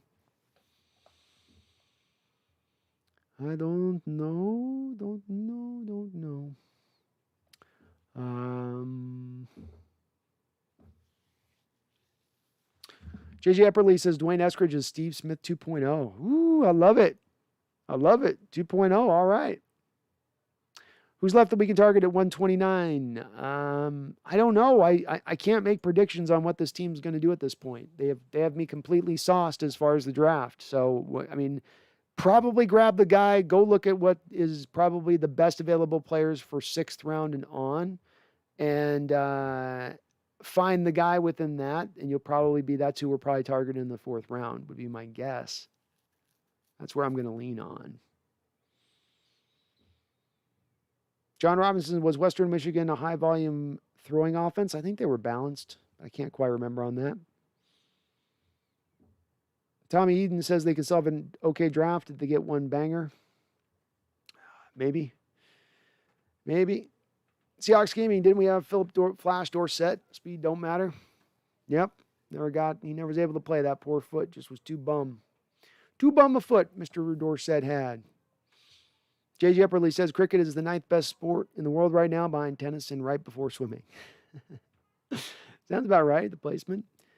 Randall McDaniel, Tyler, Tyreek, Golden Tate, Steve Smith, all the same range of height, arm, hand as Eskridge. There are more. I don't think his size range is an anomaly.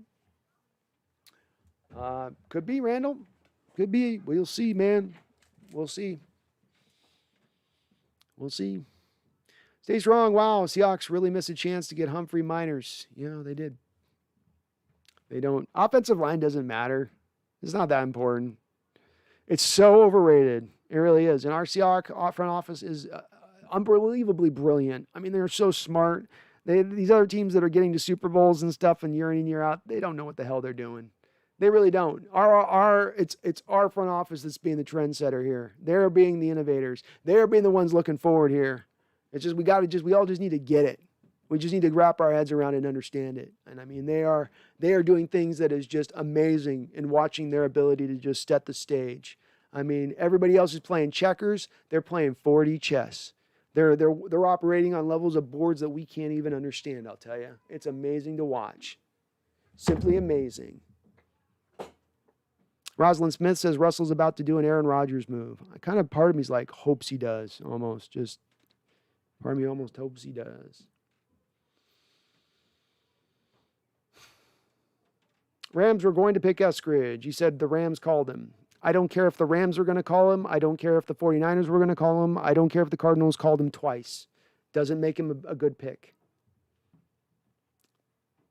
You know, the Rams went out and got Van Jefferson last year to be taking over for Josh Reynolds at this point in time this year. If they're going and looking at Eskridge there at that point, they're grabbing Tutu Atwell. Well, guess the Jefferson didn't pick out all that well, did it? And maybe they're not as good in drafting wide receivers as we necessarily thought. I don't know. It doesn't factor into my evaluation of him at all.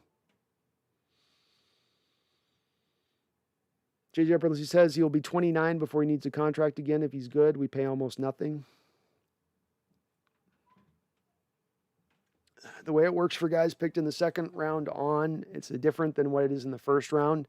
When you pick in the second round on, if you have a player who's good after 3 years, they're going to get a new contract. If you want to look for evidence of this, you'll look for DK and Metcalf next year. He's not going to play a fourth year without a new contract. He'll expect a new contract next year. So at your best case scenario, you're going to get 3 years of cheap production on a good player if it goes that way, but you won't get him up to 29. You're not going to get the additional 2 years at that point, unless he's more of a middle-of-the-road type player that you're giving restricted tags to. Fonte Melifonwu just went to the Lions in the third round, so another guy off the board. L.A. Clark says, dude, don't trust dentists who want your teeth out. They are lying. This one needed to go, I think, at the time. I was done with that tooth.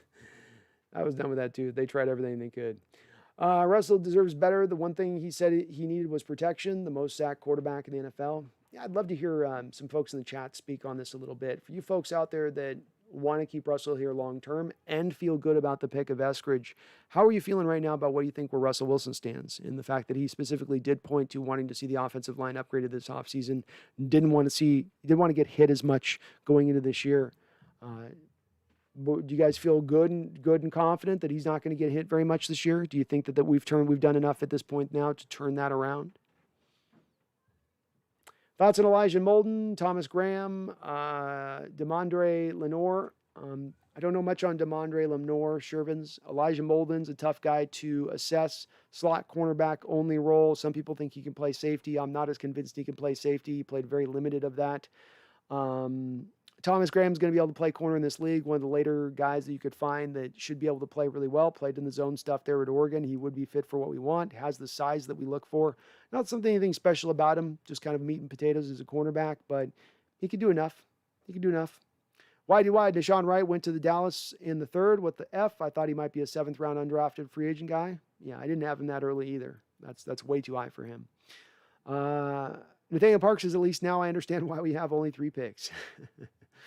Anthony Bain, Melifonwu is not good at all. Bad hands, bad hips. Sounds like Flowers to me. I didn't see the bad hips on him when I watched the tape on him. His hips were pretty good. He could flip and run with anybody. He plays in a Seahawks scheme there at Syracuse, and he played well within it. I like the pick there for Detroit. I like the value as well. J.J. Epperly, Molden's a slot. We don't need slot. We need outside corner. I would piggyback on a J.J. Epperly's comments on that Sherman and second that notion in the respect of you already got Ugo, who played potentially right next with DJ Reed as your best corner last year on the field. You also have Marquise Blair coming back as a backup to slot. You'd really get a lot of redundancy there by going for Molden then at the 4th at that point in time.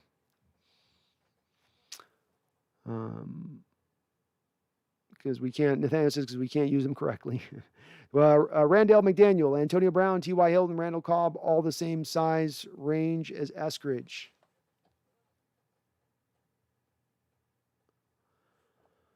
Yep. There's been a couple guys been okay, I guess. Yeah. I'm glad to hear you're on board with it, Randall. I'm glad you're confident in this pick. You know, I don't see it, man. I just don't see it, bud. Brian Myers, do do not like the pick, but add one strong offensive line to add the line. I don't know. Can you write that again, Brian? I didn't know what you mean there.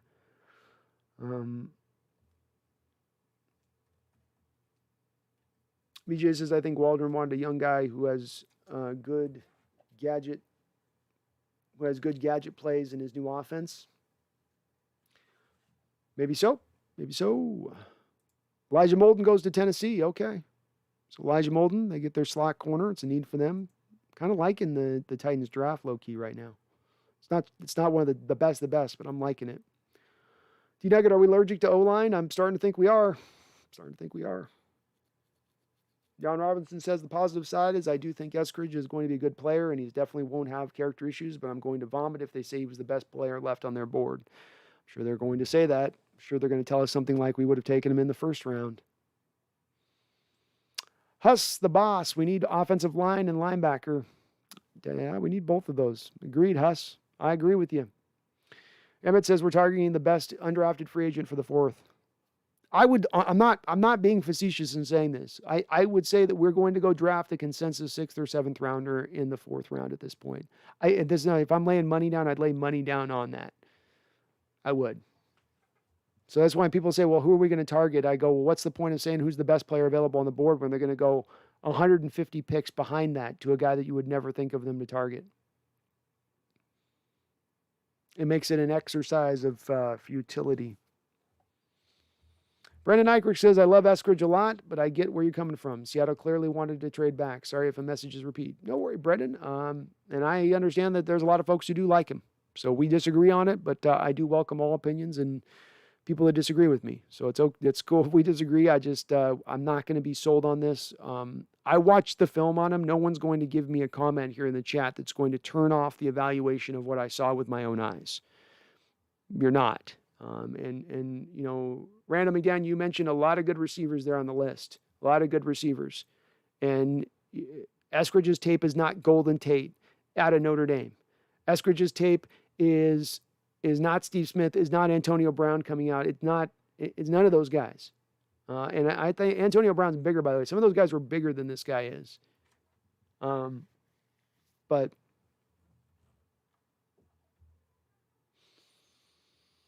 George Brady laughing my ass off. You look pissed. I am pissed. I am not a happy YouTuber at this moment. I'm not a happy YouTuber. And I wish this is in a lot of ways just killed my energy for this draft right now. I'm trying to get it back. I'm gonna need a night of just blowing off some steam here, because this is yeah. Jeff Rhines, thank you for the $10 donation. It's been a tough day for me, but it's not been tough for you guys with the donos. You've been coming in strong, supporting the channel as you ever do. I really do appreciate all of you for doing that. Thank you so much. He says, well, Brandon, I have to say it. I'm already looking forward to your recap analysis of how everything this offseason starts to shake out around game 5 to 6 this season. You always keep it real. Thanks for that. Well, thank you for the $10 donation, Jeff, and you always do come in strong on the dono game, and I'm going to be coming in with some big-time analysis. Unfortunately, right now, I get to come in with analysis as I go forward into the season that's going to do the stuff that's going to hurt my channel. It's always the best part that I get to arrive at by being honest and trying to be upfront about this channel, is that when I get to arrive at stuff that's negative and it's not happy, joy, well, that just means that what's going to happen now is I get people that hit the dislike button and leave the channel, unfortunately. But I can't be dishonest, and I can't dress things up, and I can't call something beautiful and great when it is not. I've been at this way too long. I've watched way too much football over the course of my life. You ain't tricking this old dog. You ain't doing it. I don't know everything about everything, but what I know about, I know. And I'm riding with my opinion on this. I'm riding with it. Just like I rode with my LJ Collier pick and it was proven right. Just like I rode with my Jordan Brooks pick and it was proven right. Just like the assembly line of dozens of things that I predict on and say are going to happen are going to pull true. And one of these days, I'm just going to start assembling a whole video that I can just link people back to when they go, what have you been right on? What have you been correct on? And I'm just going to put a whole compilation together of me saying, this is going to happen, then it happens. This is going to happen, then it happens. This is going to happen. Here's the date with me saying it, and then here's the date where it occurs. Maybe I can get some traction that way. John Robinson, God, I would have loved them to sign a wide receiver 4 before the draft. I would have done too. By not signing a wide receiver, by not getting that in free agency, you've created the need that then you had to reach for in this draft. This is what you do by not properly roster building. Huss the boss. We need offensive line for Russ. Otherwise, Russ will tell us peace out. Yes, he will, Huss. Yeah, he will. You want to know why I'm mad about this? Is it just because I'm down on Eskridge as a player? No. No. Is it just because we have so few picks in this draft? No. Is it also because this kind of move eventually opens the door wider to Russell Wilson leaving and opens the door wider to that potential happening next year? You're goddamn right.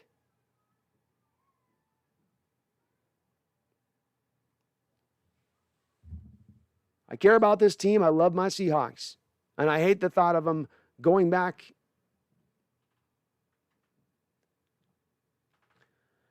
Randall McDaniel, Eskridge bigger than Elijah Moore on every measurement besides hand, 12 pounds heavier as well. So I don't think if he's successful, his size would be an anomaly. By far his best year was shortened.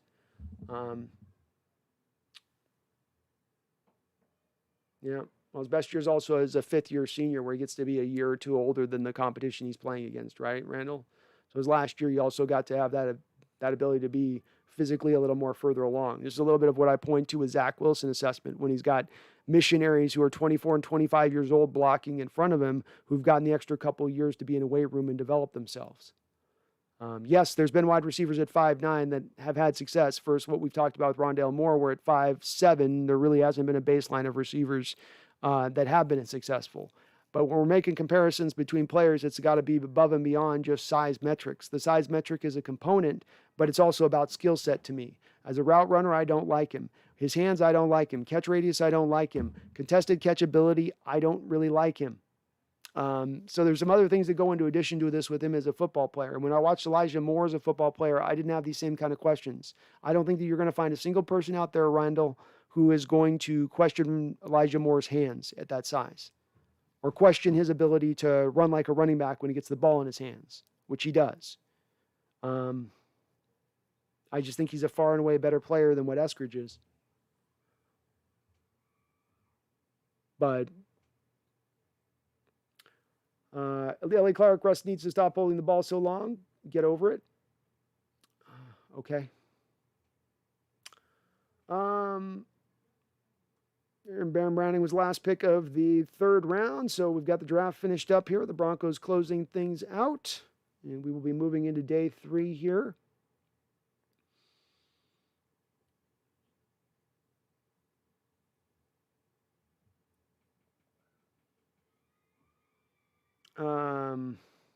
Seahawks Gaming, I think Max Straw meant to say Creed Humphrey. He did play 14 seasons, and the Hawks had concussions or something.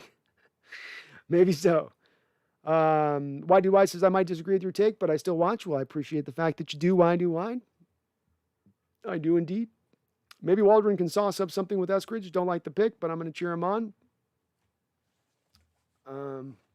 Yeah, I'll be cheering him on. I will. Ellie Clark, you guys stay happy. Go Hawks. Peace out, dudes. Thank you, Ellie, for coming in from Australia. Hope you guys are doing good down there. Micah Parker, John Ross was a faster, better player and consequential nothing burger in the NFL. Yeah. And there's not, I'm not infallible. I'm not on a MIP of him. There's a chance that Eskridge could work out. But if I'm playing the chances and I'm playing off the problems that I see with his game and the limitations that I see with his game and his age and playing at a lesser conference and that type of thing, and we put all that together in my particular blender of evaluation, I come out the other end of it saying I am far from sold. Far, far, far, far from sold. Far from sold. Thoughts on Shaun Wade if he's available for us? Shaun Wade is a guy I was pretty low on. There's so many other cornerbacks in this draft that are bigger, that fit within our scheme, that showed much better tape than what Wade showed. He's a little bit of like what Shaquille Griffin was in Ohio State, playing the single eye cover 3 look that you do with corners there. He's going to protect against the deep ball, and he can do that very well. That's about all he really can do. So he's going to give up all of the short routes up underneath, the in routes, the slants, all that stuff. He's going to give that up, and then he'll be there to tackle the guy. But he's always got it in the forefront of his mind to just protect against the deep ball, and that's the only thing he kind of keeps at the forefront of his mind, unfortunately. So I'm just not really super high on him. If Russ leaves someday, I want it to be the way Rivers left, not the way Rodgers is going to leave. That is what hurts. If Russ leaves, it's because they didn't believe in him. Yeah. I just always hate, you don't have those moments as a franchise where you have a Hall of Fame quarterback in the middle of his window and you have an opportunity to strike while the iron's hot. And so when you make moves that aren't really indicative of that and sort of don't allow you to take full advantage of that time frame, and I would argue over the last 3-4 years, they've not taken advantage of having a Hall of Fame quarterback in the middle of his prime as much as they could to the utmost. That does lead to the opening of the door eventually, where you get down the road of, man, did we get everything out of it? Did we get everything out of it that we could have? I pointed to the Packers having now 3 decades of Hall of Fame quarterbacks playing for them, and that they'll have 2 Super Bowl titles to show for it. Do they look back at that in retrospect 20, 30 years from now and say, we did the most we could? Do we push that as hard as we could? We tried our best. We put it all in year in and year out? Or will they go, well, we had a process. We had a plan that we stuck to. We were very loyal to that plan. Emma Brown, how are we going to F up the 3 first-rounders we get from Russ? Who knows? D-Nugget, I'll always be a 12, but I'm following Russ even to the Niners. Ooh, even to the Niners. Nathaniel Parks not taking a good old line and now might mean we might have to reach or make a dumb trade next year because 3 to 5 starters will probably be gone. Yeah. It's what happened with the Dwayne Brown situation. You never had another answer for Russell Okung when he went on. You let him go in free agency without a true answer for a replacement for Russell Okung, and what happened? What happened there? Scuttle. Then you got to overpay for an offensive lineman. It's worked out, luckily, for Dwayne Brown, but you gave up a 2nd, 3rd round pick at the time for a guy who's 32 years old. Which is not the value even Seattle wanted to give up initially. They wanted to package in Jeremy Lane, who they were done with at that point, not give up another 3rd rounder in addition to the 2nd rounder. But that's what it does lead to. It leads to that. It leads to you then making leaps that you shouldn't have to make because you made mistakes at the beginning of things. BJ says if we can get Trill Williams, I'd be happy with that. I'd like Trill Williams, BJ. He's a good player. DJ Epperly, Eskridge is small but mighty. He might put his head down and run through someone if he can't outrun them. John Ross will step out of bounds if he can't run around them. BJ said we need 4 to 5 needs and we only have 2 picks, and one of them is a 7th round pick. Yep. Randall McDaniel says, I understand the age difference. The talent around him also matters. The Senior Bowl success matters too. I wanted a game breaker, talent at wide receiver. He checks those boxes. He will be a weapon. Well, I hope you're right, Randall. I hope you're right. I hope you're correct, buddy. I really do. Like I said, I disagree at this point. And the Senior Bowl thing, you go watch Senior Bowl tape on these receivers, and they'll line these receivers up opposite cornerbacks, and sometimes they'll put safeties up across from them, which they never should do. And then they'll say, run whatever route you want to run, just get open. And so the receivers go up here, up over here, and then they break open, and everybody goes, wow, look at that. He's just smoking fools out there. Well, yeah, because you have a cornerback literally with nothing else on the football field but just him and all of the football field to work with. So some of that stuff with looking at the Senior Bowl tape and going, but he dominated Senior Bowl. He's a 5'9" explosive guy who has all that space to work with. I'd expect him to dominate at that place. And again, as evidenced by the LJ Collier pick, I like the Senior Bowl and I'll utilize it a little bit, but I don't want that to be some sort of end-all be-all that I end up leaning back on to a degree, which is what they did with LJ. Seahawks Gaming says, for every Steve Smith, there are 100 Tavon Austins. It's kind of my thing with it. For every 5'9" guy that we can find as far as a successful guy, for every 5'9" guy that we find that's that way, I'm going to show and point to you 20 guys that don't work at that same height. And it's their height limitations, which is part of the reason that causes them to eventually fail. We come back again and again, Randall, on this too. Do you want to count on the anomaly? Do you want to count on the exception to the rule? Or do you want to stick to the general rule of thumb? Because counting on anomalies at every left turn is a prerequisite for failure, in my opinion, because of the sheer fact that they don't tend to work out, that they tend to be misses. When you try to count on the outlier, you're going to be left wanting.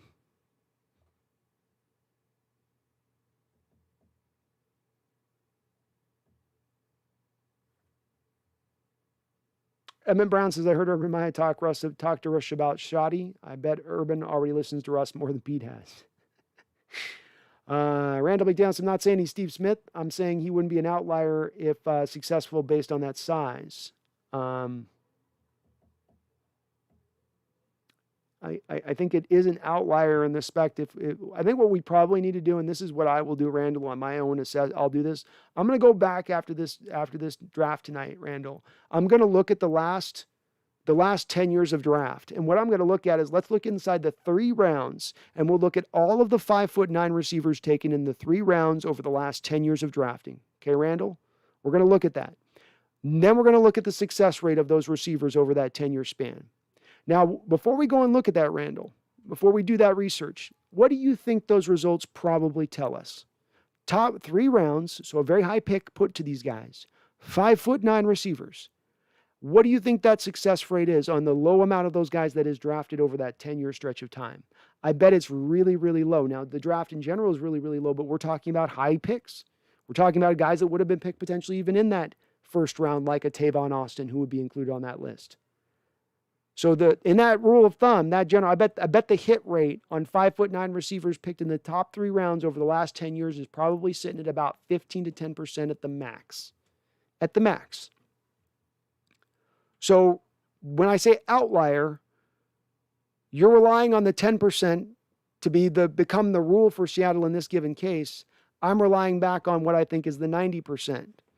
I'm going to do my research on this because I put my money where my mouth is. So I will look at the 10 years of drafting history to back this up. But I feel like I'm probably going to be pretty right on with this. We'll see.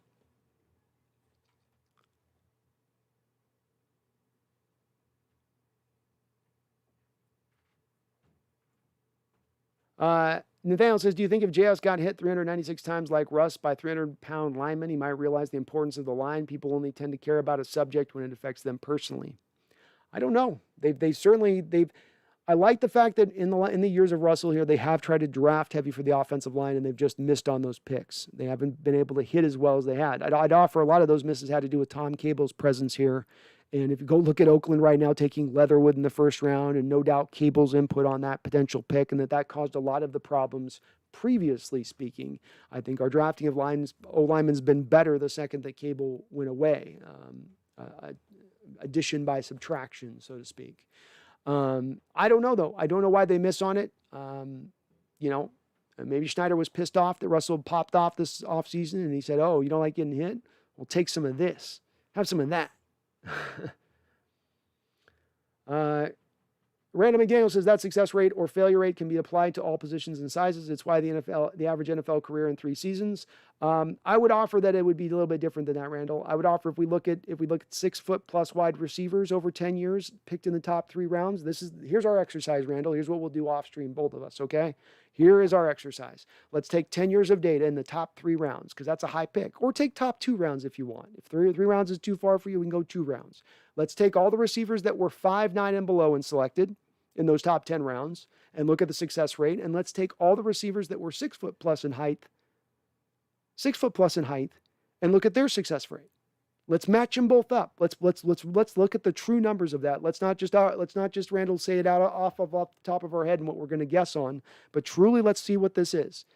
My prediction is, Randall, you're going to see a better hit rate on the guys that are 6 foot plus. The De'Ame Brown that was available there at 6 foot plus height, better hit rate on that type of guy versus the 5'9" receiver. And not just a marginally better hit rate, but I bet you go from seeing it at something like 10 to 15% at the 5'9" receiver to something like probably 30 to 35%. Still fitting within your metrics, Randall. Still fitting within your metrics that most players miss. Most of it's miss. Yes, most do miss. But it's about quantitatively where they miss and how often they miss. And if you're talking about a 10% number versus a 35% number, I'm going with the 35% over the 10%, 7 days a week, twice on Sunday. Seahawks Network, yo, what's up? Just completed a 5-hour stream. Like the player, but second round value. What the F? Could have traded down and gotten minors or Melifonwu, for example. C- grade. You're higher than me on this pick right now, Seahawks Network. You're higher than me on this pick. So if you want to know where I stand on it, that's about right there.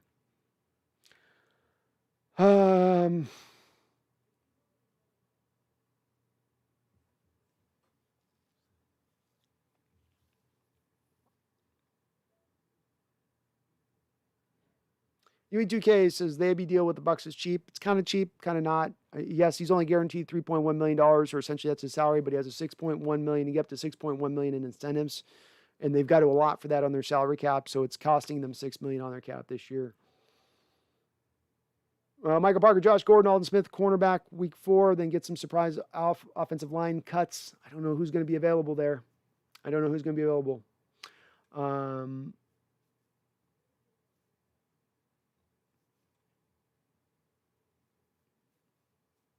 King Prodigy, well, the Rams and KC were gearing up to draft him in the second round if we didn't, so they're got to be seeing something in him. I mean, we're talking about 2 teams that scout pass catching good.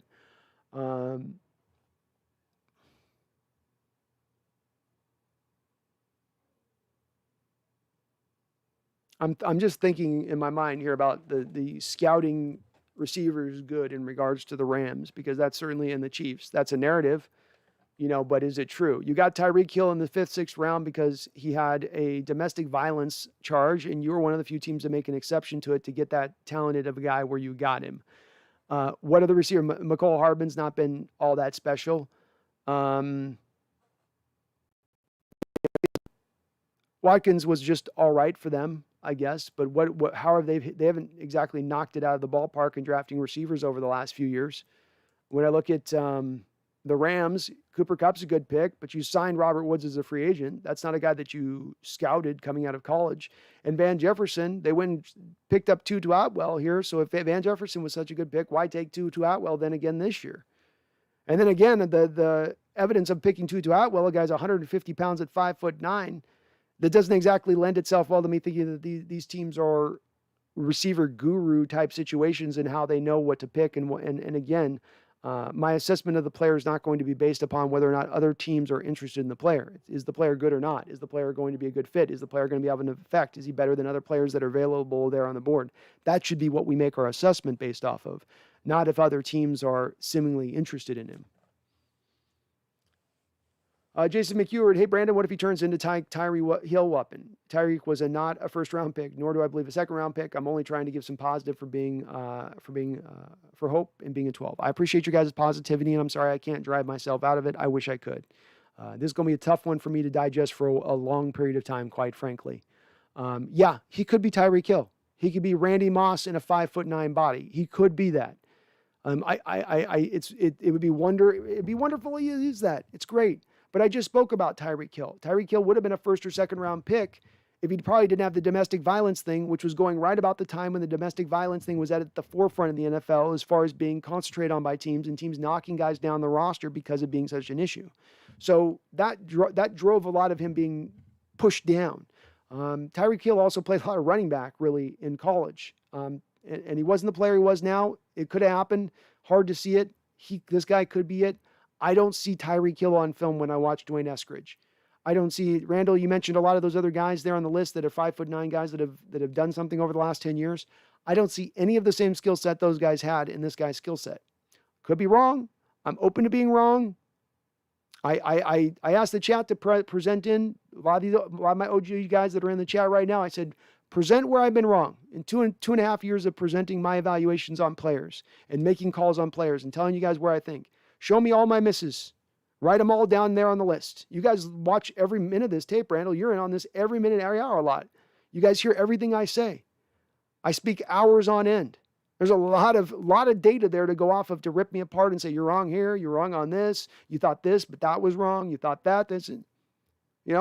I'm the guy who, the day we signed B.J. Finney in free agency, and everyone was like, well, that's our starter. I said, he ain't going to start a single game for us. It's going to need to be Ethan Posick, a guy who had at that point yet not started a single game at center.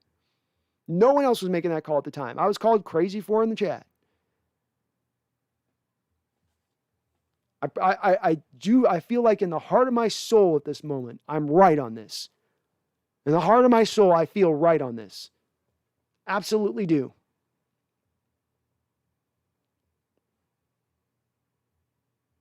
Emmett Brown says Detroit called Schneider to praise him after selecting Chris Durham. Awesome pick.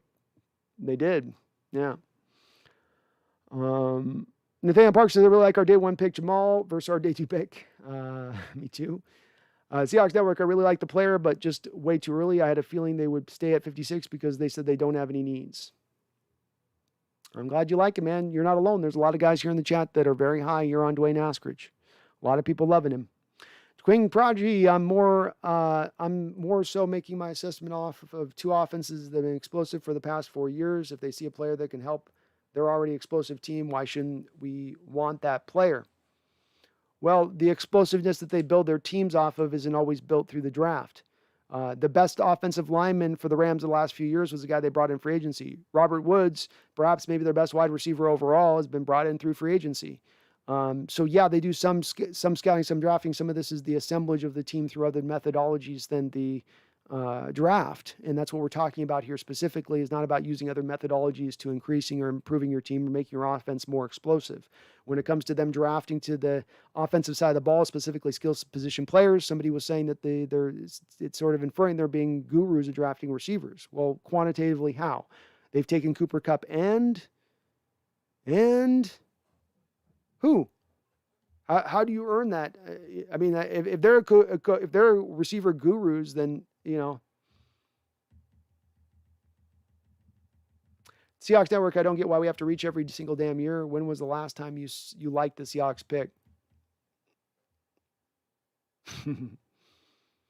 The last early pick I liked. Well, I liked Jaron Reed as a pick. I like some of the second round picks they've made in recent years. I even liked the Lockett pick at the time. But I think Lockett had way better hands than this guy did. I think Lockett was a way better route runner coming out than this guy was. And I think this Lockett had a way better ability to play on the outside than this guy's going to be able to do.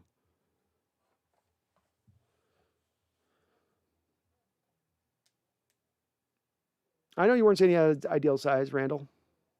Maybe it's semantics. He's a below average size. Yes. His size, if unsuccessful, wouldn't be an anomaly. His size, if unsuccessful, wouldn't be an anomaly. It's the anomaly. Maybe our definitions are different on anomaly here, Randall. Okay. So anomaly is not to me to the rule of thumb. Maybe I'm using this wrong, but this is something that happens and it doesn't normally happen. And it every once in a while comes around and happens, right? That's an anomaly to me. Something that is outside I almost want to bring up the definition on a dictionary. Okay. So like what that's why I was trying to, Randall, draw to you a comparison of take 10 years of data, let's go the top 3 rounds of wide receivers taken. Let's put them in 2 different categories. Let's take the 5'9" receivers taken over the last 10 years of recent data. In the top 3 rounds, let's take all those guys and look at their production. And then let's go ahead and take over the last 3 years, the receivers that are 6 foot plus or taller, and look at their production.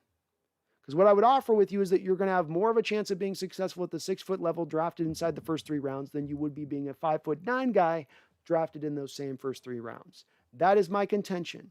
And with a guy like Yami Brown on the board, with a guy like Terrace Marshall on the board that fit those metrics, how can it not then be a bad pick thusly? Just based off of that alone. If that's Randall, if we can agree that that's a truth, let's say that's a truth without looking at it, I will look it up. If we can say that that is a truth, that you're looking at a 10 to 15% hit rate on 5'7" wide receivers taken inside the first 3 rounds in the last 10 years versus a 35% hit rate on wide receivers that are 6 foot plus tall taken in the top 3 rounds over the last 10 years, that's a significant difference. That's significant. And worthy of me being annoyed by. I'm not nuts for being annoyed by that, if that is the truth.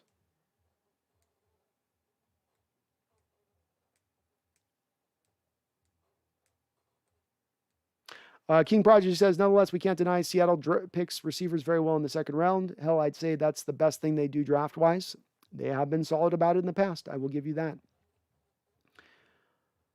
Emma Brown says, is he drunk? I'm convinced John's an alcoholic. Not even joking. D-Nugget, when you don't have a Hall of Fame quarterback in his prime, then you can F around with anomalies. Not now.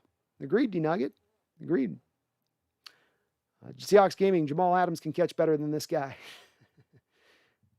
And Jurgens, yeah, it's great to hear that they have a trade lined up. I wish they would have traded back at that point. Then the Rams could have taken Eskridge and we could have gone for a better player.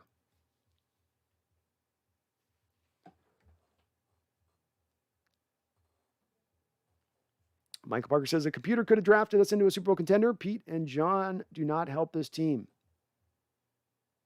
D-Nugget says, Emmett Brown is drunk with power. Seahawks Network, what do you grade this pick? If we only make 3 picks, what do you grade the whole draft? I'd grade a D if we only draft 3 players. I won't grade based off just having a small amount of picks. I'll grade upon the talent of the player that we're selecting. This is a D plus selection for me right now. It's a D plus selection as we sit. Bad value, limited player, limited role and what he can do on this team, and you did it in the second round. That is the down the line mark for failure, in my opinion. Ethan Tech World says Pete said Eskridge's yak yards are what draw him to him. Cool. Dwayne Eskridge will absolutely eat you up in a hurry with his speed. He's a flash, says Lewis Riddick, says Shervin. Notice that Lewis Riddick's not saying anything about his hands, Shervin. Raining Tacos, I think it shows an interest in more RPO next year. Really specific type of skill set on tape. A reach on most boards, but number 20 next generation ranked athlete is a plus. A big our kind of guy pick. I don't know what our kind of guy pick means. I don't know what that means. I'm sorry, I just don't. It's their kind of guy at wide receiver has historically in 10 years been 6 foot tall, 33-inch long arms, and he runs 4.4. That is their guy. They every once in a while make an anomaly selection where they go with a Lockett or a Golden Tate. But those guys are the outliers. Those guys are the few and the far between. They normally go to the 6 foot plus, 33-inch long arms, and 4.4 speed. That's their type. That's what they usually go to. So it's really not their kind of guy. Juice says it should have been Creed in the second. If we got him or a guy like him in the fourth, I would have been happy. Not in the second. I'd be a lot happier if you have Creed and then you can get him moving forward. I don't care where you select him at that point. I'd be a little bit happier with it.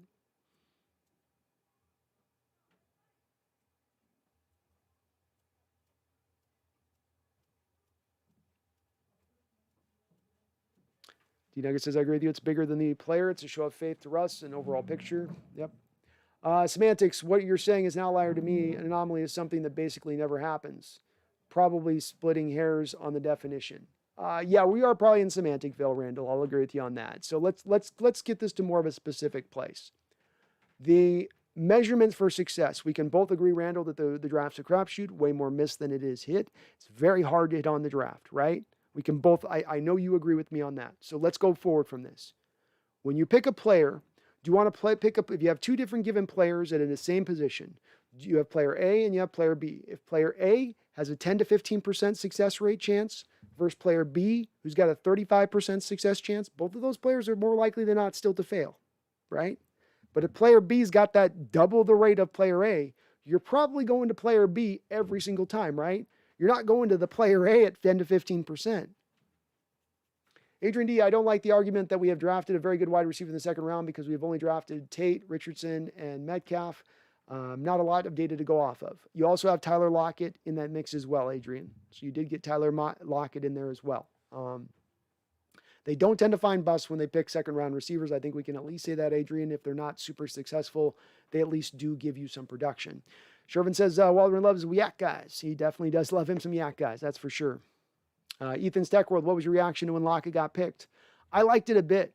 I like football pedigree guys. What I mean by that is if you got an uncle and a father that played in the NFL and you came along as a kid, I'm going to gravitate towards that because we're seeing a lot of success in the NFL with players who are sons of former players. I mean, this draft's loaded up with them, right? Asante Samuel, Patrick Surtain. Hell, the guy we got on our team that's our best wide receiver, DK Metcalf, had dad who played in the NFL because I think these guys get better coaching as they come along as younger guys. So with Lockett, you had a guy that was very refined in his route running technique coming out of the draft. He had better route running than a lot of the guys in that particular draft because of his background. So I liked it a lot because of that. The kick return, punt return game was a bigger part of the NFL at that time. I was excited by his potential with that. I thought we had a very big need at slot at that point in time. We didn't have a Tyler Lockett on the route. Really, you had Doug Baldwin, but you really wanted to keep him more to the outside because you didn't have a lot of outside guys at that moment. So I liked the Lockett pick quite a bit at that time for those reasons, as well as he had really good hands. Despite being small, despite the small hands, despite the small stature, he had a pretty wide catch radius for that size, which was surprising, and he had really good hands to go along with it. Daniel says, I would have given this a B+ if it was our fourth and Humphrey was our second. I'd be probably more likely to do it around that realm of it. MSR Rook says, Carroll thinks he can block well on the outside. Okay. We'll see. 5'9", we'll see. We'll see. Shervin says, if Eskridge is a 500-yard receiver, year one, how will you feel? Same way I feel about this pretty much right now, because you're going to see what happens with the offensive line in that, Shervin. What happens when Posick goes down for 6 games and you have Fuller starting 6 games for you? And that's the difference between you not only just getting the first seed, but just barely squeaking into the back into the playoffs. And then Eskridge gets this 500-yard receiving, but that you are once again one and done. You once again cannot get past, let's say, the first round of the playoffs. Does that 500 yards receiving matter to me at that point? Does it factor in at all, knowing that at the end of the day, this could have been potentially solved by you having a better backup center in place than what you had? Emmett Smith, I tried listening to Pete John. They look lost. This feels lost. Feels lost. Rating Taco says almost all his catches were on RPO, short crosses. It's just too specific. Not sure how they couldn't trade back and get this pick. Me neither, Rating Tacos. I don't know why you would need to pick this year. I don't know. TJ says I also wanted Jalen Mayfield to tackle. Like Jalen quite a bit. Real athletic guy.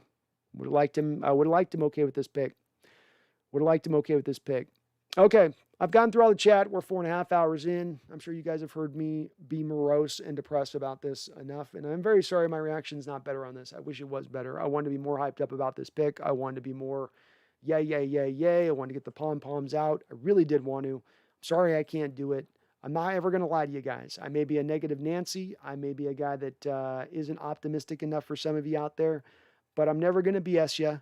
I'm never going to fudge you. I'm never going to snow you. I'm always going to give it to you as straightforward as I possibly can and let the cards kind of fall where they may as far as this channel goes and what that brings about. Hopefully this works out. Hopefully I am wrong.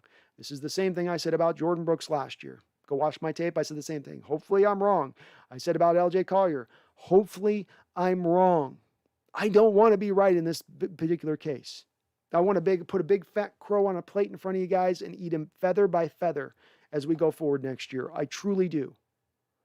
But as I said, I've been at this a long time watching this stuff this closely. And I don't get that feeling. I'm not in that spot. Either way, I'm going to ride with this team. I'm going to die with this team.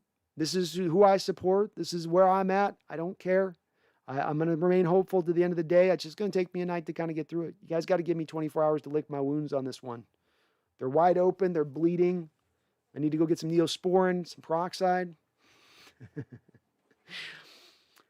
Either way, we'll see how this plays out tomorrow. We got 2 more picks in. We will be with our final third day. If you do happen to like what you're listening to, despite all the negativity, please do, if you're listening to this in retrospect, slam on that like button for me. It does help me grow, helps this channel grow continuously. We had a bunch of guys putting big time donations, multiple $50 donations coming down today, $20 donations, $10 donations. You guys are so giving to this channel. You guys are always encouraging of me. I appreciate your guys' optimism. I appreciate the disagreement as ever. I know it sounds like we go back and forth here with my chat if you're new on this and it seems like we disagree. It is, because I don't want a bunch of people in my chat that are just agreeing with me at every turn. I want disagreement. I will always present that allows you to get your argument at its strongest. What you believe and to get you what you think, it gets you to the strongest point. It makes you tested in what you think to the utmost at that point. It leaves you no openness that you haven't considered potentially.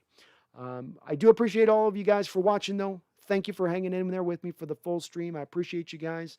Shervin says DK and AJ Brown will both have gold jackets when it's all said and done, and they played for the same trash Ole Miss team. The whole coaching staff should be fired and arrested. maybe so. Randall McDaniel says, bottom line. My bottom line is I don't hate the pick. I do respect your position and point of view on this, Randall. So I know you know a lot of good football. I know you watch this stuff quite a bit as well. It's one of those little places that we happen to be disagreeing on, but that's fine. That's great. I could be completely wrong on this, so we'll see how it all does play out. Thank you to all of you for watching, hanging in there with me. Thank you for all your support. Thank you for slamming that like button. Thank you for any of you guys out there might have subscribed here live on the live stream. Keep the faith, Seahawks fans. Yes, it's another first pick out the gate that's disappointing, but that doesn't matter. That doesn't matter. The night is always darkest just before the dawn. And maybe there is some major, bright, shining move that we are just about to see around the edge of this that will make us all feel so much better in retrospect. I hope so. God bless it. I hope so. Because it feels tough right now, man. It feels real tough. Either way, though, thank you so much, all. I appreciate you guys. Don't forget, even in the darkest hour, never forget, ever forget. Go Hawks. Go Hawks.